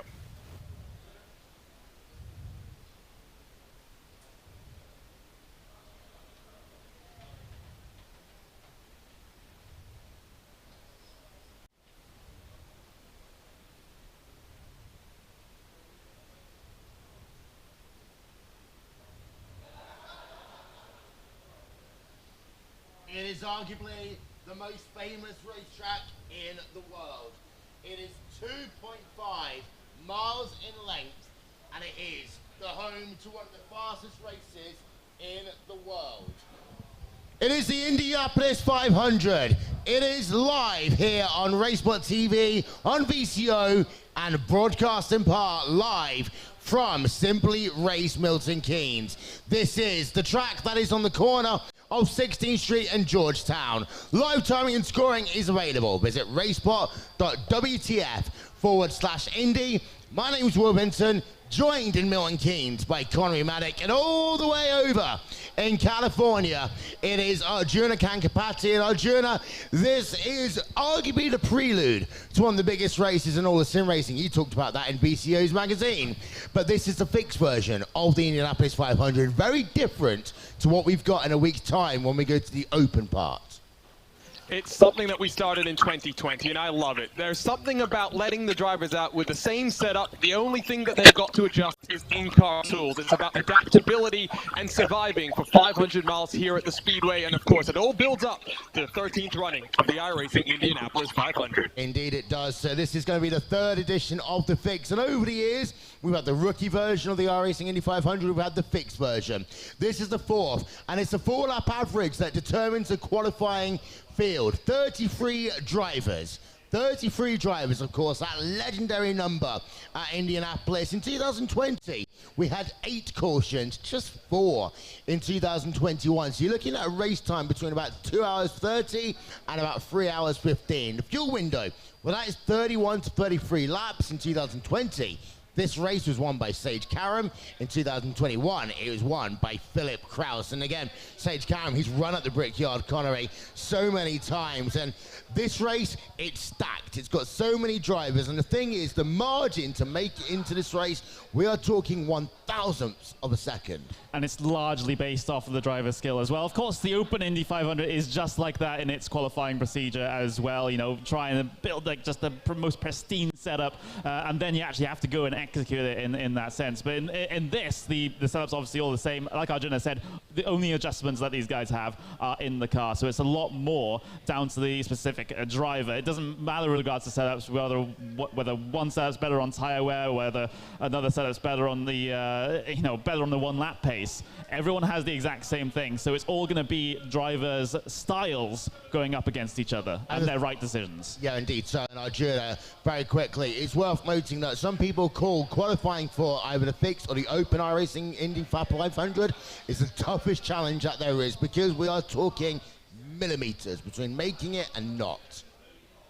It's very much the most difficult thing. You talk to someone like Zach Campbell, who's won races at the World Championship level. The most nervous he's felt on the grid for the open wheel 500-mile race. The margins here are so fine. The speed is so significant. You trim out the downforce, you push to the limit, you risk it all for the biscuit. Indeed you so. So we are very close to the start of the race. We've got about 4 minutes remaining of practice. Of course, we've got all those pre-race festivities to come as well. There's a look then at the track, and you think about it, Arjuna, it looks like 4 rounded corners on a rectangle, but it's anything but that. You've got the shadows down at turn number 1, the tightness of turn 2, that kind of weird looseness over the old bump in turn number 3 and turn 4. Well, that is where things can always be lost. Yeah, and I think the thing that's going to be most interesting today is, I think this IR18, it's a great road course car, maybe not so great as an oval car. It produces a type of race that requires the drivers to be very, very careful with how they manage dirty air. That's going to be the name of the game here today. And with that, folks, we are going to take a moment to pause for the playing of the American National Anthem.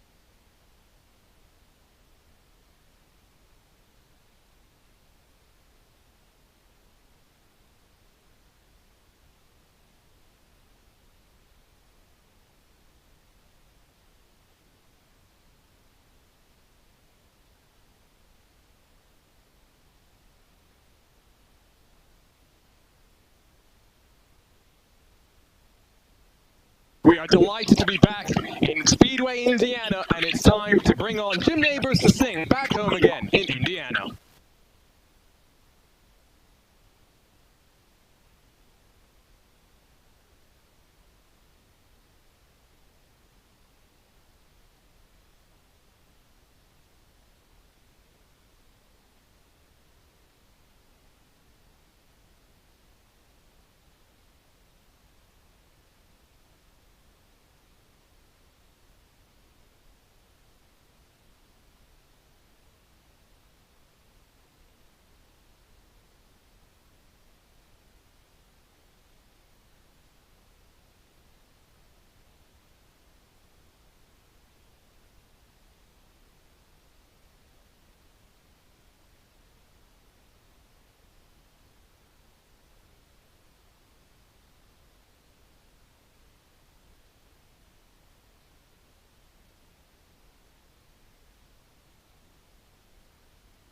Ten seconds.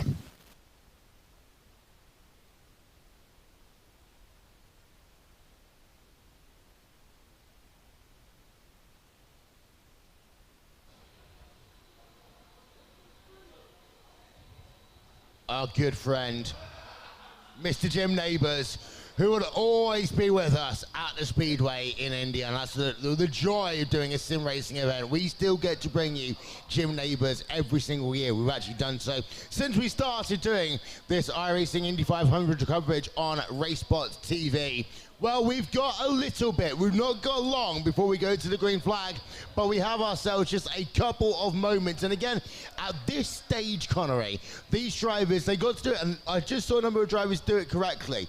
Practice the key elements, the pit in, the pit out. You've got to get that right, because you don't have to worry about weight jackets, anti-roll bars, all this sorts of stuff, but you got to nail the basics. If you don't nail the basics, you're gonna lose out. It's always good to just get a refresher in your head, because in these sorts of high pressure situations, you sometimes just forget about the very basics. You would also go over your plan of action for the opening portion of the race. You know, if you have that with your team, or if you come up with it by yourself as well. Just a refresher of that will get your mind in the right place as we are going to have the starting grid. Indeed so. So let's have a look then at your starting grid for this, the 2022 iRacing Fixed Indianapolis 500. And it's Christopher DeMero from Team I5G on pole position, and Adrian Pinheiro alongside him on the front row of the grid. Robert Malexa in third place, Rodrigo Franzoni in fourth, then Johan Harf in fifth place, and Alexis Newsom in P number 6. P7, you got Casey Kerwin, and P8, Hugo Olsen. Row number 5, you got Alessandro Di Tullio and Primislav Limnek. And in row number 6, you got Henry Bennett and Jacob Oster. Row number 7 is Jose Soria and Jason Brophy. Row number 8, you got Florian Lebige and Brandon Trost. Row number 9 is Lucas Prada and Michael Romandez. And then row number 10, Rafael Acuista and Alessandro Bico. Row number 11, Eduardo Fernandez Morales and Bruno Miranda. Row number 13, sorry, number 12, we've got Fernando Antonio Bisquet and Brendan Lichtenberg. Row number 13, Alexander Van der Sant and Theobald Kozimov. Row 17, you got Pedro Sanchez Albert and Pablo Diaz Frances. Then you got Sam Michaels in 29th, Mehdi Al-Fati in P number 30, rounding out your field, Jacob Reed, Andrew Roos, and Andrew Wood are your 33 drivers. So, that is the grid. The drivers are behind the iRacing pace car, Arjuna. It's that moment, the calm before the storm. We've seen these races go green for 100, 120 laps. We've also seen carnage on lap number 1. What do you have to do to survive? Well, survive. It's as simple as that. I think we're going to see in the mid-pack plenty of action up front. We're not expecting too much. Very difficult to pass a third on line back. Swap drafting is so prevalent here at Indy, but once we get to about lap 20 of the fuel window, the car becomes very pushy loose. Drivers expecting not to be able to swap from there. So it's all about minding your time and then executing on pit road. So difficult to do. Stricter downforce, so slow your car into the box and slow yourself into the lane. Track conditions right now, 55 degrees Celsius on track. That's 25.6 degrees Celsius in the air. We've got 55% humidity. We pretty much have no cloud in the skies, and we only have a light gust of wind. Welcome then to the 3rd annual iRacing Fixed Indianapolis 500. We're joined by partners in VCO and Milton Keynes at Simply Race, and we're ready for the green flag here. We've got the field coming to the green, Christopher Demerit on the inside, Andrew Pinero on the outside. Green flag in the air. 100 laps of racing. Well, they start now.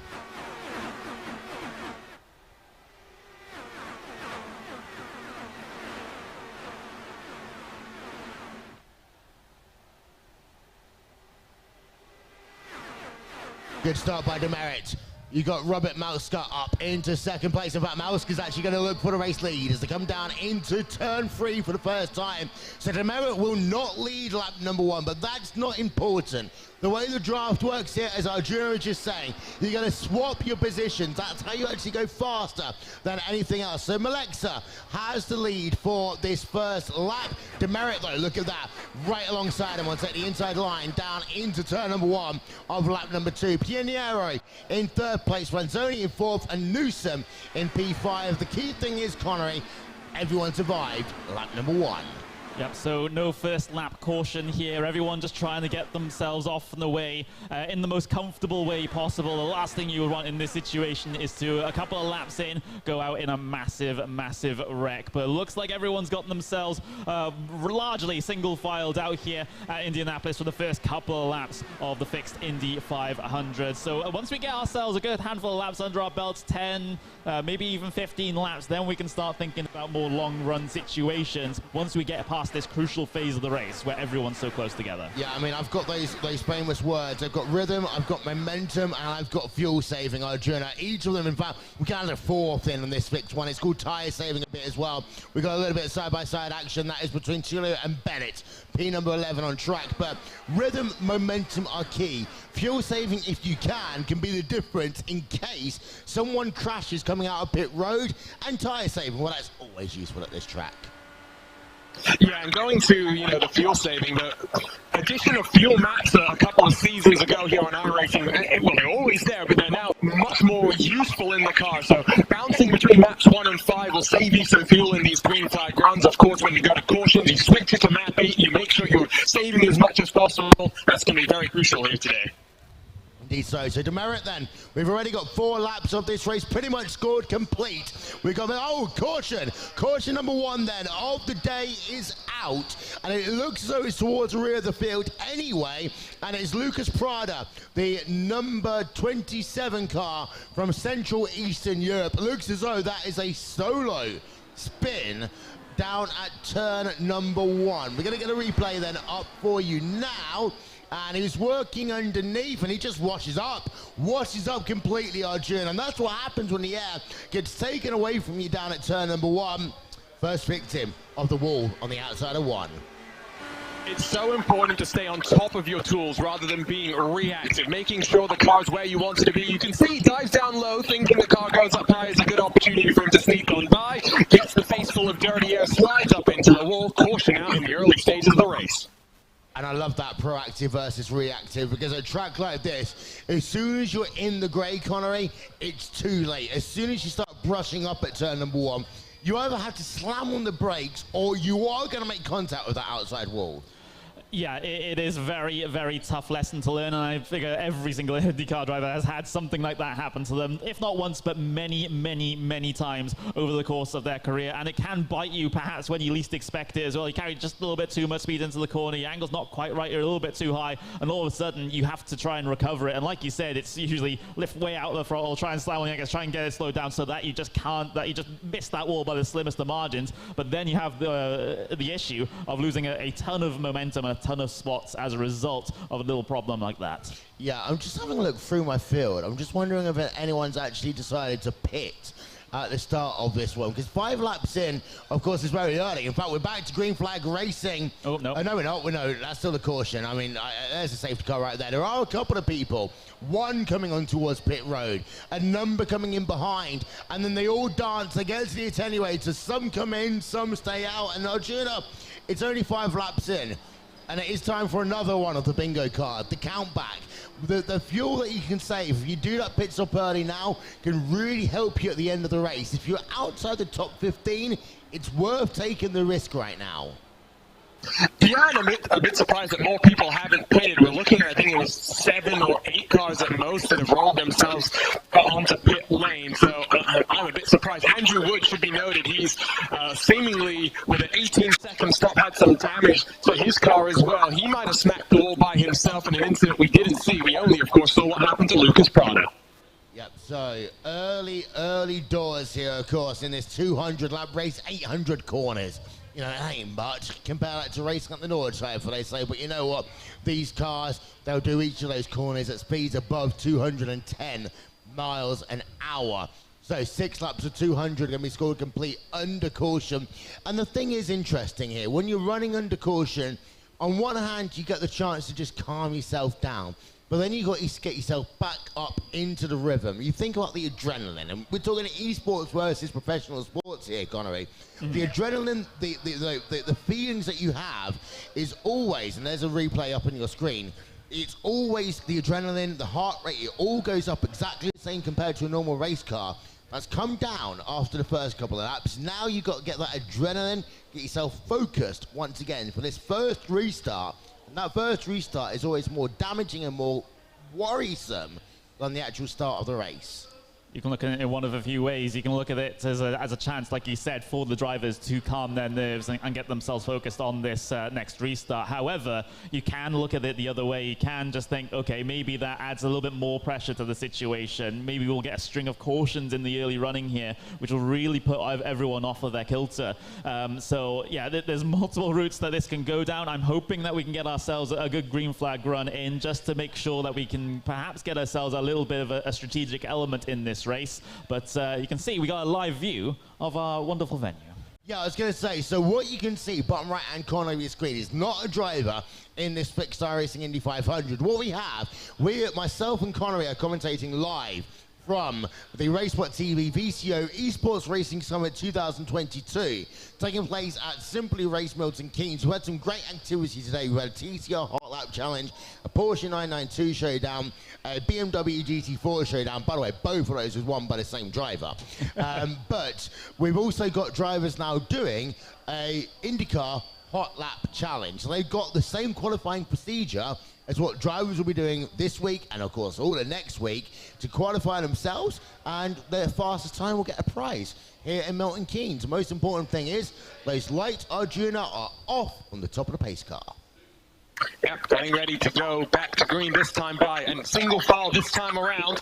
It's all about getting the jump, and the further back you go, making sure you don't get swarmed on these restarts. It's so easy to miss the cars in front of you going. It's where, you know, in this top split, the bigger teams having spotters, having crew chiefs, where those extra hands really come in handy. Indeed so, and you've got to remember the overtaking rules as well when it comes to making sure you don't overtake before the start-finish line, especially on the inside line. Otherwise, you might get yourself a penalty. So the pace car is going to come down on towards pit road. The field has been neutralized. We had ourselves a good, clean start. Are we going to have ourselves a good, clean restart? We're going to find out the answer to that one now, because we go back any second now to some green flag racing here. There we are, green flag in the air, and we have ourselves at the front of the field Christopher Demerit leading the way of all these drivers once again into turn number 1.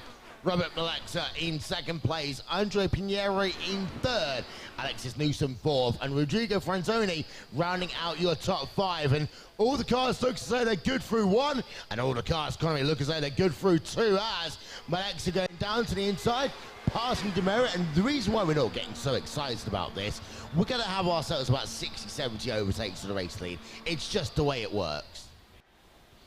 Indeed it is. And, well, initially it was a good getaway there from Newson on that restart, able to, well, go side by side, at least through turns 1 and 2 with a good couple of drivers inside the top 4. There's another change to the race lead as we get Christopher Merritt to the very pointy end of the field. But for Newson, it seems like they just fell back through the field a little bit, caught offline.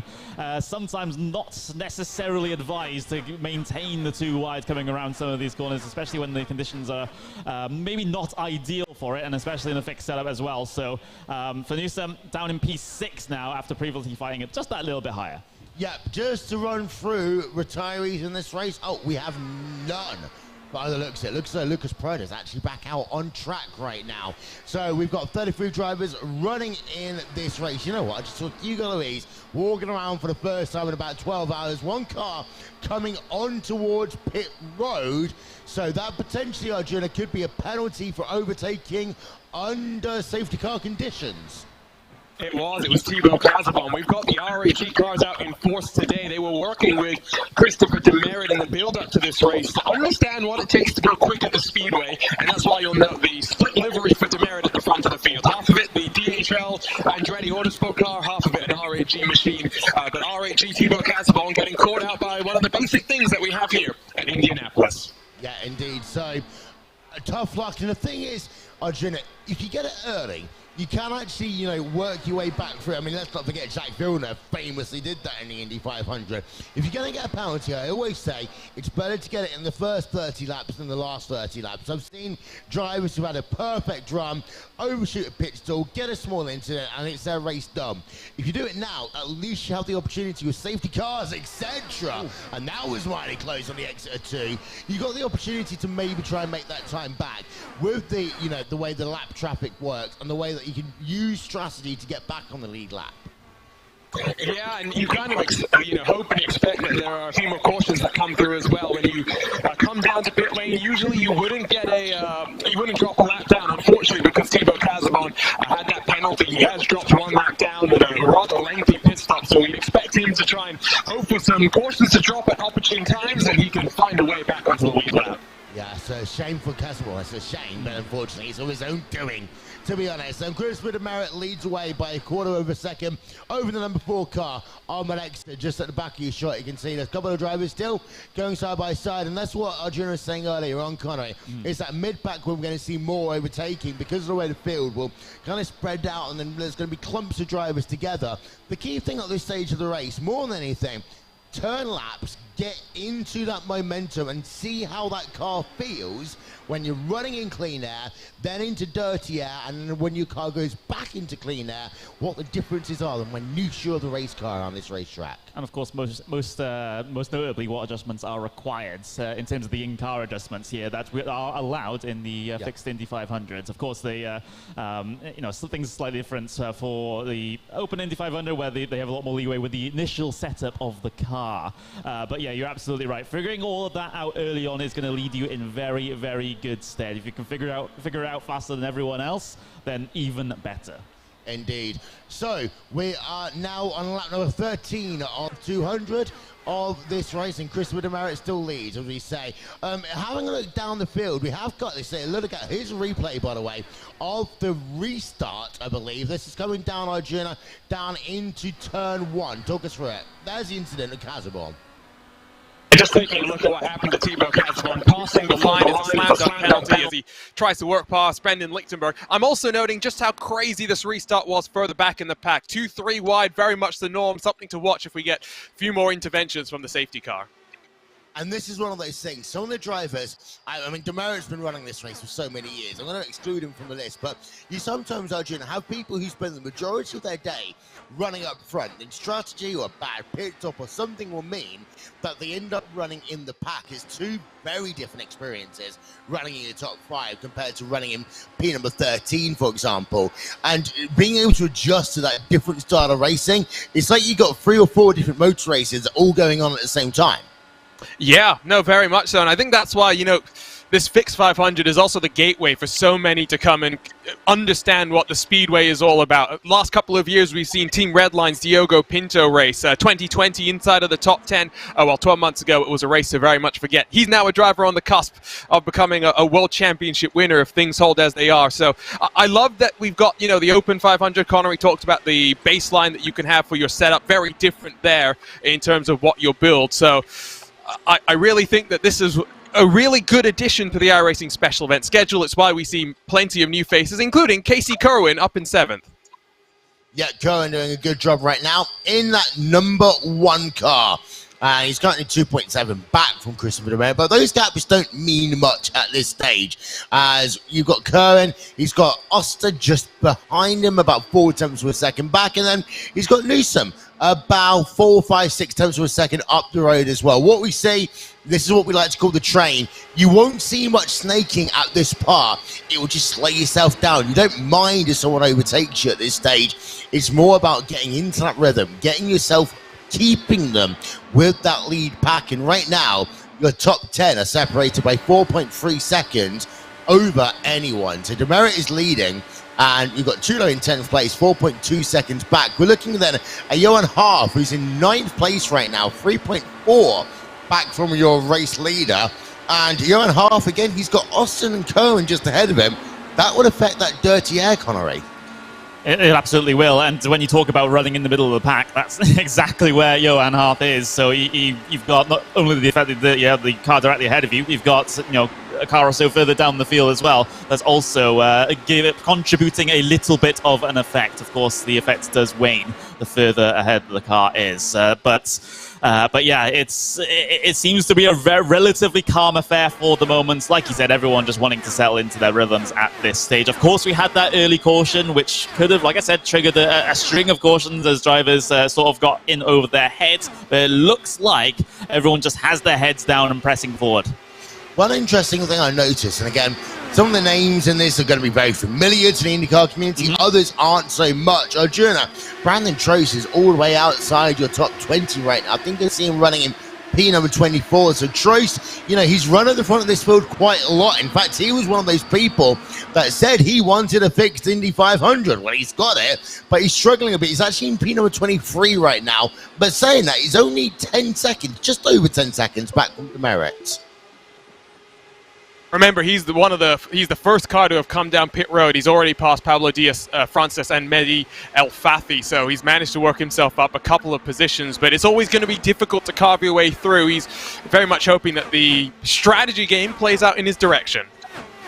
Yeah, indeed. So he's running in 23rd place, and that strategy will come back into favour later on. If we go green for, let's say, the next 50 laps, we'll see the difference between the drivers that came in the lap 6 margin and those drivers who stayed out, both in terms of tyres and of course in terms of fuel. The fuel being the big one because you run out of fuel, but the tyres can be important as well.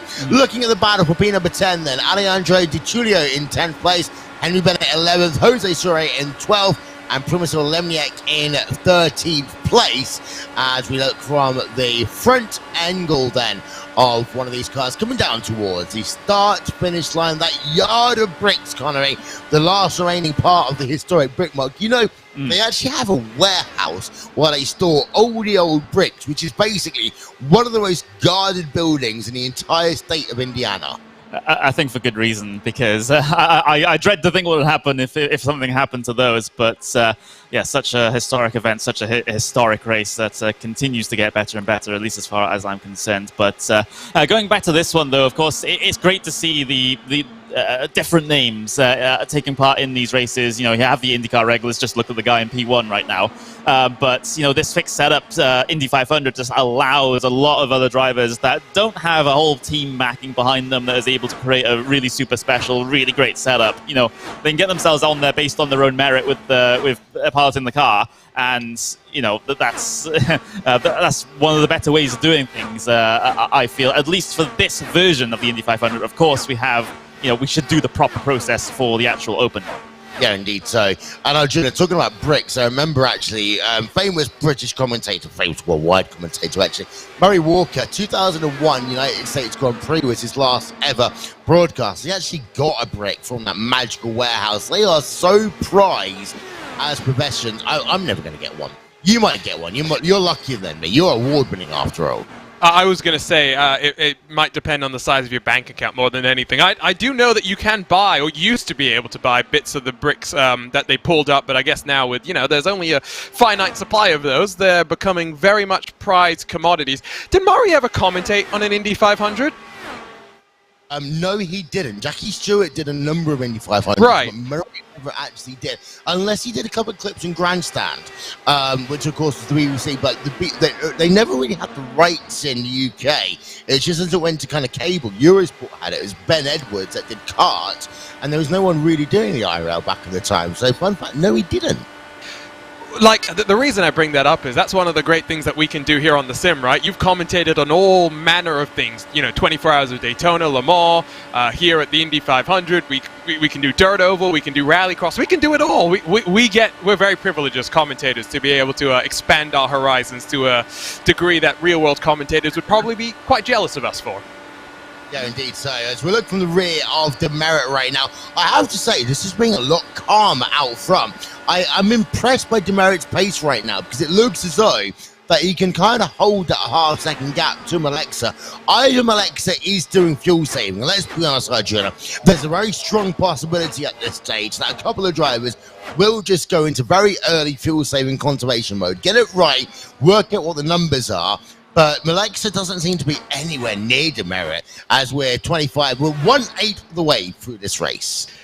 Yeah, I wonder as well if it's just preserving the right side of the car, right? The right front really just take a pounding in terms of the heat that you throw through it through the course of the run. So maybe just sitting back very slightly. You can see the gap between Demerit and Malechka is smaller than the gap between Malechka and Pinheiro. So that's very much working in the favor of the Powerslide Motorsports driver. Able to keep close, able to work forward, and in a good spot to save some fuel. We're not far away, of course, from finding out how much fuel he saved. A green flag window was about 31 to 33 laps. Maybe with the caution that we had, you could extend that up to 35. And those right front tyres, it's really interesting to see how that would adapt over the course of the day. Now, it's interesting to note that this is one of the few races on iRacing that still uses what we call static weather. This and the iRacing Indianapolis 500 next week use static weather. All the other special events, Connery, have got dynamic weather. So it's a lot more easy in some way to try to work out exactly what your tyre life is going to be. But you don't know where you are going to be running in a pack. Are you going to be fuel saving? Are you going to be pushing it every single lap with 2 or 3 cars in front of you, bringing that dirty air? As we've got the battle for P14 on the main part of your screen, that is Lemiak and Brophy going at it, separated by about a couple of tenths of a second. And you also got Ramirez in P number 15 as well. Yeah, the static weather does very much indeed cut down on the preparation time, and when you combine that with the fixed setup, of course, it makes things all the more easier. Yeah. For the open setup guys, of course, imagine if they had to build a completely different setup for cold and extremely warm weather. I mean, road guys have to do it pretty much all the time, but it's going to be even more of a headache when it comes to a race as critical as this, where the hundredths, even thousandths of a second matter. Yep, lap number 28 now of 200 here as we go back to normal pictures. And the interesting part of this, again, is that it looks like most of these drivers are very clearly just trying to stay in some form of a rhythm. We've not seen many drivers move up and down the field. I'd love to see the graphic of the movers and shakers, but there's not been many in this race so far that we've noticed and worked up 5-10 positions early on. As we have a look then at Jacob Oster in the number 16 car, running in 8th place, and he's about a second back right now from Kerwin in the number 1 car. And the draft will still go beyond 1 second in these cars, Adriana. Yeah, no, it does. Probably about 1.3 is the maximum benefit. From there, it slips off. 1.5, you really started to tail out of it. Oster, one of the big stars of last year's Open 500, working with the Total Downforce Racing group. A real last-minute thrash in qualifying to get a setup capable of making it to top split. He managed to qualify his way through and rewarded now as part of Team I5G. And I gotta say, a lot of people think that setups just get handed to drivers. Jacob proved last year that he's very capable of building a setup, and he's someone that works on experiments that go up to the International Space Station. That's a pretty cool stat, if you ask me. And to be fair, trying to set up an IndyCar is a bit like doing an experiment to the International Space Station. Some of the stuff that I've seen over the years, it's a little bit of that dark magic, Arjuna. It really can be. It's about throwing stuff at the wall and seeing kind of what sticks, isn't it? You might not always think it's going to work, but sometimes you just find speed. On the older time model, we're talking now a couple of years ago, I can tell you that Team i5G showed their qualifying setup to a real-world engineer, and I think it's fair to say an amusing conversation was had. But with this newer time model, Adam Blocker works, trackside now with the NTT IndyCar Series. He shared the Powerslide Motorsports qualifying setup with one of the senior members of Ilmore Engineering, and it was interesting to hear that we're very much in the ballpark of what they do in reality now. Yeah, they're not going to tell you exactly what it is. I mean, even for the Penske, Andretti, Ganassi, etc., they are closely guarded secrets. But it is interesting to know what the difference is over the years. Like when I used to do IndyCar racing, there were some silly things. And the thing is, you're right. Sometimes you just have to throw it against the wall, see what works and see what doesn't. The difference in this race, it's all about really, from my opinion, Connery, muscle memory, adaptiveness, the reaction time. Something is going to happen where you're going to have to slow down very quickly. That first one of those is going to come very soon. Green flag pit stops. Yeah, Demerit is on pit road already. So the number 3 car on towards pit road. That's one of the first big challenges of this race, slowing down from 210 plus down to pit road speed, because if you overshoot, you can be in a world of pain already. Yes, you'll lose 15 seconds if you do it on pit entry, but the issue will be that will cost you half a lap almost, and you're not going to have anyone to work with. Yeah, what was that for Christopher Demerit? Around about 30 laps coming down in, so it's on the early side of course, the maximum clear air fuel stint, but getting off and away. What's do you think the call is going to be here for Christopher Demerit to come down in? Not quite at the maximum of the fuel tank, but a few laps before. I think early might be a good opportunity. Also, it's a little bit interesting because he's been leading the way pretty much the entire time. His fuel burn has been much higher than all the guys around him, and they might want to protect him a little bit. Put him into a little bit of traffic, but not too much. I'm going to see how many laps are we going to wait, Arjuna, before we see Alexa, and it could be as early as this lap, or it could be 2 or 3 more. I get the sense he's doing at least one more lap. I'd be shocked if he comes in this lap. This was the green flag fuel window without a caution, and I'll eat my words, he's in this lap. Pinheiro Olsen able to stay out a little bit further. Yep, so Alexa comes in, and that's the difference, Arjuna, between drafting one car, going sometimes doing that swip swap, as we like to call it, when you do that drafting to try and improve each other's speed, and you being the 3rd, 4th car in line, when actually all of a sudden it doesn't matter as much at all. Also, that's one of my biggest pet hates, but it's the only way you can do it. The cars, you'll see them come onto the track between turns number 1 and 2. That's because it's a much faster angle to get back on track. Race control wouldn't approve it really in the real life, but you're way over here today, Arjuna. Yeah, I think it's fair to say that you'd be summoned and you get in quite a bit of trouble. It's all about the momentum, right? Especially with the tires relatively cool. How aggressive you can be is really going to sweep your momentum down. Look at the race off pit road, though. Demerit in front, but it's close for 1st and 2nd. It is indeed. So we're going to get an update on all the times. Let's let them come out. Let's let them settle back down again. This is lap number 35 of 200 in the 3rd annual iRacing Fixed Indianapolis 500. You're watching it on RaceSpot TV. You're watching it also as part of the community event here at Simply Race Milton Keynes on VCO social media as well. So hello to all the folks that's been watching us over through the day. Olsen currently leads the way, and this is interesting. So Olsen's coming on pit road, lap number 36. So lap number 35, there's some drivers, this is these drivers in Connery then, who did that pit stop early, who's going on to lap number 36 and beyond. Yeah, absolutely. These, like you said, these are the drivers that during that one and only caution that we've had so far came down in. Why not, when you're at the back of the field in those last couple of spots, why not come down and get some fresh rubber, top off the fuel tank? Gives you a few more options a little bit deeper in the race if you're able to improve your track position in the normal green flag running. So yeah, we'll expect these to come down in the next couple of moments here, but it seems like the vast majority of everyone who stayed out during that initial caution period has now come down on towards the pit lane to get their first green flag stop service of the evening. I'm not going to lie to you, Arjun. That's the only way that I ever want to shrink for field races by fuel strategy. I was in a situation, I overshot my pit stall whilst leading the race, fall back to the back of the pack under caution. Well, you might as well go and top up because everyone else is going to pull you around. They'll be the hot knife through butter. End of the race, I say 2 laps of fuel, could run out to the line, off you go, happy days. But we've got Van der Sant right now leading.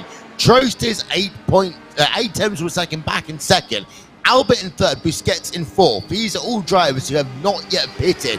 The first on the road, really, for those who have pitted, are Demerit and Malexa, who are currently 9th and 10th. Van der Sant actually didn't pit under caution. I think he's run out of fuel, gambling to try and make it to the end of 37 and using the access road to roll his way into pit lane. He's got to be very careful to make sure that he doesn't miss his box because, well, he'll effectively then have to tow inside of the pit lane. That is suboptimal, to quote Lewis McLeod. We also talk about the difficulty of getting in and off of pit road. Casey Kerwin, a World Championship caliber driver, showing how difficult it can be. Yep, indeed so. And that's always the issue. Slowing that car down. On one hand, it looks really difficult. On one other hand, drivers take it for granted. And Connery, when I used to be a team manager, this is one of those things I would always tell my drivers.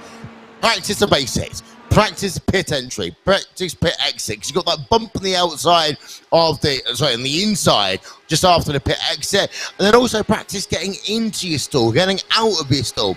These might only be a couple of attempts per second, but you combine that, that's 1 second per pit stop. These are things sometimes the regular sim racer forgets about doing. I've seen countless times, not only in IndyCar or in oval racing or even in road racing, the amount of people that have completely botched their pit entry, completely messed up, trying to slam on the anchors, trying to get into their pit box. They might have even only practiced it on fresh tyres and didn't realize how much the braking performance is affected by all the tyres at the end of a stint. So therefore they overshoot it. And of course, you already mentioned the pit exit as well. All of these things, very, very important to practice. It should be part of your preparation coming into maybe even your next league race.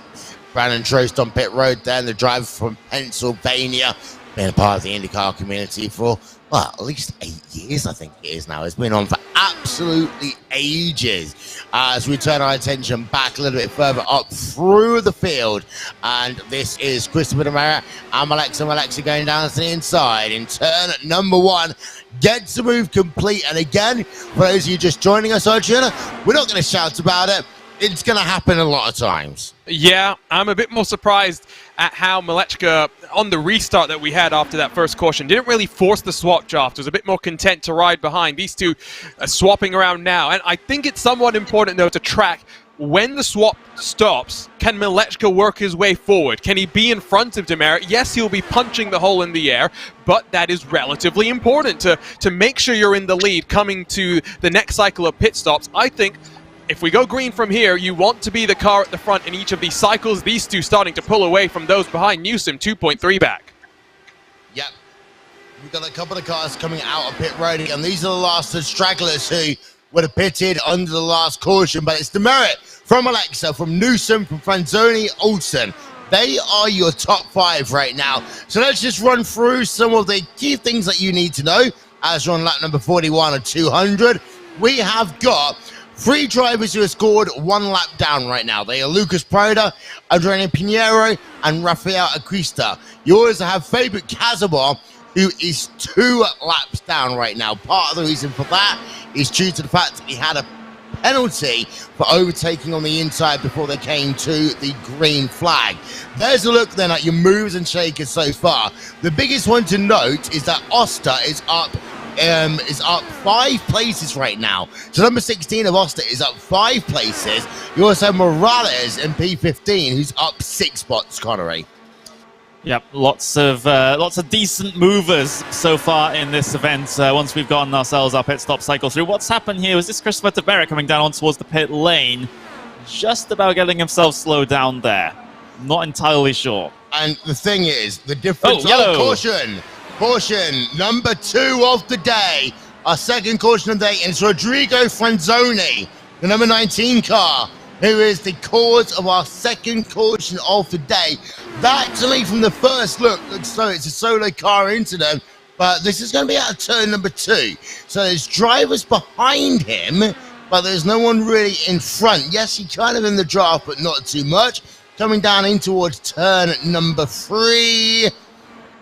That's a little bit weird. You don't normally push up high in turn 3, Arjuna.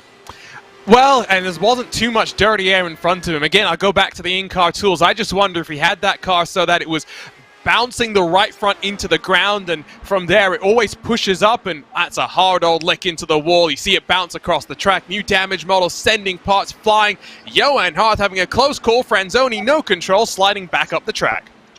Yeah, and Connery, that means we're under our second caution of the day just before we hit 1/4 distance. Ironically, we've talked so much about Barney, who is one of the most famous figures in iRacing. We've got to remember that come a couple of weeks' time, 2 weeks' time on Sunday, during the Indianapolis 500-mile race, one of RaceSpot's own, Aaron Likens, will be up in the flag stand in the position that Barney normally takes, and this is interesting. A lot of people coming on pit road. I think that maybe 1 or 2's been left out to dry there, and that's always that interesting train of cars that comes in. Just having a look through on my timing screen, if it will ever move up, and indeed, Robert Malaxa has been left out to dry.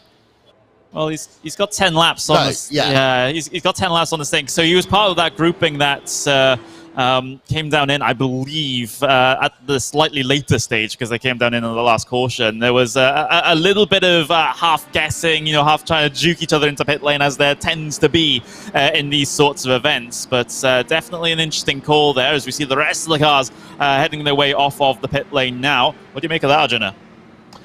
Well, I'm just now curious as to the call from demerit to box. Now, it's worked out somewhat nicely for him. Johan Hart, a very quick stop, just 4 seconds. I don't think he took tires, to be completely honest. It was so quick a stop.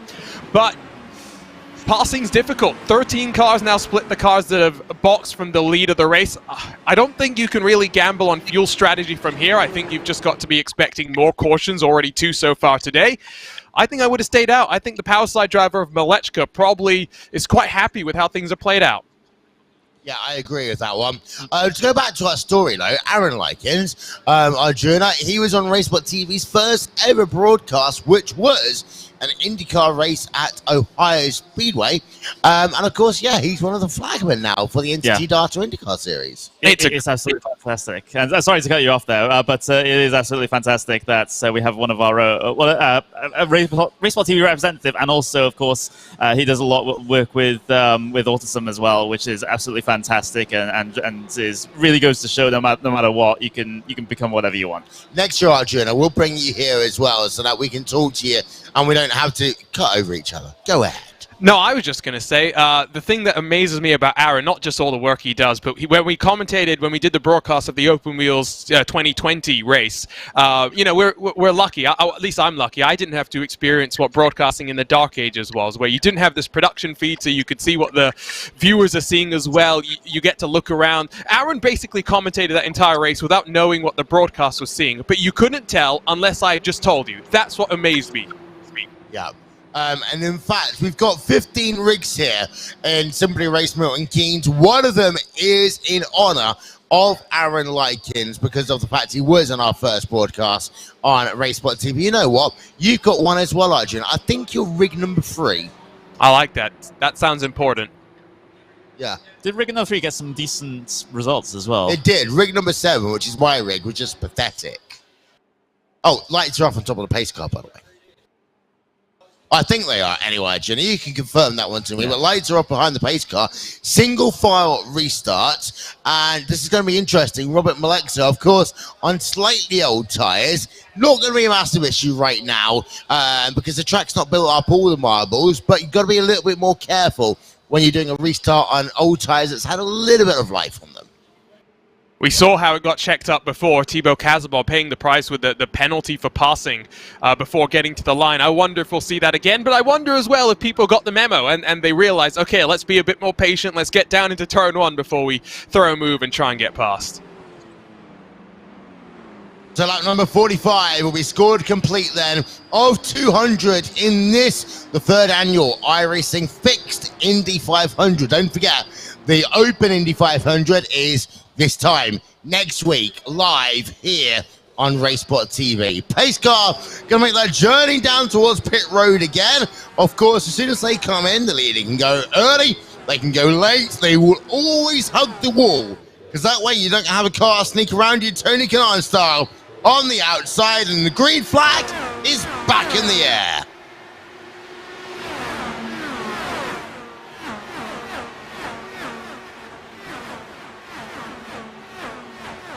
Well, Alexa did a good start. They're 3 wide as they work through turn 2 at the kind of semi-rear part of your field. So a lot more dicing. Look at that, Arjuna. Almost 4 wide as they work down the back stretch. Yeah, Casey Curran thinking this is more a super speedwell style race to get things started, but it's all about finding track position early. Much easier to get past now than it will be once we settle into the rhythm and the momentum of the run. They're all fighting hard, 3 wide. I'd be a bit scared if I was Hugo Olsen in the meat of that sandwich. Yeah, so Hugo Olsen, this is what we talk about as well. Racecraft, Connery. Racecraft is so important in this race. Being able to be comfortable going 3 wide at speeds of 200 plus miles an hour, that's how you're going to work yourself through the field. Because if you get on the naughty pedal, basically what's going to happen is you're going to lose through positions, and it's going to take you 15 laps to even try and get back up through there.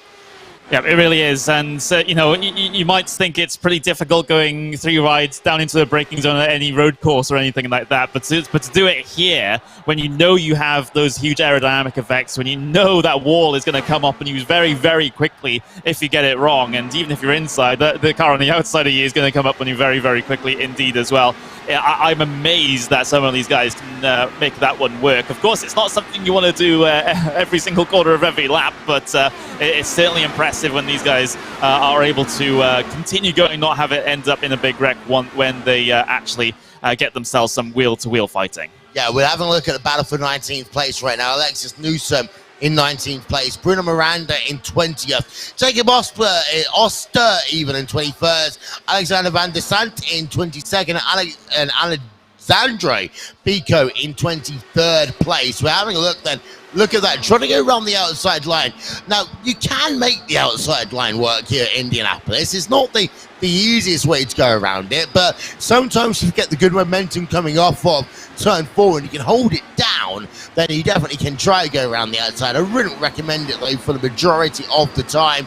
And we've got side-by-side then going down into turn 2 and onto the backstretch once again, Arjuna, and pass was not complete. Yeah, and it opened the door for Alessandro Bico to have a look, but Van der Sant will hold off for now. The high line has very much been dubbed the Christopher Demerit line. He's used it to great aplomb in the last couple of open setup 500-mile races that we've had.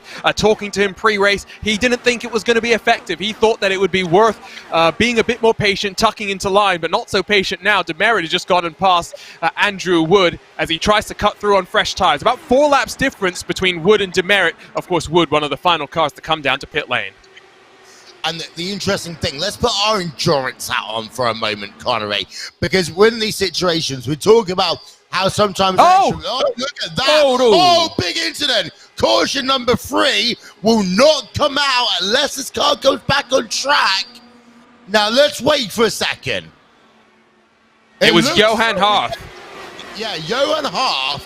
It looks like we stay green because there is no one else around, but we'll get that replay in a moment. Well, that should have been our 3rd caution of the day, Connery. Just the way the yellow flags work, we avoid it. Of course, we are, because of these special events, we are unable to have stewards that will be able to manually throw the caution in that case, which is what a lot of leagues do, just in case it doesn't get thrown. But since this is all automated and cars stationary or slow moving on the racing surface, the grass happens to be not the racing surface, it doesn't call it. And there's also a certain threat level with other cars coming as well that also influences it. I think Ryan Hunter-Ray, there's a replay, Arjuna, took this rep. Yeah, I just think he gets a little bit tight. Again, it's very similar to what happened with Franzoni. Up into the wall, Alexis Newsom tries to duck down low, and the only female champion in the Lionheart Racing Series unfortunately sees her race ended in the first month of May for the new recruit to Team I5G. Yeah, that's a bit of a shame. And We're talking about, of course, the grass not being part of the racing surface. I think Ryan Hunter-Reay disagreed with that a couple of years ago. He did, but well, I just feel bad for Alexis right now because the speeds at which we're going are just so high. There's really no time to react. You pick a lane and you pray it's right, Will.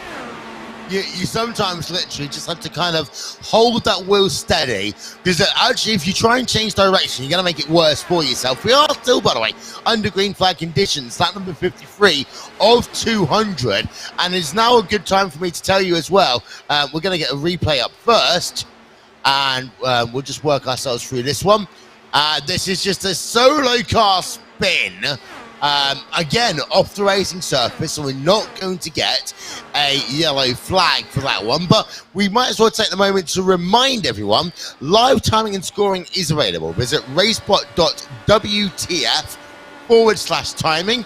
That is racespot.wtf/timing. As we look on board from the rear, Connery, of Brandon Trost in that number 23 car. Yeah, Trost trying to work his way back up through the field in that number 23. Of course, he's got Demerit right behind, and well, not giving him an inch to breathe at the moment. Of course, you know, get so close, he gets a huge, more of an effect of that dirty air onto your wing surfaces, shall we say? So we can see Demerit drop back for that reason. But yeah, things going along quite well at this point. We've only had 2 cautions here today, total of 6 laps in total. We've had 47 green flag laps. This current green flag run around 9 laps. So we're still getting ourselves into the finish of the first third of this potential green flag stint. Yeah, indeed. So, and thank you very much to Timing 71 for all the useful bits and pieces that will help us during one of these long races. So we get to know how many cautions there have been, because I remember the time back in the day, Juna, you were trying to count back on your fingers. Exactly how many cautions has it been? Well, 2 cautions, 6 laps so far, 48 laps under green. And this race, yes, we've had a couple of stoppages, but it looks like the drivers right now, heads down, focus on the prize. I've not seen anything that would make me go, okay, that's a little bit silly. Yeah, no, I agree. It's been, you know, a quarter of the way through. You usually expect at least one crazy move, maybe even from someone like Brandon Trost, who's known for his aggressiveness that's trying to work his way through the field, but it's been relatively sane. The only bit of craziness that maybe we saw was Malechka swapping with Adriano Pinheiro, who, of course, with a pit stop penalty, we saw him speeding on the entry, has dropped to 1 lap down. He was trying to help Malechka pull away, but DeTulio has managed to wrangle in the race leader. It's Henry Bennett in 3rd that sees some separation between him and the car up front. It is something to note as well, as there goes Demerit diving down low on Trost, that Pinheiro likely to be working with the Powerslide Motorsports group. Yes, he's running in effect by himself, partnered up with Rodrigo Franzoni for the Bread King Esports team, but Powerslide, as well as the one solo team talent driver, Jason Brophy, and maybe the Brazilians out there in the field might be working together here. Indeed so, and sometimes you have those pre-arranged things. Sometimes it will just come up as you work your way through the race. Again, especially if you end up with one of your teammates, Connery, out of the race early. Sometimes you have that list, that B list, that C list of people who say, okay, it's acceptable for me to work with them. As we're having a look from the rear right now, we're on lap number 57 of 200, and that is Robert Maleksa in the Powerslide Motorsports car. This is why it's always prudent to not necessarily be on good terms with everyone or most people in the race, but to be on terms where you could potentially work together.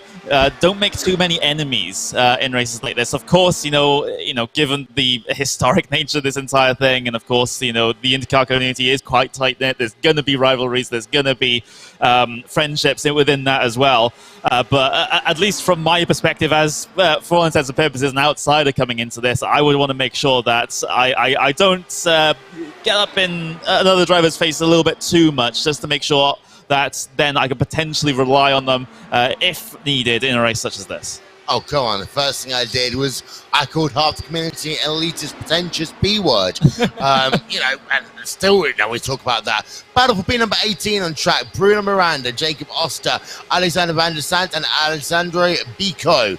And we're looking at that battle on screen right now, Juno. And again, these drivers, they seem to be running in that pack. So they don't seem to be too aggressive. to really move through the pit. In fact, I've not really seen anyone who I can really say is going, okay, I'm making a charge for a number of drivers.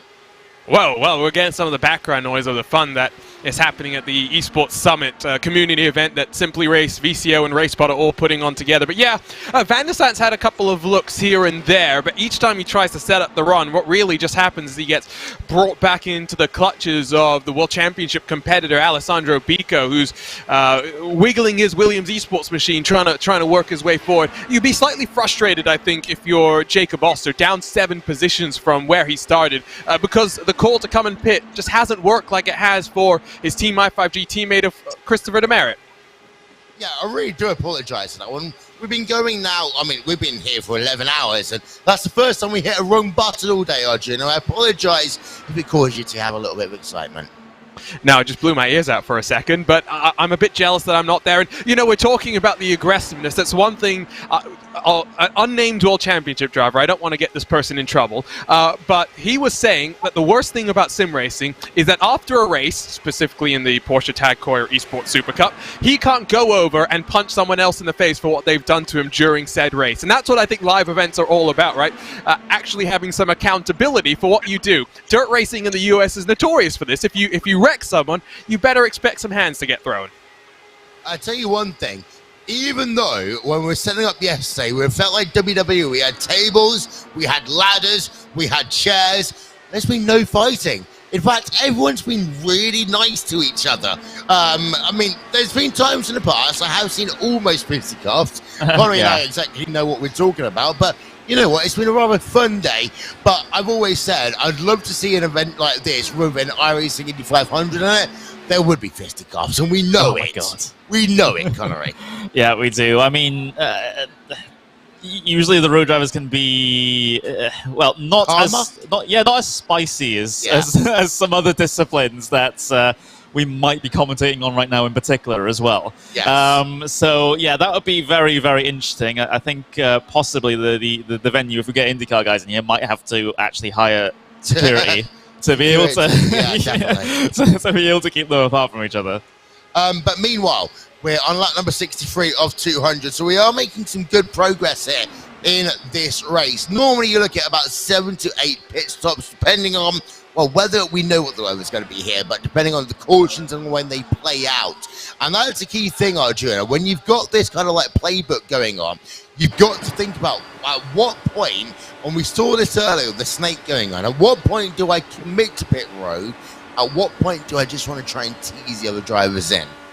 Yeah, you know, play the fake-out game. It's a little harder to do at these kind of speeds. When you exit turn 4, you basically have to know what you're doing, especially on the edge like these drivers really are. The balance of the car is so ginger that you don't want to be jinking one way, then back to the other. But body language is so important.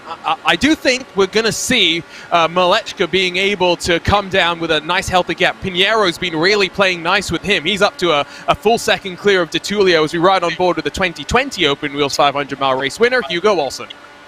Yeah, so from Malechka now, it's almost a second. Almost a second. Thankfully, we don't have DRS on an oval. Because that would just be really silly. But Malechka has got himself, it's closed down a little bit over to number 33 car. Henry Bennett in 3rd place is in the number 8 car. Lemonek in 4th in the number 31 car. And I would say at this stage, there are clearly 7 drivers in this lead group, Connery. So that's 7 drivers who are really running together. But it's not really a big gap then from P7 back down to that second pack, which starts with Brandon Lichtenberg in P8. Yeah, they're all keeping each other honest here. There's not all that much separation in the pack, which I kind of expect, given it is the fixed series, as we see Visitor on towards the pit lane, and it just so happens to be our current race leader, Roderick Machelka, heading his way down and in, all alone for the moment. I'm not spotting anyone else deciding to come down in on this particular lap here. Arjuna Malcheska, all on his own on pit lane. Yep, no, it's all by himself, and that's the price you pay for being the leader. It's the price you pay for the swap draft as well. You're not able to save any fuel, but I think more crucially is if we go green from here, that gap that he's been able to build up with the assistance of Pinheiro might prove to be crucial. D'Attulio still about 7/10 clear of Henry Bennett, who's got Lemonek behind. RAG really showing up well. It shows that Christopher Demerit's a good teacher as well, because DeTulio up there, Lemonek's up there as well. Really impressed to see what Romain Grosjean Esports has for us today.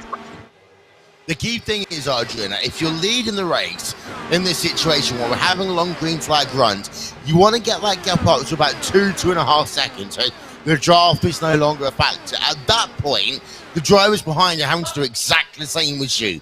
They can't fuel save. They have to run flat out. It becomes a proper driver's race where it's not about strategy. But right now, Tulio has not built up that advantage. None of these drivers have really built up that advantage. And because of that, the pit stops become even more vital. That 0.2 of a second of being a little bit more cautious as you come in, or locking up that brake pedal when you're trying to get down to pit road speed. Those little tenths of a second really start adding up at this phase of the race. No, you're right, they do. But I think, you build up that advantage over time. It's great if you can have 2.5 seconds in a 30-lap fuel run, but more realistically, with the model, of the draft and the way this race is playing out with this fixed setup, I think you build that up over time, and that's where Malechka is going to be slightly happy, I think, that Pinheiro came down to pit with him, because these two, clean air, guess what they'll start doing again, Will? They'll start swapping once more. Yeah, and that's the whole thing about having a dance partner, Connery, that can be really useful in this situation. And sometimes you find your dance partners where you are on track. You get lucky, or actually you struggle. And it all comes down to sometimes what your reputation is, and what, as you talked about before, a very interesting but also very close-knit community. Yeah, and like I said, you got to maintain that good reputation so people are actually willing to work with you, and you've gotten yourself into a bit of a spot of bother rather than just leaving you out to dry instead. But like I said, there's an element of luck in it as well. You're coming out in close proximity to another driver where you may not necessarily be friends with them, but at least you have that car ahead that you can just start slingshotting off of, because it's mutually beneficial for both of you to do that and not screw each other over. Yeah, so we've got some more drivers coming on towards pit road as we speak. Jason Brophy is on pit road. Florian Libre is on pit road. So these are those drivers, once again, who are kind of on that alternate strategy, Arjuna. And it is only 5 laps. So at this stage, it is an alternate strategy, and it will continue to be that way until we have a yellow that neutralizes the field.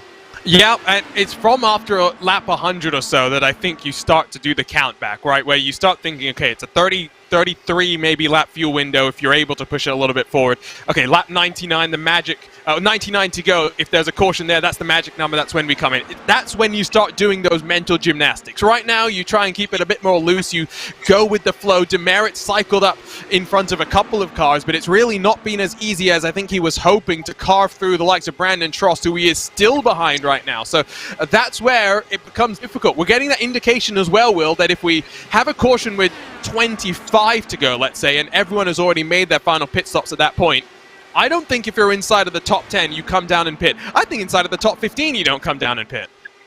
No, and I go back in the annals of the iRacing Indy 500. One of the best drivers who was able to pit and get through the field was Tim Doyle. And he would always tell me that outside the top 12, it was never an option. And what he would do is he'd always take the risk based upon exactly how many laps the drivers ahead of them have done. If you've got 25 laps to go, you shouldn't come in. It's only really if you've got yourself in that situation where you're on the outside looking in, you want to try the Hail Mary throw, then you go for it with 12 to go and see how much you can do.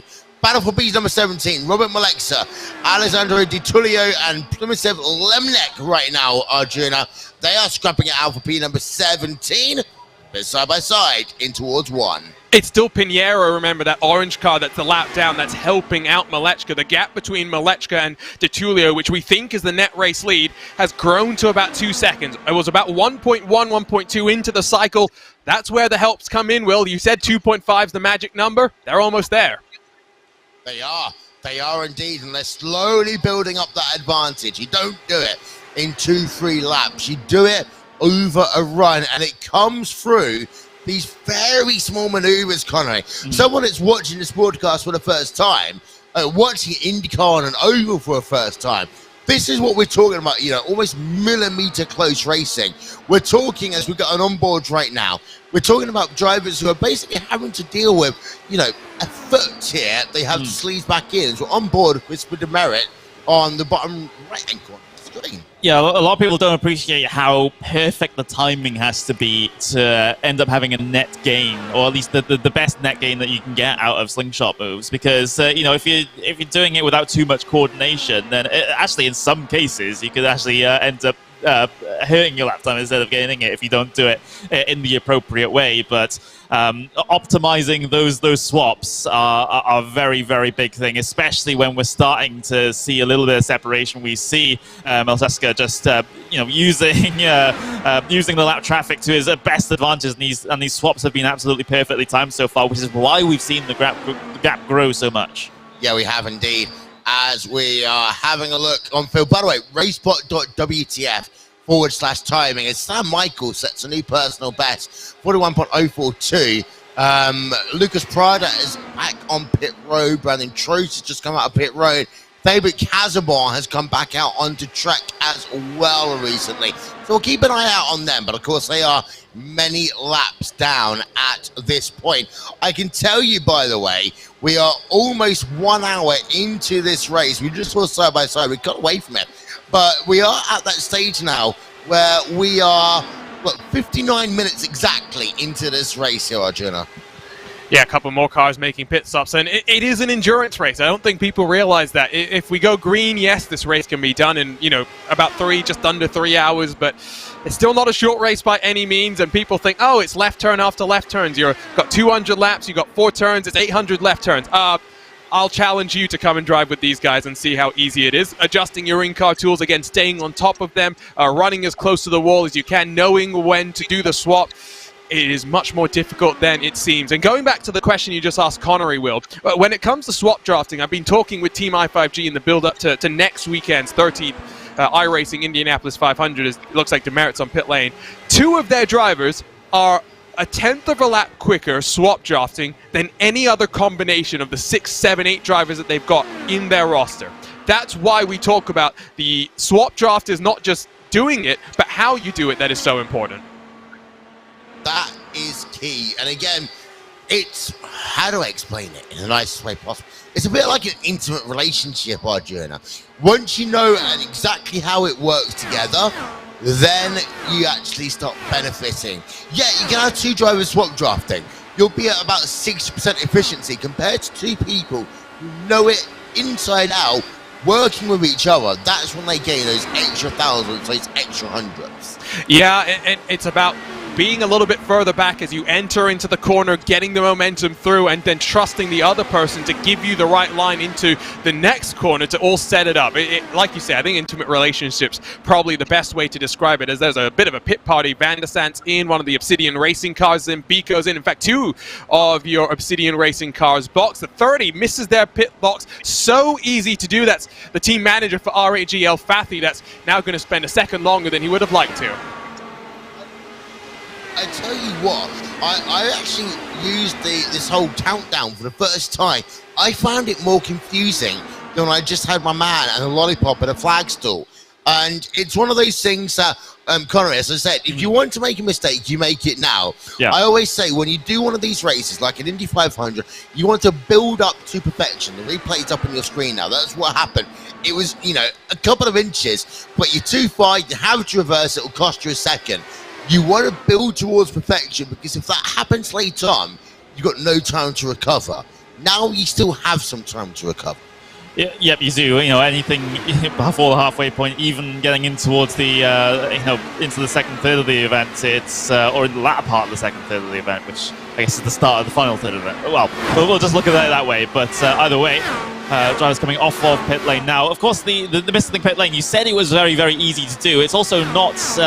You know, people usually think, oh, you just overshot it or you've undershot it. You have to do it laterally as well. You have to make sure you're actually in a sideways sense is the best way to explain it in your box, because sometimes it's quite finicky about that as well.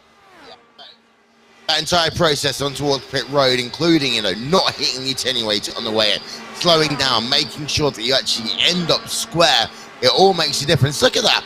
Roman is up 14 places in this race in that number 5 car. You got Morales up 14 places. Brandon Lichtenberg up 16.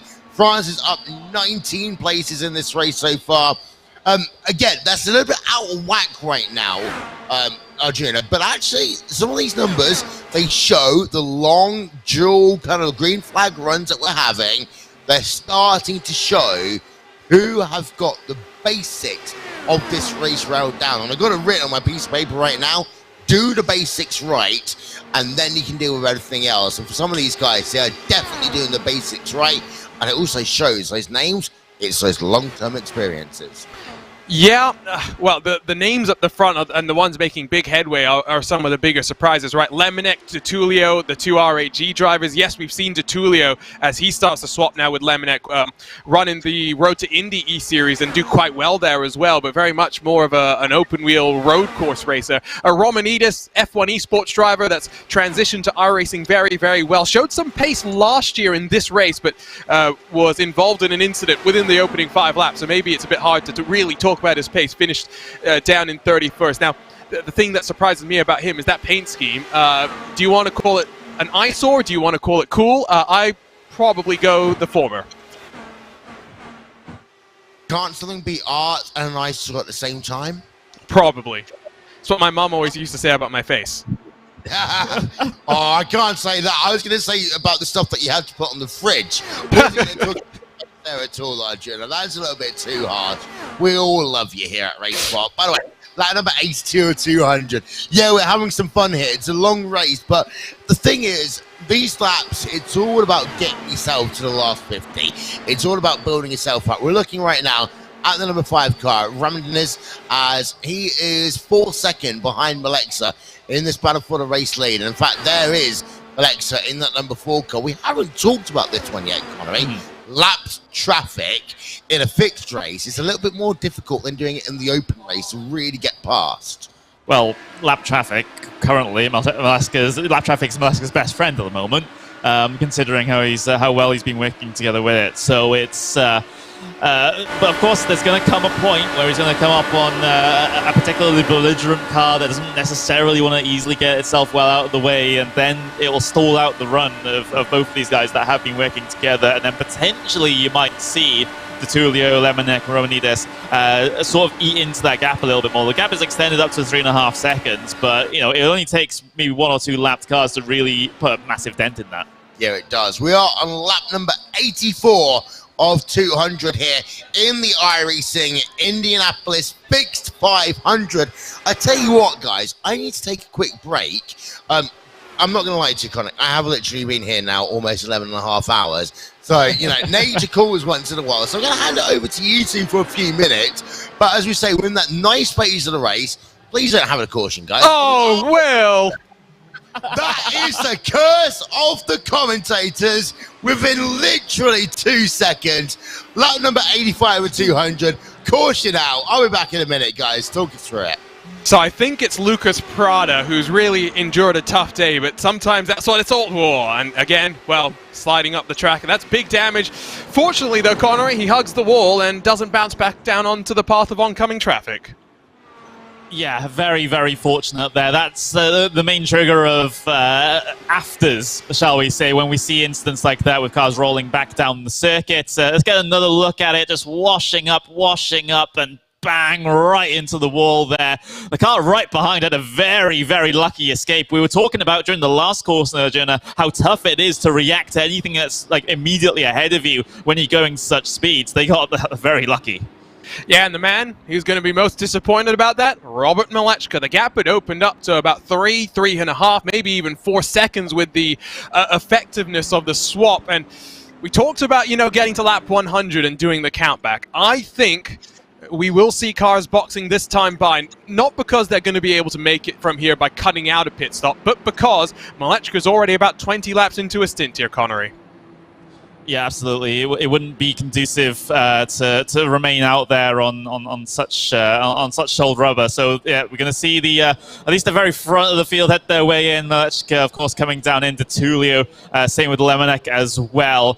We are seeing a couple of cars that are remaining out there, sticking with their particular strategy. Primarily the ones that were at least a little bit younger on their existing stint already, so it's less of a risk for them to continue to stay out there. But you know, these cautions, they're a big factor when it comes to throwing a bit of a curveball with regards to what is actually good track position or not.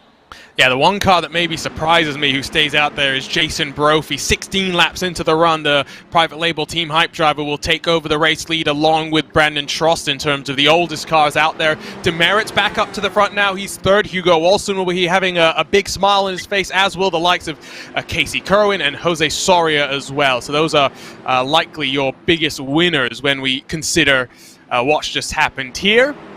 It's another car just washing up the track, and we talk about how this is the gateway, right, to the speedway for many of these drivers, Connery, but it's also a real trial by fire. You get a setup which isn't always optimal. The teams within the community work year-round often to get their cars dialed in for qualifying and for the race itself as well. The drivers who are new to this, well, they get to figure out what the track's all about with a setup that's, again, suboptimal. Yeah, I've attempted to run in a few of these myself way back when, and yeah, it is very, very tough, especially if you're not ingrained within the community, if you're not doing it week in, week out. It's a very special kind of racing and a very, very punishing kind as well, because if you get even something very, very minor wrong coming through the corner, you're coming in a little bit too high, coming in a little bit too fast, you haven't positioned yourself quite well enough compared to the car ahead of you to make sure that you're not getting the worst of the dirty air. Even small mistakes like that can have absolutely massive repercussions, and that's what draws a lot of people to this kind of racing, because it is that close sometimes. The margins are just so fine. One thing that I like as well, 3 years now that we're doing this is the third annual iRacing Fixed 500. It's the third year in the row that the man that's put it on quote-unquote pole position will not actually start this race from the pole. Now, Brandon trainer Christopher Demerit will argue who actually won pole position is quite clear. The man that started this race was the pole position sitter for this one. Pinheiro gets his lap back. That is going to be very, very important for him as he tries to work his way forward. Brandon Trost, you'll see, is doing fuel saving under the caution. He's taking the access road. Don't think there's any rule against that. Might be frowned upon by some of your competitors, though. But again, it's a good thing to see. Yeah, I don't think it's protestable. If so, Nim would definitely have his work cut out with regards to the amount of people that do it. But yeah, I mean, you got to do whatever via whatever means necessary to try and get the advantage here. It's a very, very typical racing driver thing. Is, you know, any competitive person would be able to vibe it with that. So yeah, maybe some of the drivers might be slightly annoyed about it, but you know, there's no rule against it. It's more of a social faux pas, I suppose. So I got to ask you, Connery, how has it been with this community event going on? How are the people enjoying seeing what it's like behind the screens as we blabber away about random racing stuff? Yeah, it's been great. I mean, we've of course, a lot of people, given the regular proceedings here with the actual esports events has now finished. A lot of people have decided, well, not a lot of people, but a good handful of people have decided that they want to go out to have food or whatever, but we still got a good crowd in here. They've also been reacting to what's been going on as well, Arjun. I don't think you can quite hear them, but they have indeed been reacting, especially to some of the wrecks that we've had. But Pace Car's going to pull its way down and in. Arjun, take us away. It's going to be important for those on fresher tires to make hay while the sun is still shining. Third caution will draw to a close. The top 13 yet to come down pit road. Your former race leader, Robert Malechka, in the thick of the action. We're back underway for the third annual iRacing Fixed 500. It's a good launch from Casey Kerwin as he looks down to the inside of the SRC Movano Corsa car. And the exit driver up back into the top 5, looking backwards though at Robert Malechka. He's got his work cut out. He looks inside the 13th position. Yes, this will be our first real sign of how these drivers on the, well, about 7 to 10 lap fresher tyres are going to be able to try and work their way through on the rest of this field. So that's that's the situation that we have to be keeping track of. If Malechka, Tullio, Romanides, how quickly are they able to gain track position, if they are even able to gain track position on those cars that did stay out. Of course, we saw it was a bit of a struggle with just a couple of laps delta. There's a little bit more this time around. Let's just wait and see. Alexander Van der Sant looks to the inside of Jose Soria. We saw Soria compete in World Championship competition in the Dallara iRacing Grand Prix Championship last fall. Also competed in this car in the ISO WC, so clearly experienced when it comes to the open wheel machinery. Michael Romanides jumps in front of Alessandro Di Tullio. That's somewhat important when we think about those cars already having boxed. If the cycle plays out in their direction with about 75 odd minutes to go, we'll wait and see where they're going to end up. It's calmed down. I expected a lot more craziness on this start, Connor. Remember what we had last time. Yeah, absolutely. I mean, we saw that big cluster at the very, very sort of rear third of the field on that previous restart, which went 3 wide in some occasions, which is always very, very sketchy here at Indianapolis. But they were able to make it work, and once again, we've gotten a very, very clean restart here on the 90th lap of the 200 that we have to run here. We've had a couple of cautions so far, but that is only natural in this sort of racing. Hopefully we can get ourselves another a chunk of green flag running in, and then drivers, start counting back from the end of the race. 33 started, we're down to 20. In fact, 30. Lucas Prada has rolled his car back out onto track, so he's determined to at least finish this race. Alexis Newsom, Johan Harth, the most recent retirees, a big issue for the Frenchman for the Apex Racing team off of turn 2. Saw him slide down the track. Alexis Newsom, your 2021 Lionheart Speedway Series champion, nowhere to go. Both of them get collected, at least for Alexis Newsom, though. It's all eyes on next weekend and the 13th run-in of the iRacing Indy 500. The only other retiree, Rodrigo Franzoni, another car knocking down the wall. We've seen plenty of cars really understeering tight, and I don't entirely blame them, as Lucas Prada, I think, realizes his car's got a bit too much damage. He might be retiring from this race, because it's always better to have an understeery car than one that wants to snap loose on you. Yeah, it's a little bit more predictable, shall we say. So you see Sarah heading his way down the inside of Woods there, not quite able to complete that one. We've got Stern Biko having a little bit of a scrap going on for P11 and 12 as well. But you are absolutely right there, Ojona. Having a loose car, it's always super sketchy, no matter if you're in the car. I mean, I'm more familiar with the NASCAR side of things when I used to do a lot of oval racing. I would also prefer to have a little bit of a slightly more understeery car compared to oversteer, because it's more predictable. Yes, you know, some drivers absolutely hate it because it feels like you're pushing a dump truck around the track the entire time. But at least you have that sort of security that it's not going to all of a sudden snap on you into an unrecoverable slide or spin. Seeing Edu Morales in the Obsidian racing car look down low as Henry Bennett's going to try and make the outside line work. I think one thing that, you know, as more and more people look at this Indy car, if you ask me, it is the best car on the service, at least when it comes to road racing. The oval package, more of a real-world problem than an iRacing problem. It just doesn't produce the best racing. Here comes Pablo Diaz-Francis looking on the outside. Morales is going to lose out after going on the offense. But we saw this car race in VCO Infinity just a week or so ago, and a lot of the feedback that I got from some of the top drivers from the likes of BS Competition and other teams is that, you know, we like this car a lot. We'd love to run it more, and that's what I think people have to do on iRacing sometimes, right? Is break out of the bubble, because we get so fixated on the things that we do on a day-to-day basis. Yeah, we get so fixated on GT3s, on 911 Cup cars and things like that. We sort of lose the perspective of the bigger picture of what other kinds of racing, what other disciplines are on the service, what other types of cars are available as well. And you know, there isn't really a car on the iRacing service that can't deliver a good race. You know, I don't think there even is one.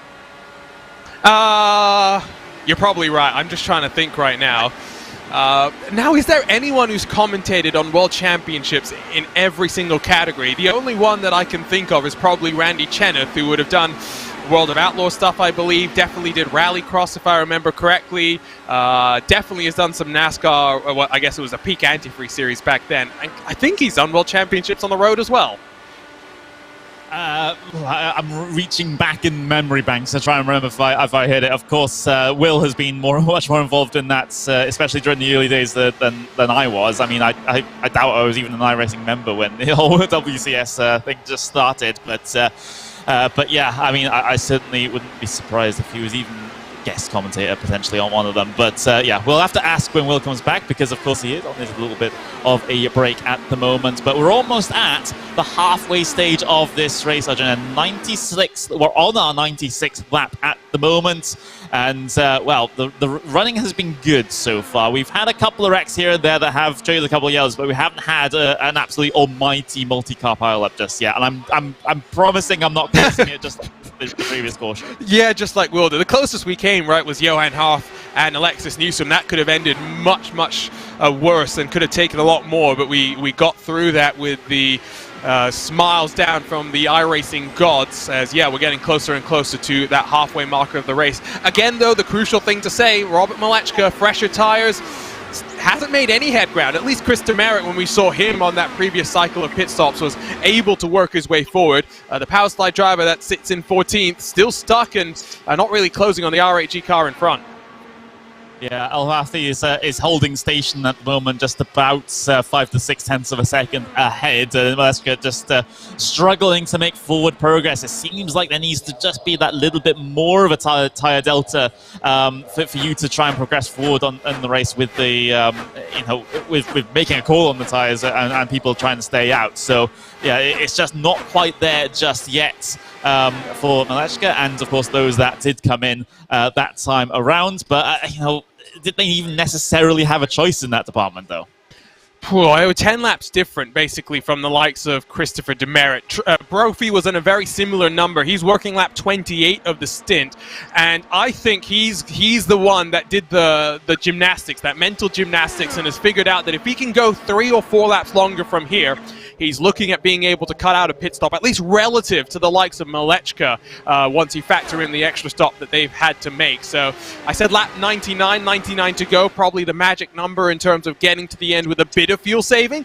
We'll wait and see if that holds true, as Adriano Pinheiro is pulling it down onto pit lane, has got his lap back. I think he might actually drop off of the leading lap, though, unfortunately. We'll see how it plays out. I'm back. I just wanted to make a quick note about lap number 98, of course. Dan Weldon, he grew up just about 10 miles away from where we are in central Milton Keynes, an old place called Emberton, just near Olney. Of course, he won his second Indianapolis 500 in the year 2011 in that William Russ machine.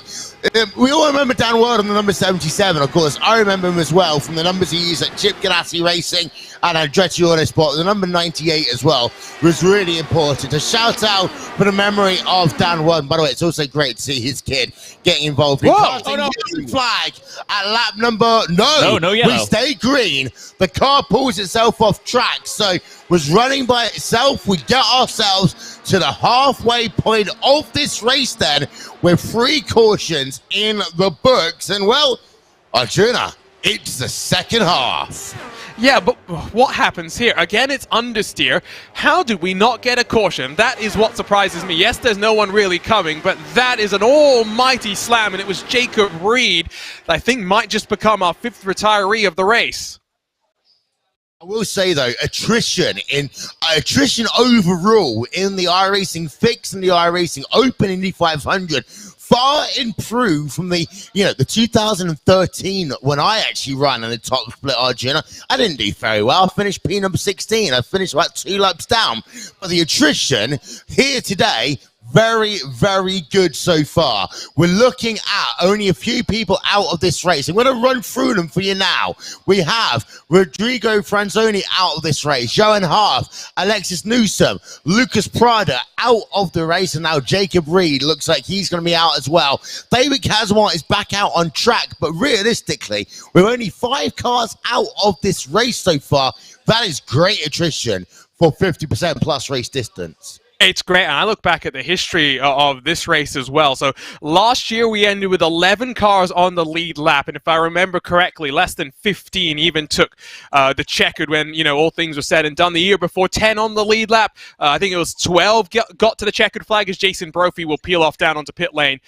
the competition is just so much more significant and higher, you know, as we've gone year on year. It becomes even more crazy when you think about the fact that Brandon Traynor has gone back to back to back to back in the iRacing Open 500. Yeah, I mean, we're going to have to stop thinking of it backs and think of like an X5, X6. Hello, by the way. We are Wil Vincent and Connery Maddock. We are live here in Milton Keynes for the second half of this race. We've had two fantastic championships here today, giving away some great prizes, including a racing driver's set of boots, I mean, of all things. But we're here. We've still got the community here. They're getting excited to go out a little bit later on. And this has been great, Connery. I mean, we've been at it now for almost 12 hours. We got to this venue, but it's great to see friends, old and new. It's been great to have great racing, and of course the IndyCar Hot Lap Challenge, what we've got going on as well. Yeah, it's great to be here and meddle with and communicate with a lot of different members of the community, you know, for the first time in what feels like a very, very long time. So, yeah, it's great that we've been able to put this event on, and, you know, hopefully at some point maybe it might go more international. Of course, you know, it was easier for people from the UK to get here than any other place. But of course, you know, it's we need more of these, and not just here in the UK. We need them elsewhere in Europe, and of course, perhaps the most need for it is actually in the United States as well, because they have so few opportunities to have events like this. Yeah, indeed. So, I mean, as I said many times before, I would love to have a sim racing event during that kind of 2-week period between qualifying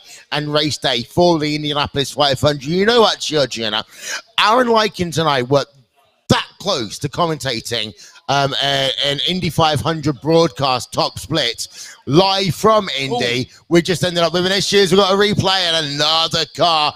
This is where, you know, in endurance racing, we call it silly hour. We get to lap number 95 through to about lap number 110. We end up with what we like to call the silly moment of the race. The fatigue starting to kick in for these drivers. Still got an hour or so to go as well. We've got a long way before we write another chapter of history here at Speedway Indiana, the virtual Speedway Indiana. And, you know, at some point, I think we do need to do a RaceSpot event live at the Brickyard, because there's so much history for RaceSpot there. It would be great to maybe celebrate that here in the US. If we're doing an event in the US, I think that's where we should do it. Yeah, we just need the funding. So if anyone there we wants go. help, please let us know. You know, a couple of Bitcoin, that would be a good starting point. We've been joking about Bitcoin all day today. Well, it's yeah, definitely. I don't think it's as valuable as it used to be. So long as it's not Alpine coin, would be okay. Brandon Trost is your leader right now. Christopher Demerit in second place. I mean, let's be honest. Brandon Trost, in terms of these types of races, he has come mighty close to winning a top-level Indy 500 in the past. Well, you know, we say top level, of course. We have got the big races, the fixed and the iRacing Indy 500, but over the years, we've had things like the 16th Street Racing League Indy 500, the Open Wheels Indy 500, the ISOWC Indianapolis 500, the Classic IndyCar Series, and then 500-mile races here as well. Trost has come second a number of times, but he's actually now onto pit road. Yeah, if you ask me, the iRacing Indy 500, one of the biggest races in sim racing, but you talk to the competitors, especially within this community, it's all about the open wheels 500-mile race. The pressure that you get when, very much like in the real world, you only get 3 attempts at qualifying. Every time you go out, you invalidate your previous attempts. I love that sort of pressure. Let's have a look at something that's happened to Jason Brophy, because I'm not going to let him forget this. He's got a history of having issues on pit lane. From the lead of the race, has done that again, finds himself 1 lap down. Yeah, and we'd like to pay our respects to the cone at the same time. I've just done the maths, by the way, Arjuna. 93 laps for Brandon Trace. That's 31 laps. He can do this with 3 more stints. He's right on the money. I think 31 is nice and easy. I thought Brophy was in a decent spot to make it happen. What's happened to Trost? Oh, no. Did he get a speeding penalty? He's running slowly or stopped, according to my computer screen. Did he overshoot his pit stall? We talked about this earlier. We talked about the fact that if you're running on fumes and you don't make it into your pit stall, it is game over because you have to do the tow. Has that just happened to Brandon Trost, Connery? Possibly, we'll have to line up the replay if we can get one, but that is absolutely huge. This might be it. So let's see the angle coming down in towards the pit box. Does he? He slides straight through it and tries to back it up, but he's got the angle all wrong, Arjuna. This is awful. It's what you were saying, Connery, earlier with, positioning yourself laterally correctly as well, and I think he might still be trying to find his way into the box. It's another car from the lead of the race having issues on pit road. Pit stop execution, I mentioned it earlier, Will. Brandon Trost seems to be out of contention. I will put that one in the curse of the commentators. I wrote it down in the red book that 93 laps, I wrote it all down. I had the talking point ready to go. He's out of the races, Brandon Trost. That's a disaster for him. Heartbreak for him. Another year goes by for Brandon Trost where he's got himself 95% of the picture complete, and he's just not been able to unlock that victory. And he must be really disappointed, Arjuna. From what I'm getting, what I can see from that and from word down in pit lane, he was all sorts of out of the box, that we knew. Too far left, then too far back, just couldn't get it dialed in time. And, well, at that point, he'd already lost enough time. He would have likely gone a lap down. Unfortunate end to the race for Brandon Trost. Yeah, Sam Michaels has just come out of pit road. Christopher Demerit just sets his personal best at 40.782. And Mehdi Al-Fati is on pit road right now. So anyone that's in this kind of like group of cars, Connery, they can make it on 3 more stints. And this is why we might end up talking about that moment back at lap number 5, because even though we've had the field neutralized since then, well, it hasn't been neutralized. Your strategies continue all the way through the race, regardless often of where the yellows come. Yeah, it's just being on the right side of that fuel window, isn't it? One lap before, one lap less. Yes, you can do the best you can to try and sit up behind someone, use the fuel mass just to try and save just that little bit of extra fuel to get maybe a lap or so as extra. But at one point, you're going to be either good on the fuel window or absolutely, on the wrong side of it, and that completely changes the complexion of the race for you. Which is why, a couple of laps does make the difference with the lap 3, lap 4 caution that we had that you mentioned. Yeah. We just want to, by the way, very quickly, seeing as, iRacing is owned by John Henry, congratulations to John Henry. Liverpool, 8-time winners now of the FA Challenge Cup, so they've got another one in the books. They're trying to do a kind of soccer quadruple, or quintuple actually, Arjuna, as we've got on pit road, we've got Kerwin and we've got Soria on pit road right now. I'll go back to Liverpool for a second. The fact that they have played every possible game that they could have this season is the part that's most miraculous to me. It's a long year of football, especially as we're coming to a World Cup where it's been shifted to the winter. Schedules have changed as a result of that. You've got an even busier international schedule that you've got. I am in awe of what Jurgen Klopp has done, not just with the squad and their fitness, but the level of performance that consistently they're able to put forward. A couple of weeks ago, it wouldn't have been so unlikely, as Jacob Oster comes out to pit lane, that there would have been a tie for the lead of the Premier League between Manchester City and Liverpool that would have seen us go to an extra 39th game to decide it. As it sits right now, though, I think Man City one hand on the championship. Yeah, ironically, the VCO guys have been with us all weekend. They're going to see West Ham Man City. So you never know. Upsets always happen when you go down to the east end of London. But let's go back to some sim racing, shall we, Connery? Lap number 115 in this race. Out of 200. Malaxa leading then. 1.8 seconds over Ramondis. And now we've had such a long, again, period of green flag running with all the strategy going on. Those gaps are starting to eat themselves out just a little bit more, as we've got Bennett coming out of pit road. We have El Hafafi coming out of pit road as well. Indeed we do. Yeah, it's just the natural progression as far as that is concerned. But Malashka actually getting himself almost a 1.8 second gap back to Romanides right now. This is what Malashka has been very, very good at, just extending that gap by every means necessary.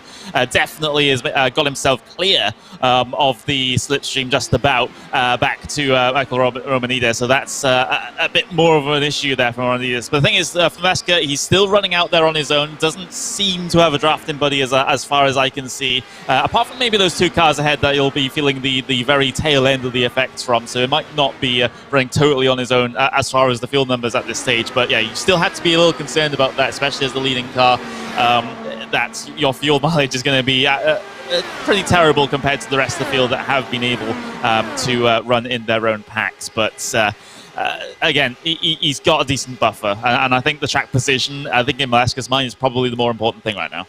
Well, just to let you know, social media / RaceSpot TV on Facebook, at RaceSpot TV on Twitter. You can use the hashtag RaceSpotMK, or Jenny, you can use the much more popular hashtag Blame Hugo. It's stunning cheek. We love Hugo Louise, but there's been the whole Blame Hugo meme for so long, we decided to make it an official hashtag for an event. At some point, we'll get T-shirts made up with it as well, won't we? It's always Blame Hugo, especially when he needs to answer the call of nature right before a broadcast. We'll put it that way. Working lap 118. I just wanted to point one thing out with Malechka. He's very, very quick when it comes to the ovals. Competed in 13 of the Lionheart Speedway Series races last year, so he missed the opening 5. He won 7 of 13, and if he had raced in one more race, would have been the champion. That is a remarkable feat, as here he comes to pit lane. He was 1.7 seconds clear of Romanidis as the pit stop cycle opens once more. Big lockup of the brakes, but looks nice and tidy from the number 4.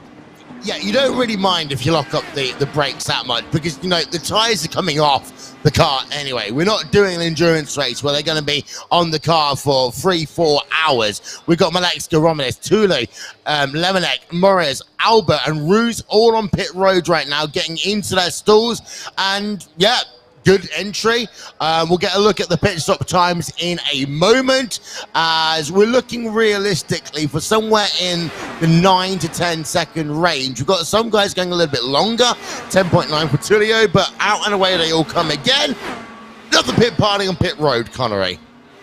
Yep, and everything relatively smooth, it seems. You saw the number 4 just dick back onto the normal live racing circuit that, of course, is allowed in the current rule set, and now he dives back to the back onto the back straight, and well, allows the traffic by just a little bit there, getting up behind. I can't quite see the number. The feed quality is not necessarily the best that we have here at the venue, but we've got another round of pit stops coming in as more driver decide that well, now's the time to come down in on lap 120. The Bigra, Lichtenberg, and Busquets all deciding that now is a good time.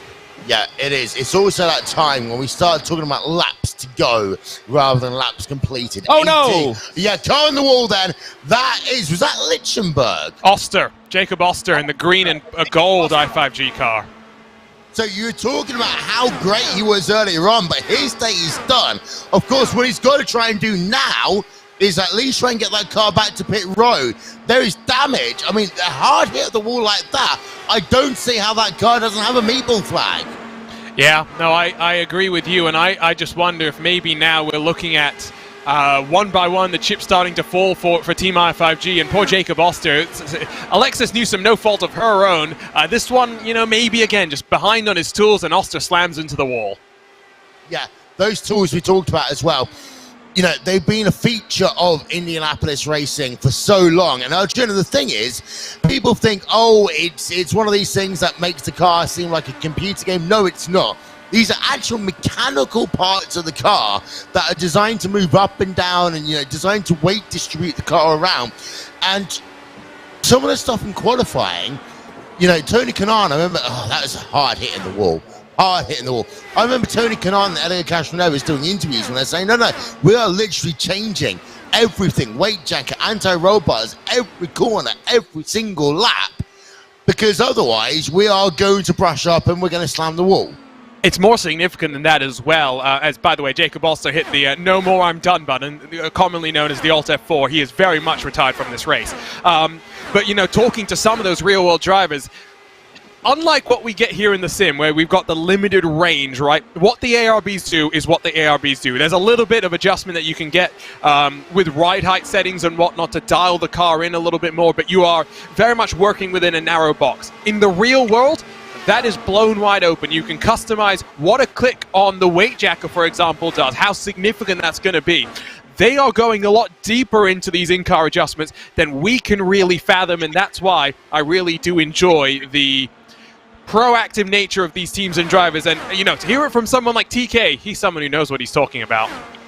Yeah, and I would highly recommend you check out qualifying for the Indianapolis 500 on NBC next weekend, or if you live in the United Kingdom, you can catch it, I believe, on Sky Sports F1 over the course of the weekend, seeing as NBC Comcast now actually owns Sky rather than that idiot from Australia. 16 drivers on the lead lap right now. Sorry, 22 drivers on the lead lap. 16 drivers separated by 16 seconds. So we talk about how is things going in this race, Connery. You know, you get the field separation, less drivers on the lead lap, 22 on the lead lap. That is 66% of those who started this race still running on the lead lap, if my maths works correctly.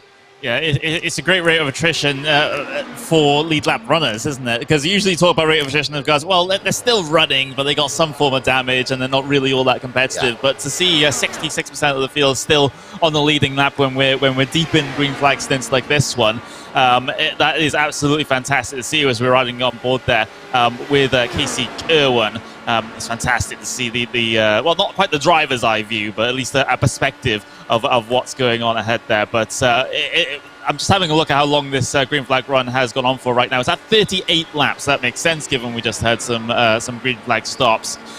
So yeah, it's over and under, and this actually being a pretty deep green flag run, or are we going to have at least one more caution before the end? Well, okay, Arjun, this is what I was thinking about just now when I was having my comfort break. It's very weird that everyone seems very equal. I don't see anyone who is particularly a standout driver who could make a charge. Everyone is so equal right now. I think if we stay green, it will come down really to how you do those basics, the pit in, the pit out, the fuel management, the tire management, all these sorts of things. If we get a caution with 10 to go, I can't choose a winner. I think if we go green from that point forward, the winner's coming out of the top two. I think third on back is just being fed so much dirty air that it's very difficult for them to close up forward. Now, Casey Kerwin can save some fuel, and that is something he will definitely be doing. However, all he can do with that is try and jump in the pit stop itself. So that's where I think we're looking at. It's making sure you're one of these top two cars when we get to that final cycle of the race. And when we talk about jump on pit road, Connery, what we mean is, of course, you need 200 laps worth of fuel. So if you're able to save fuel now, and you all need to get to the same point, what you do, you start saving half a second, maybe a second on that final pit stop. That second can translate into you being able to get 2 pit stalls ahead, for example. When you come out of your pit stop compared to the competition, you make the positions up on pit road by doing the fuel saving now.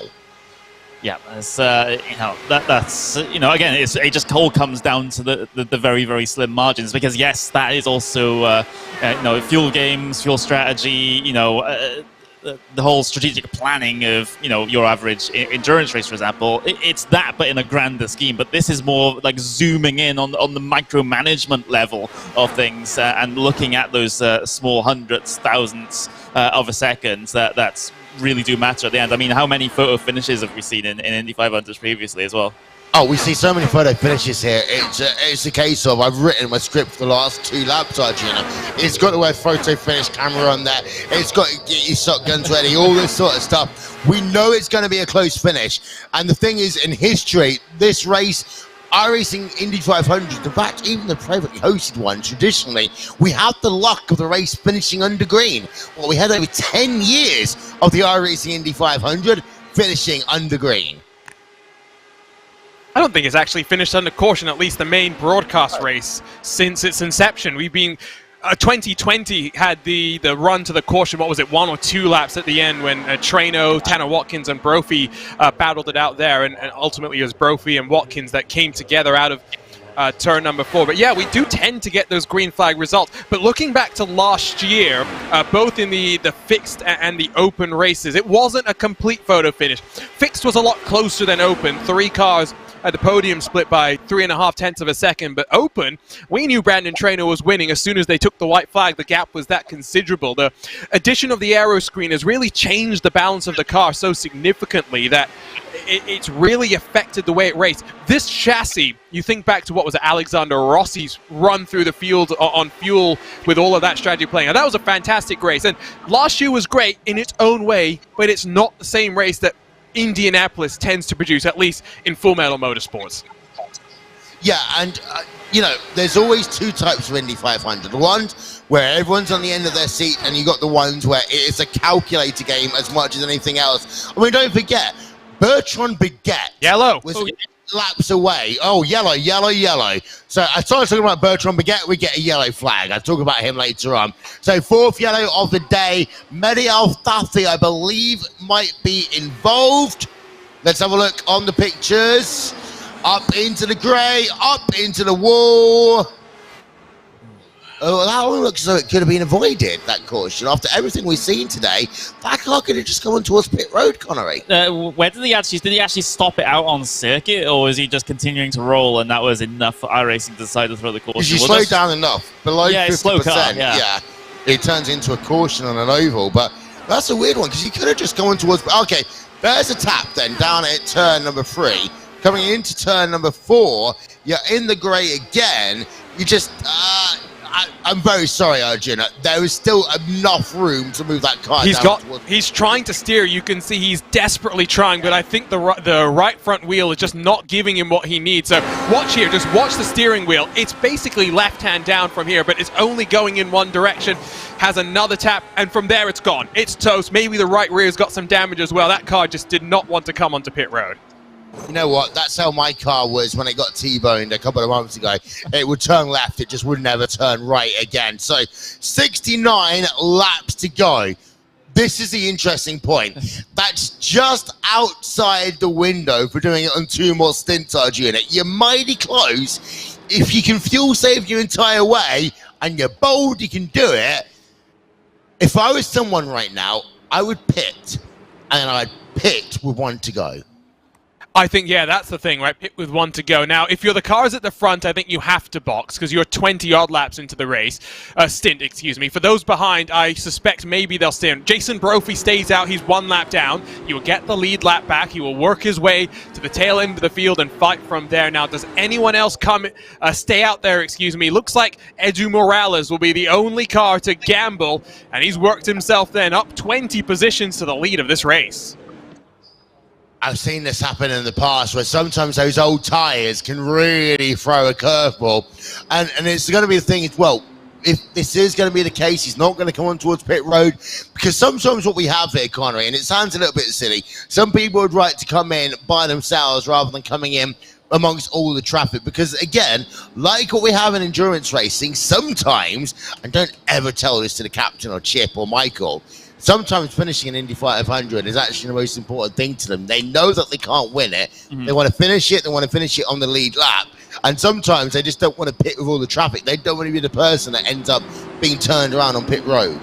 I mean, it's a similar, well, ignoring the pit road stuff, it's a similar sort of thing in a 24-hour race, you know, in an endurance race like that. You know, for a lot of people, getting to the checkered flag is the primary goal, may even be the only goal that they have in some circumstances. But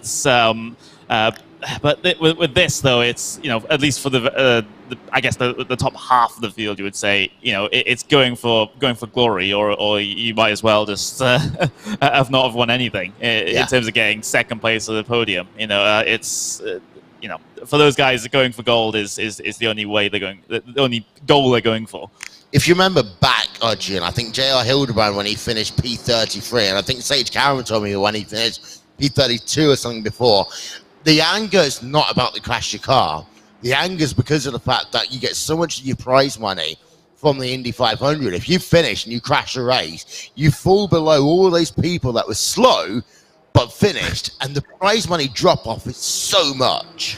Yeah, that will hurt. That will definitely hurt, especially when, you know, it's something that bugs me with real-world NTT IndyCar competition. The sponsorship is often not there for a full season, right? So you get cars that jump across sponsors. They significantly change their liveries over the course of a year. It becomes very difficult for, you know, a casual fan to come in and pick up race on race who is in what car and which driver is doing what, right? So in a sport like this, in a motorsport like this, where you might think it's a spec car, and for the most part it is, but there are big programs that spend hundreds of thousands of dollars on dampers, and the few things that you are allowed to develop, prize money can mean a lot. Or in the case of someone like Sage Karam and Dreyer and Reibold, just being able to do more races than the one that they tend to do year on year. Now, here's the interesting question for you, Arjuna. You were unfortunate enough to crash the car and finish, I don't know, 31st. Who would you be more scared of talking to? The captain, the Chip, or to Michael? Well, can I pick none of those? Go on. I don't know, to be honest. I get the sense that you probably don't want to anger the captain, especially now that he owns this track.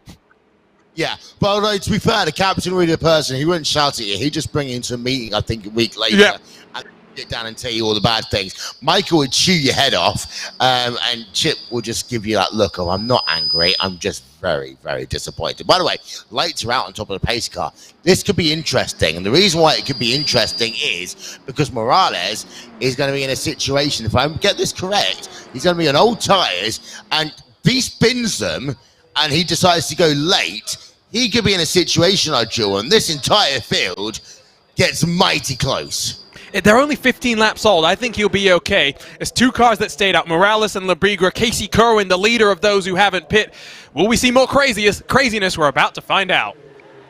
Green flag is out in the air. We're back to racing then, with 66 laps remaining in the 2022 iRacing Fixed Indianapolis 500. You're watching it live on RaceSpot TV and also on VCO's Twitch stream as well. Through turn number 1, through turn number 2 we go, and you know what? They all survived it, Connery, once again. No real issues down at turn 1 on restart. I'm mighty impressed. Yeah, I'm very, very impressed with it, as well as we get ourselves a little bit of side-by-side for the race lead. Labriga and Morales involved in that one. But of course, with 66 laps to go at this point, deep inside the second half of the event now, counting back from the finish in full effect in this situation. Labriga leads, he has the track position, same with Morales as well. But of course, there's a little bit of a pit stop cycle difference involved in this as well. Yeah, and that pit stop difference will come together at the end. We'll talk you through those last 30 laps. It will all become clear. So we haven't yet seen the massive snaking. We started seeing a little bit of it there down the back straight away, Arjuna. As we get into the last 20, 15 laps, the snake will become real, like in Nokia 30-10. But for now, everyone just about content to work with each other, trying round the outside of turn number 4. Didn't quite make it work. Yeah, that's Bruno Miranda in the Junkos Racing esports car that now, again, if you try and get the move done, you sometimes just open yourself up to those behind. It's Alessandro Bico in the Williams esports cars. That's two names you might not have expected to be racing alongside each other, Junkos and Williams, but that's the glory of sim racing. They're tucked up behind Sam Michaels in the SRC Movano car. Look at how close they get to the wall off of turn 2 as well. Fresh tires, you can push a little bit harder at this point in time. There it goes. I think that's Pablo Diaz-Frances looking down low on Alexander Van der Sant. Yep, so they go side by side into turn number 1. That was really close. That was really close, Arjuna. That looked to be through turn number 3, not turn 1, sorry. That looked to be about a quarter of a car width. Nose getting chopped off there. We'll put it that way, won't we? As, again, looking at Bico now trying to look low. He can afford to be a bit more aggressive. Malechka's behind. And Malechka's the one that, of course, really is lost out with that caution because, you know, about 70 laps ago, leading this race, 4 seconds clear, the caution comes out. He gets cycled back into the mid-pack, has not been able to recover just yet, and I think he's going to need a little bit more help to do so. Yep, so 63 laps of this race to go, and it is the number 32 car leading by about 3 tenths of a second over Morales right now. We've got 3 drivers inside of 1 second of each other. Demerit's in 4th, Olsen is in 5th place, Soraya in 5th, Michaels, Miranda, Bico, and Malechka round out your top 10. Just to give you the update, by the way, on how many cars we have on the lead lap. We are still looking at 22 on the lead lap. Andrew Wood is down 1 lap. Fabian Cazawa is down 2. Mehdi Al-Fati is kind of out the race because of what we saw earlier on. He's currently classified as 7 laps down. That car will not get repaired, Connery. Yeah, I don't think so. It was very, very significant damage. And even if iRacing says all of the required and the optional repairs are done, that still doesn't necessarily mean that the car is in any fit shape to be back out there and racing, and well, might end up causing another caution if the driver could not handle it. So yeah, I think for all intents and purposes, El-Fathi's out of the event. It's just not quote unquote official on our timing just yet. Yeah. By the way, just want to give a congratulations. This is a bit unfair. Will Chadwick wins the TCR challenge, which is kind of him just running around in his own backyard. But we'll talk more about that one later on. Libra right now, 3 tenths to a second, 4 tenths to a second ahead of Morales. And we're at the stage of the race, Arjuna. How long are you going to be nice to the people around you? At what point are you going to start thinking, I say this nicely, start thinking about number 1 and ignore everyone else? I think 50 laps to go is when the thought first creeps into your mind. I think 20 laps to go is when you start to look forward. Malechka, I think, has gone into fuel save mode as he's tucked up behind Diaz Francis, who's managed to get 2 Powerslide Motorsports cars in the last lap or so.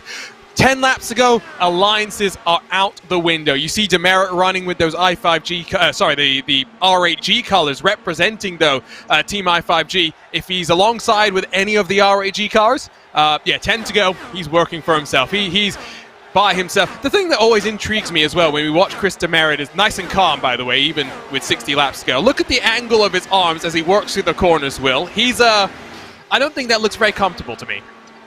No, it doesn't. You know what? I see some very weird driving styles. We had some in one of the series we were talking about earlier. There is Christopher Demerit then, currently P4 truck. We had we had one driver who was almost as if his arms were like up by his face. We've had some really interesting ones. Of course, the good thing about fixed rigs is that you kind of get everyone in the same driving position. It kind of, there's a slight bit of adjustment here and there. I mean, it's literally only forwards and backwards with your legs, so it's that's the only adjustment. So you were taking the mickey out of my driving position in the 10-minute car ride to the venue today. Yes, you are very reclined when you're driving, Will. Yeah, it's like you've gotten the sun lounger out. Yeah, there is kind of like normal driving, then you have the recline, then you have the, how I call it nicely, gangster level of recline. Then you get to mine. My back is that old. I'm only 34 years old. That if I have any further forward, I'm just in massive agony, Arjuna.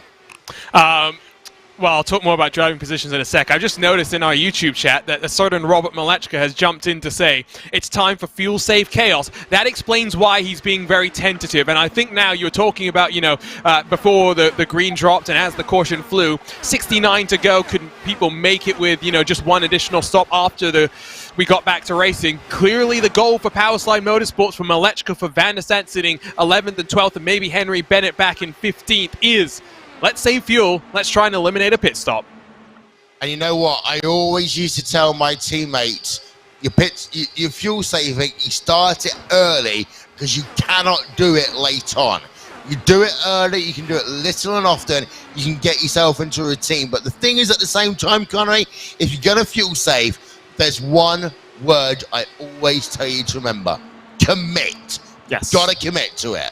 You can't do half and half. You can't just bail out of the situation halfway through, and at that point, you're completely throwing away your strategy. You just got to commit to it, and you've got to commit to it as early as possible as well. Once you see the strategy window open up, you're going to have to commit to it straight away. Otherwise, you're just going to completely miss that opportunity, and you're absolutely nowhere as far as the race is concerned. So this is going to be interesting with the amount of fuel saving that's going to go on for this final couple of stints. It's not like the it's not like the commitment you'd have with an OkCupid or a Tinder date, Arjuna. You got to go a little bit further than that. And the thing is, in this situation, you're not doing it for one stint. You don't come out of pit road and go, "Oh yay, happy days." No, you're doing it for 2. And the thing is, the most annoying thing is, you're only going to find out if it works in those last 5 laps if we stay green. And the thing is, at the same time, if there's a caution that comes out at the very end, well, it might work in your favour, but then you've actually then got to punch it for that last lap after going at kind of 80% pelt for a while. You said the key word right there, which was if it stays green. Fuel saving works nicely if it stays green, because even if you save fuel, you think you might be able to save time in pit road. No, because at that point you are limited by the amount of time it takes to change the tires, and you need tires to get to the end of this race. There is no feasible way that you're not going to box for tires every time you come down to pit, at least in my mind. So it's going to be fascinating how it plays out, and I do think Malechka's in a good spot. I think Van der Sant's not in a bad spot. I wonder who else is doing the fuel saving. Maybe Romanidis, maybe Lemonek as well. They're not pushing the issue. Maybe they know, with people on the wall helping them. Of course, Williams and REG, big outfits, big operations. Maybe they're getting the memo as well. Yeah, we didn't have anyone from the RHG actually with us here at Milton Keynes today, but we did see Stephen English from Williams Esports and a number of their drivers and engineers, which was really useful. And again, they're one of those teams that's really pushing out that whole idea of, yeah, it's an esports thing, but you don't need to have everyone driving. You've got all those different roles as well that people can come into, the same way that Williams F1 would recruit people front of house, back of house, on the wall, in the garage. There are many names behind the scenes of some of these top drivers and these top teams that the regular viewing public will have never heard of. And they're just as important, as the whole rest of the team, the drivers themselves. We're talking about spotters, we're talking about crew chiefs, strategists, things like that. That all contributes to making these drivers and these teams as potent as they are on circuit. And even some of the bigger teams, we're getting more in towards the PESC and the Coca-Cola eNASCAR series as well. There's even sports psychologists that work for some of those very, very big teams, those very, very big outfits. All of that all culminates into attempting to to extract the most out of any particular driver, and they need to be shouted out as much as the drivers themselves do sometimes. But no one will ever be as important as Angela Collins to Lewis Hamilton, of course, who basically just follows him around and does everything for one board, buddy. Andrea Pinheiro in the car, thin's braking.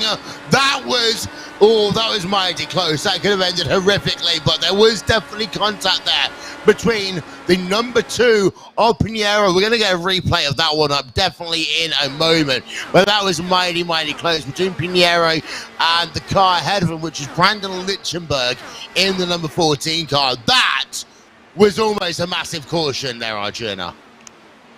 They are playing it loose and fast right now, that's for sure. We'll get a look off the back, I think, of Brendan Lichtenberg and see just how close that rear wing came to being chopped off by Pinheiro. You just see the overspeed, the double draft that he's got, and Lichtenberg, to be fair, gave him room, but at these speeds, at these margins, one little jink to the wrong side could have ended in tears, could have been the caution coming out.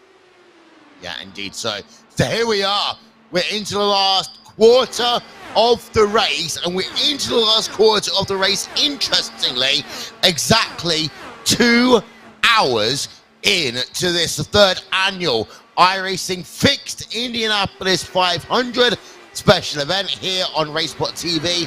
Live timing and scoring even is still available. RaceSpot.wtf/timing. Track conditions, 55 degrees track temperature, 25 degrees Celsius in the air, 55% humidity, pretty much no cloud, pretty much no wind. A wonderful May day here in Brickyard in Speedway, Indiana, Connery. Yeah, absolutely. And, this is going to be an intriguing finish to this race because it has this sort of huge strategic element to it as well. Drivers, realized that at the end of that, or rather during that last caution that we had, that they knew that this might be a little bit more marginal on the fuel than we are used to here. We're seeing a good couple of drivers deciding to come down in. Libigra and Morales, those are the two that are running up front most of the way, at least in this particular stint. They've decided to head their way down in now. The first blinkers, and of course they would for sure have to stop before the end end. Their situation is 2 more stops actually from this one. No, just the one. It would be a shorter stop. Remember, those are the two cars that did not box during that last cycle of pit stops. The only cars on the lead lap. Didn't get swarmed by the pack. Maybe Casey Kerwin doing some fuel saving as well, but it's Kerwin, Demerit, Olsen, and Jose Soria all split by about 1 second. 3 of these drivers somewhat regular. Casey Kerwin, a World Championship competitor. Good to see him again out here in the Indianapolis Fixed 500. Of course, only a couple of weeks away from the real 106th running of the Indianapolis 500. Of course, next weekend's qualifying weekend, but join us on Saturday for the 13th running of the iRacing Indy 500. And then it's a busy weekend, of course. At the end of May, you've got the Coke 600 in NASCAR. You've got the Monaco Grand Prix. As here comes Soria working his way up to third. The Indianapolis 500 contact. Hugo Olsen up into the wall. I think will stay green. The Swede just about hangs on to that one, but the Open Wheels 2020 winner going to slide downward through the pack. Yeah, just went straight off of camera, and we feared that he was only heading for the wall on the outside, but it looks like he's been able to get away by the skin of his teeth. Still running, seems to be no damage on that car. We've got 2x2x2 up front there, as well as drivers tried to cycle in after pit stop cycles. So yeah, this is where it starts getting a little sketchy. This is where the likelihood of a caution is relatively high as that traffic mixes in. Yeah, now, Hugo Olsen finds himself down in 10th. I've got to assume there's damage to his car. Bruno Miranda in the Juncos Esports car is the one that took full advantage of that and has worked his way to the front of the field, which is definitely the place that you want to be. Let's grab a look at what happened then to the Swede, and it was the move from Soria looking down low, and I think there was just a little bit of contact there. You can see, yes, there was some air between the two of them, but it's Olsen the one that loses out, and I think he's going to have some significant damage. Last lap for him was a 43.099. The leader did a 42.066. Yeah, absolutely. I'll blame my slightly fuzzy production feed in that sense of not spotting the damage. But yes, 45 laps to go. That could have so easily been another caution, which will completely throw the playbook out the window with regards to what the drivers have set for a green flag run all the way to the checkered flag. Then we just sort of push the big reset button, I suppose. It goes back to what Will was saying as well. When do you start pushing? When do the alliances get thrown out the window? Well, we're within 50 to go. This is when things start to pick up in terms of intensity. I'll get back to what I was saying. Busy weekend at the end of May. Coke 600, Indianapolis 500, the Monaco Grand Prix, and as well, the 24 hours of the Nürburgring. You can't have enough screens to follow all of that action. Yeah, you definitely need to have eyes absolutely everywhere. We need like 15 different PCs to give 20 million different angles of that entire situation. But yeah, certainly looking forward to that one. But we've got this special event to get out of the way with first. We've got obviously the Open Indy 500 as well to get over and done with. And well, you know, you said it. It is to many people the biggest sim race of the year. There were 41 splits in 2020 for this main time slot when it first launched itself. Last year came down very slightly, but the time slots were slightly different still, about 40 time slots for people to compete in, so it was a big old number. They really did enjoy their fun. Jose Soria, someone that we did see in the ISO WC 500 last year, finished 33rd and last, but running with the fixed setup that they're using today in an open setup competition, I don't think he was too frustrated with that. So we still have, out of the 33 that took to the green, 24 on the track itself, 22 of whom are on the lead lap. Adriano Pinheiro at the very tail end after pitting 4 laps ago. Not likely to be in danger of going a lap down given the pace that he's got with some fresh air, some clean tires. We're 4 wide for the race lead though. Casey Kerwin, Christopher Demera down low. Looking to try and make something happen was Bruno Miranda. He'll slide into line for now. 4 wide with 42 to go. The action's picking up. Yeah, things are getting a little bit too close for comfort. You don't often see 4 wide and they come out the other end unscathed, but that's exactly what they've been able to do. Soira towards the, well, he's got himself the race lead at the moment, then Demerit, then Kerwin in that order, but I get the feeling this will be a swapping around a good couple more times yet before we get ourselves to the to our next set of green flag stops, the final ones potentially for these guys as well. Lots more fighting going on further back to the back. That was Michaels and I believe Francis that were getting relatively close coming off the corner. They've all single filed out now, but yeah, that was the first shot in what potentially is going to be a pretty chaotic situation. Yeah, first shot across the bow, and it's coming now. DS Francis looking around the outside of Michaels as that's a swap around for 5th spot. The Neki Racing driver cuts down low and really sweeps on through. Malechka's moving forward as well. The SRC Movano 26 car falling backwards now as we head into this pit cycle. 40 to go. The drivers have all done about 28 laps on the run so far. 30, 31, 32. That's what we expect, so maybe add one more for the lap that we had under caution.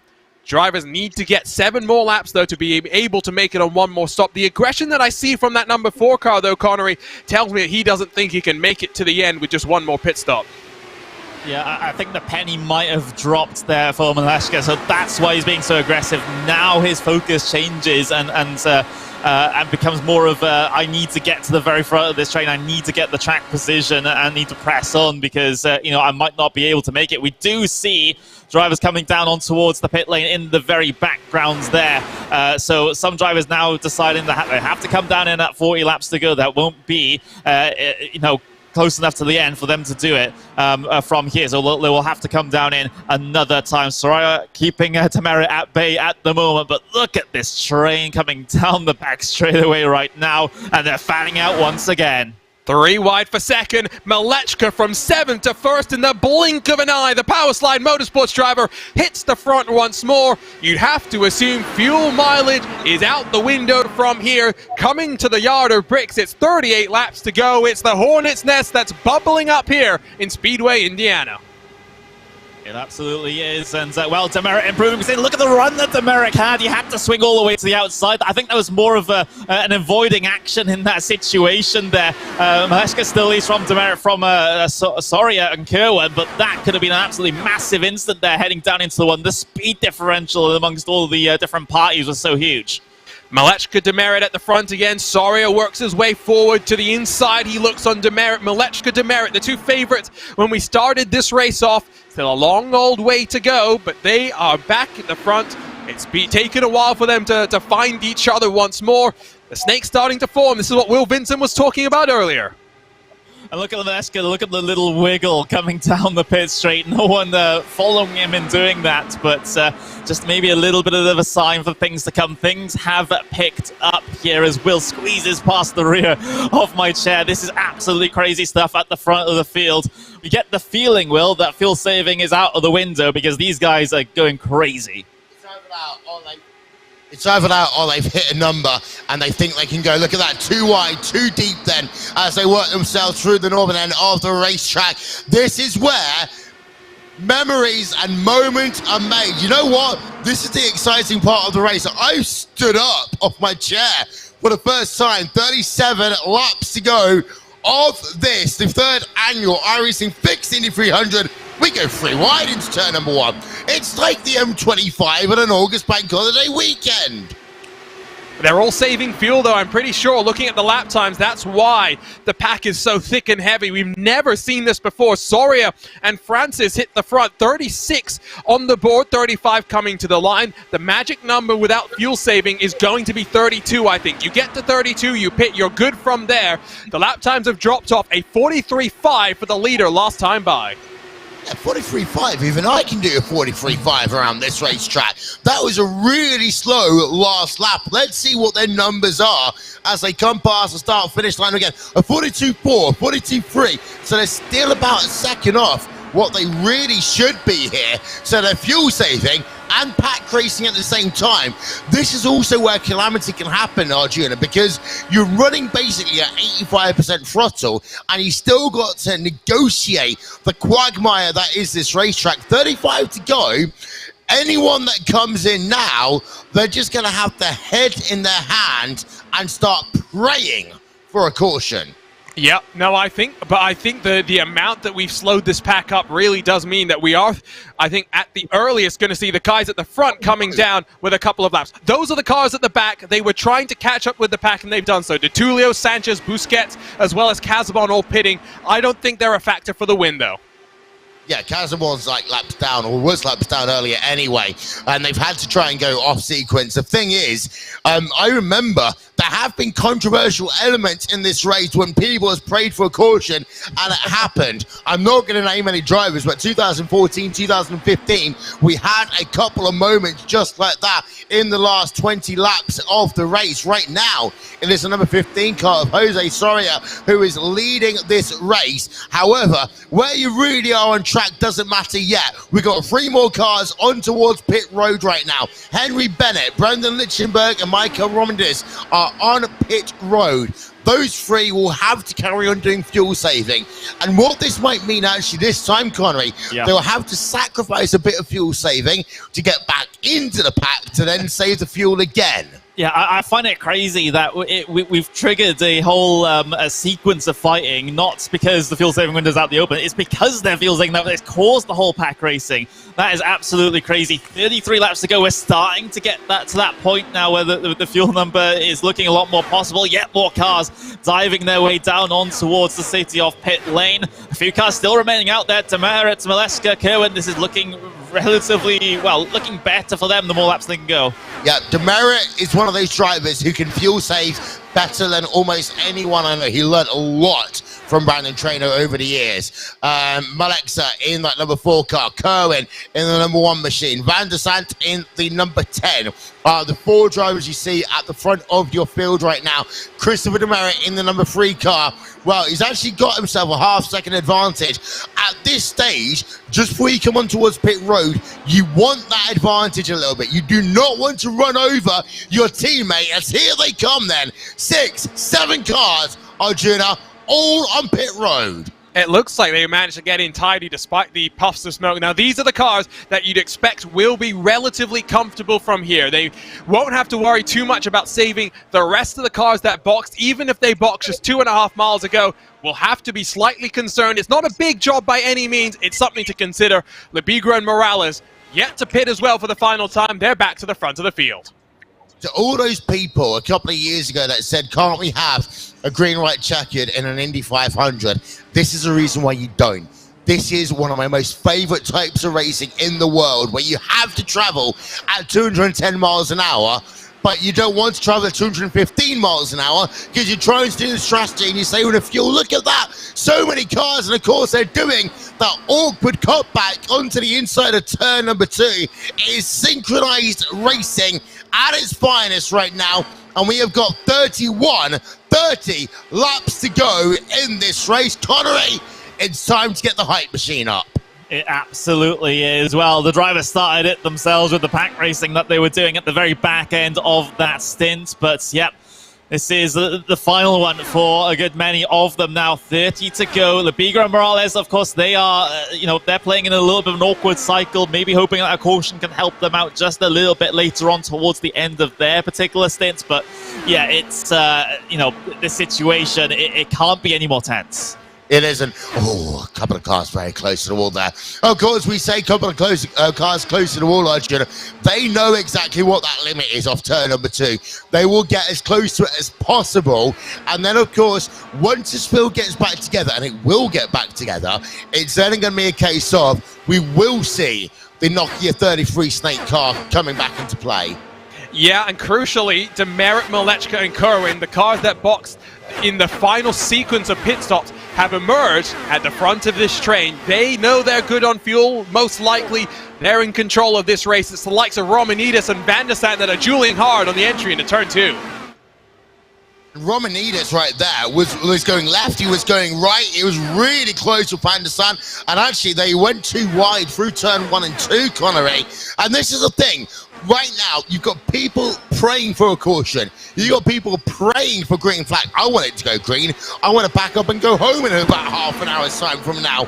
But this is the thing, right now everyone's got their own story, they've got their own strategy, and it's building up to that crescendo. And for some of these drivers, This is all that work that they did half an hour ago coming to fruition. And this is exactly, you know, you brought it up. This is why you have to commit early to these sorts of strategic calls. Otherwise, you would not be able to put yourself in this sort of position like Merit and Maleshka have been able to put themselves in with the high percentage chance of getting a very, very good result indeed out of this race. But there's still so many factors that can happen between now and the drop of the checkered flag. You know, we've got so many situations that can arise. Maybe even lap traffic affecting things somewhat at some point. You know, you never quite know until it's over. So, you know what? I'm doing something that I don't normally do. I'm writing down a prediction. I'm not going to say it. Come on. I'm going to commentate the next 27 laps of this race. We've got a battle going on then, P12. I know you like predictions. I never do them. Michael, Spico, Biscuits, Olsen, scrapping it out down in the field. And again, for the next 15 or so laps, Arjuna, you've got to find yourself into position. This is where Indy 500 racing and the kind of Pelotrain and the Tour de France are exactly the same thing. You've got the next 15 laps to get into position. After that, it's too late. Yeah, and I think even more significant, I think it's as the tires wear. By the time you get to lap 20, we heard from the drivers, the swap draft is effectively done. What that means further back in the pack, though, is if people in front of you aren't slipping up, maybe 10 laps into the run, your opportunity starts to run away. As we ride on board with Hugo Olsen, just 10, 15 laps ago, he was at the front. He was barged wide by Jose Soria into the wall. He's managed to recover. It doesn't look like there's too much damage on his car. He'll be slightly frustrated down in 14th spot. He is indeed, as we continue to ride on board with Olsen in that Power Slide Motorsports car. At least it's Power Slide Motorsports, not the 20-name long thing they had one of the years for the iRacing Indianapolis 500. It's just fun to say once. It would not be fun for me to say repeatedly here in 2022 after working this event all day long. But the thing is here, Connery, right now, this is a kind of calm before the storm. We saw the car park chaos. This is controlled chaos now at 215 miles an hour.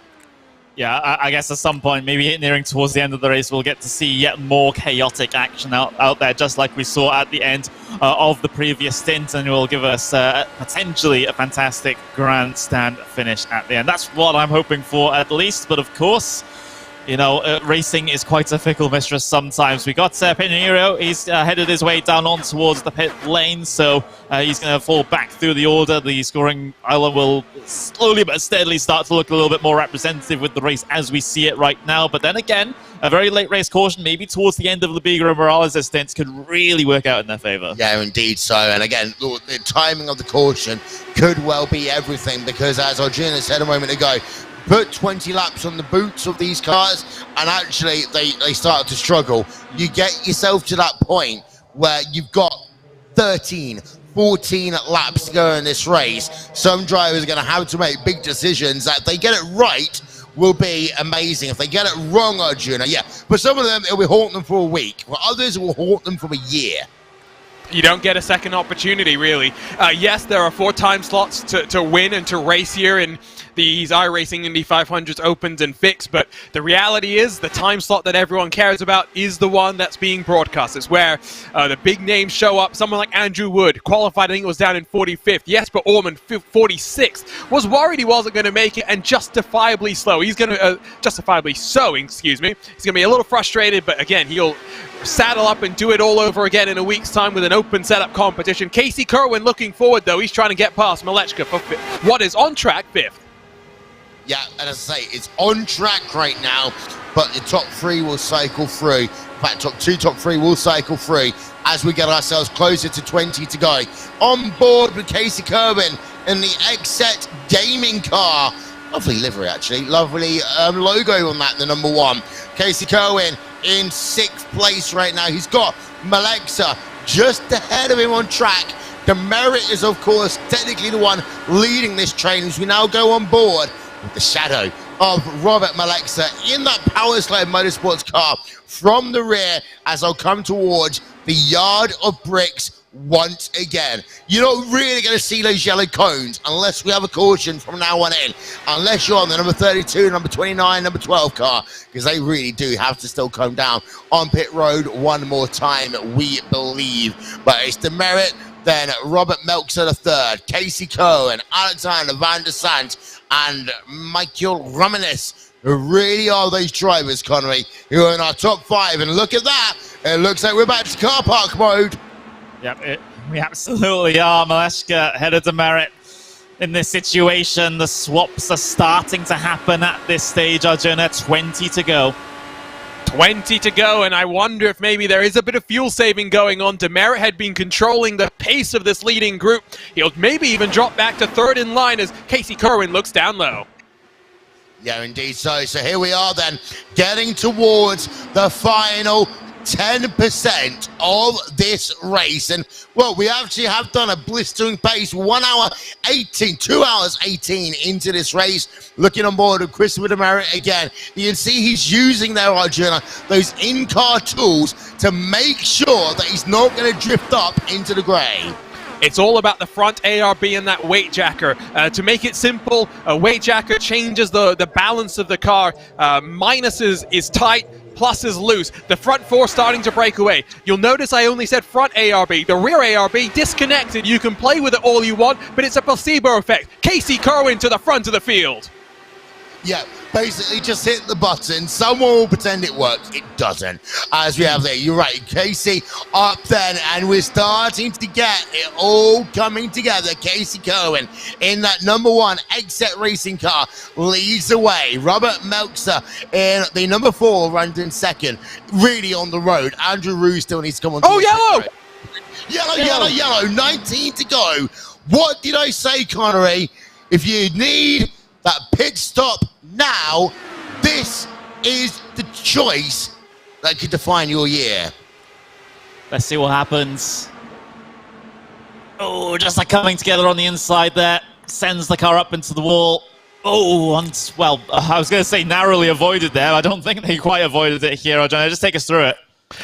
Hugo Olsen looks down low. There's a line, but he does drift up the track. Alessandro Bico then slides around. Henry Bennett goes diving for the grass. And I think that's Lemonek that really doesn't get the memo in time. I think Bruno Miranda gets mixed up as a result of that one. It's a chain reaction that gets caused. Decision time. And this is where, oh my word. Yeah, Lemonek, it's one of these things. Slowing down an IndyCar was the biggest incident we've had today. Slowing down an IndyCar, especially as you're trying to go through the corner, very difficult to do. You can let off the gas and hope the car will rotate, but you're not going to be able to slow it down and point and squirt. We've seen already how hard it is, Connery, when they come down to that slow speed for, the pit lane. The question is right now, if you're Casey Kerwin, you could well become a sitting duck. Yeah, I mean, the situation's obvious. For your actual race leader, it's obvious. Come down towards the pit lane for Andrew Roux. What about everyone else? It seems like the consensus is to remain out there, Arjuna. I don't think anyone else is going to pit, at least at the front. Remember, Roos was about 20 laps into the run. He had to come down. There was no choice. He was going to run around basically in map 8, the caution map for the rest of this race. Now, from 12th on back, that magic number that Will mentioned earlier, I think we are seeing pit stops. Pedro Sanchez, Albert might have been run into. Didn't see which of the Obsidian cars that had the contact. Soria's there onto pit lane as well. Andrew Wood, Bico, of course. Brophy's up there in the mix of things as well. But they're a little bit too far back. It's 15 cars that stay out there. Yeah, so you've got, I think, it's 15 cars that stay out on track. Andrew Roos has come back out on track in that number 12 car in 16th place. So Casey Kerwin leads from Robert Meltzer, Christopher Demerit, Alexander Van der Sant, and then Michael Rumdes in 5th place. Realistically, there's still 15 drivers that can win this race. However, the way this race will be decided, realistically, is going to be in those first 10 miles after the green flag. Because the thing is, if you bunch them up together and let them go 2 wide, 3 deep, pull this lot, Arjuna, then we're going to have a very different race to if you are Kerwin and you try to floor it and get the field spread out a bit more. It makes it a lot more difficult for the likes of Demerit, for Van der Sant, for Romanidis to start to come back on him? I think what we're looking at is whoever leads with 5 to go is the one in the driver's seat. Until then, it is wide open. These cars are about 15 laps into their run. Yes, the tires are going to be worn, but everyone should be good on fuel. If you're not good on fuel, it's because you've not been saving correctly in this caution. Use the fuel maps. Go into map 8. Just make sure you go back to the green flag running maps when we get back to the action. Don't forget, once this race is done, Arjuna is going to be taking you through post-race coverage and interviews with your winner and the podium from this the 3rd annual iRacing Fixed Indianapolis 500-mile race. You can join us next weekend at 6 p.m. on UK time. That's 5 p.m. UTC, live on RaceSpot TV for the 13th running of the iRacing Indianapolis 500, one of the most prestigious sim races in the world, Arjuna. We get to do it all over again. However, first, we have the fun of talking about qualifying. That starts on Tuesday. And when we say anything can happen, it can be a thousandth of a second between being in the big dance and having to sit on the outside looking for a split 2. Yeah, I mean, I was looking at the results of qualifying for this fixed 500 before we went live. I think it was Demerit Malechka, and I forget there was a third driver whose just name is not coming to my mind. They were tied. It was a 39.518. Now, yes, there's 4 significant digits that would have impacted that. Excuse me, I can remember now. Pinheiro, Demerit, and Malechka.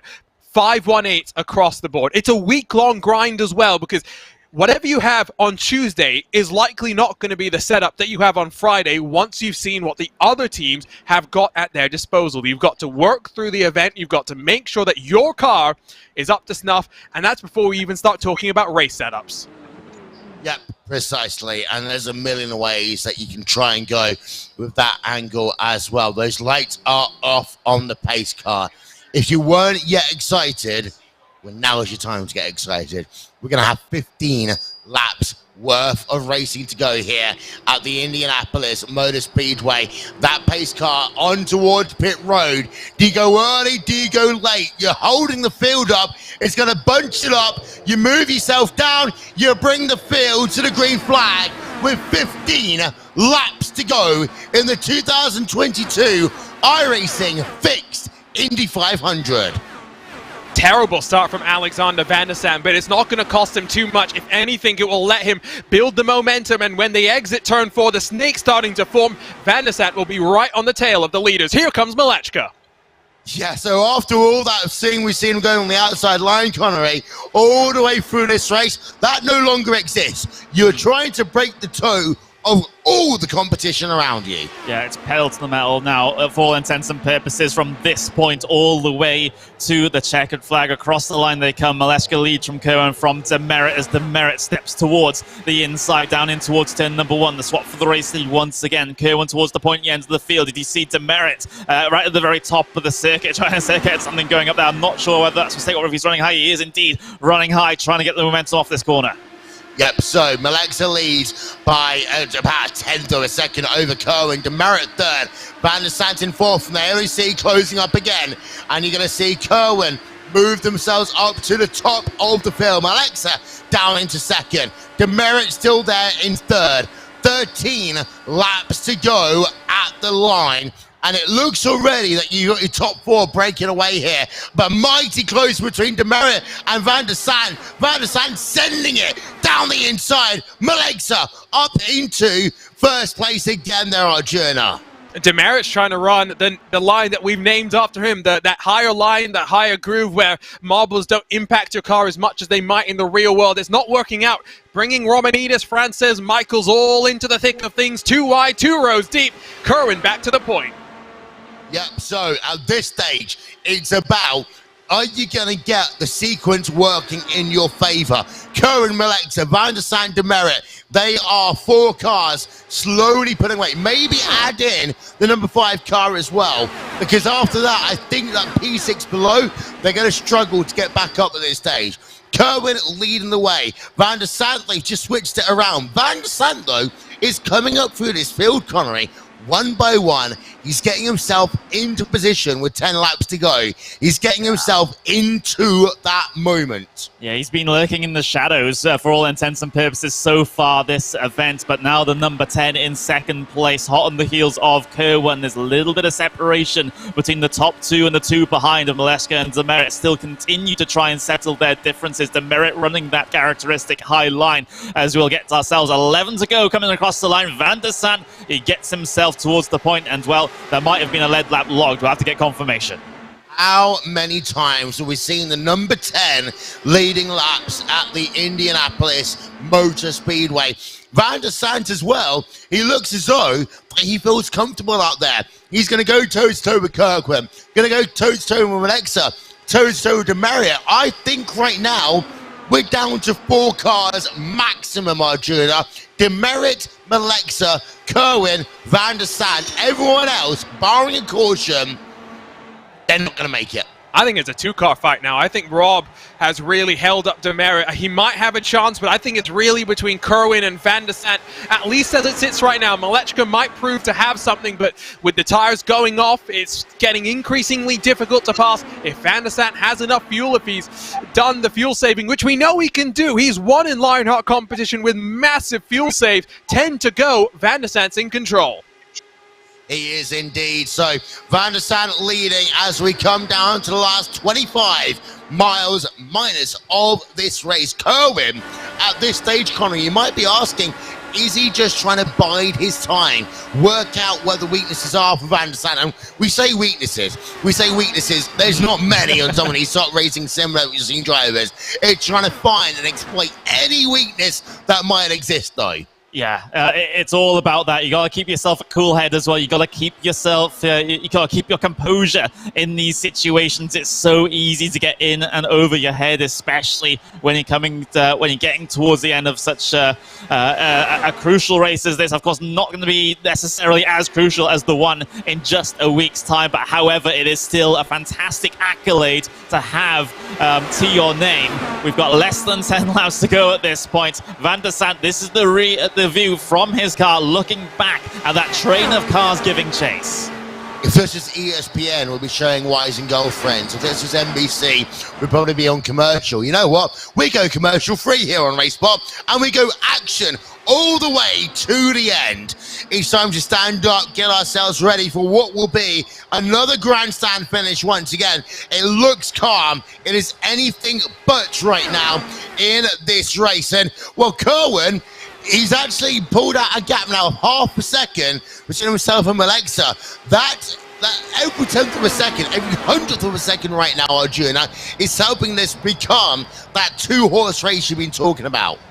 And I just think that Rob has played the team game here. He knew that maybe his tires weren't going to last. He thought Van der Sant would have a crack at it. Hold up Demerit, put him into the clutches of Romanides, let him fight for the win. Casey Kerwin running out of tire, not out of time, still 7 to go.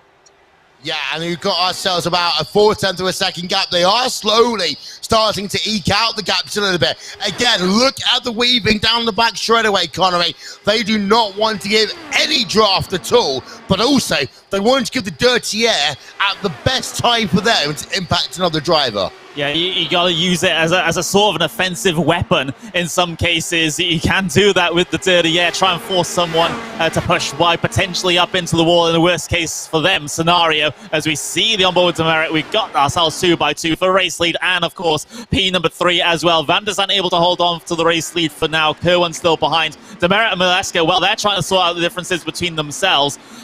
They might just be losing track of a race win though. Yellow watch. A yellow right now would mean we'd have about 2 laps to go. Having a look then down to the inside, Kerwin for the race lead over Van der Sant, and that means that we've got a new leader. Look at that, like Van der Sant trying to come back on the offensive already out of turn number 4, Arjuna. Look at the defense from Casey Kerwin though. He's going to make Van der Sant fight for this one. And the white and purple car looks down low. He'll sweep back to the front now. These two have to be careful. The more they squabble, guess who gets brought back into the picture? Christopher Demerit.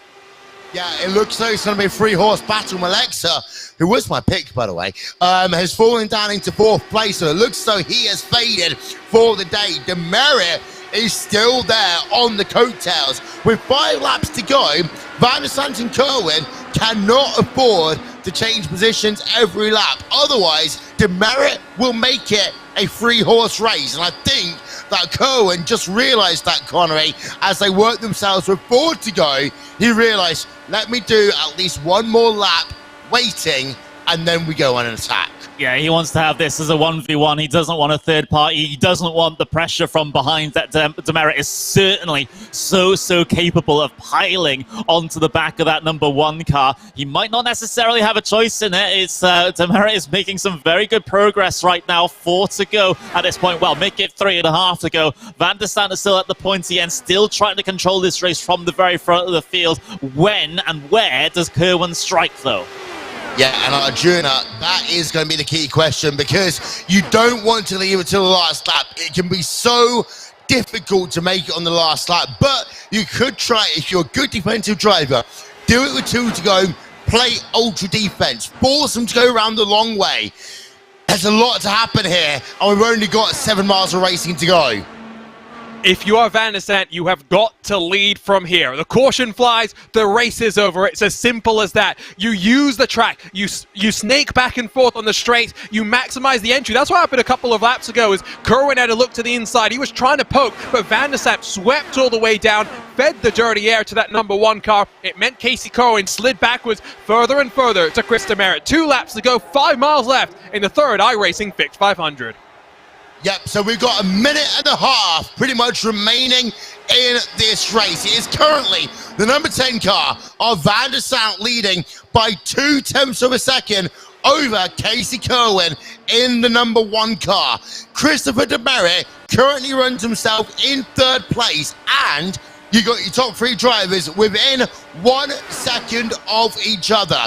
Robert Malaxa is just about within a second. However, it looks as though his chances of winning this race have faded. Through turn number 4 to take the white flag. 2.5 miles of racing to go in the 3rd annual iRacing Indy Fixed 500, and down to the inside. Kerwin goes immediately down in turn number 1, but Van der Zandt will stay alongside as they work through turn number 2. It could be a drag race, and Van der Zandt has it. Now, defensive driving to the left, defensive driving to the right, trying to stop Kerwin from going down to the inside, but he can't stop him. Kerwin's down to the inside in turn number 3. Does Van der Zandt have anything left as they come out of turn number 4?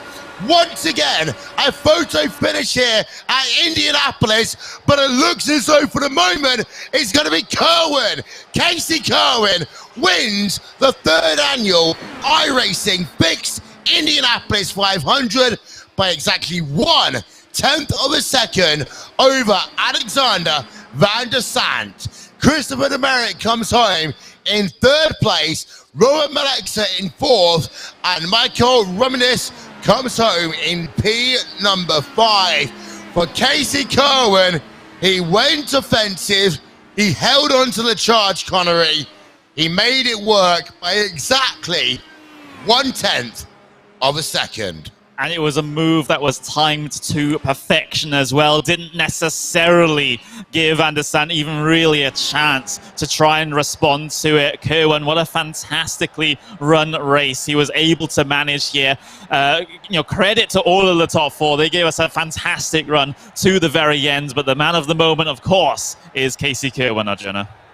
And from podium last time to victor this time around, he'll burn it down, he'll drink the milk. It's a great drive from the Exec driver. Timed it to perfection. Well, I thought if you let it the white, you win.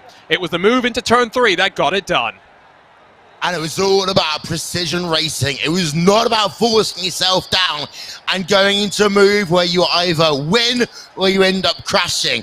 It was one of those moves where he had the chance to come back from it, and come back from it he did. We had side-by-side in turn number 1. We had side-by-side through turn number 2. We had the snaking. We had the final move. Casey Kerwin bites a bullet and claims victory in the 2022 iRacing Fixed Indianapolis 500. What's going to happen, folks, is we're going to run through your final race results right now, and then Arjuna will take us through post-race coverage. So, Casey Kerwin for Exec Gaming claims victory over Powerslide Motorsports' Alexander Van der Sant by exactly 1/10 of a second. Team I5G's Chris Midameric comes home in third place with Powerslide Motorsports' Robert Malexa in P number 4. Williams Esports' Michael Romanes comes home in P number 5. 5 drivers within 2 seconds at the end. You then have Pablo Diaz-Frances in P number 6. Then you've got Sam Michaels in P7. Fernando Antonio Bisquet in 8th place. Hugo Olsen 9th. And Henry Bennett rounds out your top 10. Fastest lap, look at that. Faber Cazuan, lap number 194, a 40.518. Alexander Di Tulia in 11th place. Brandon Lichtenberg in 12th. Florian Labige in 13th. Jose Soria 14th. Alexander Bico in 15th. Pedro Sanchez Albert in 16th. Andrew Ruse, Jason Brophy, Adriano Pianero, and Andrew Wood round out your top 20. The rest of the results are coming up on your screen. We basically ended up with 20 drivers really there in the mix at the end. Congratulations to everyone who finished the race. And at this point, we want to say thank you very much to everyone who's been a part of us in Milton Keynes here today. We're going to wrap up our coverage from Simply Race in Milton Keynes. It's been a great race. Arjuna, post-race coverage, take it away. What a race. The third annual iRacing Fixed 500 ended in fireworks once more, and it's Casey Kerwin moving himself up from third 12 months ago to victory this time around. The 200 lap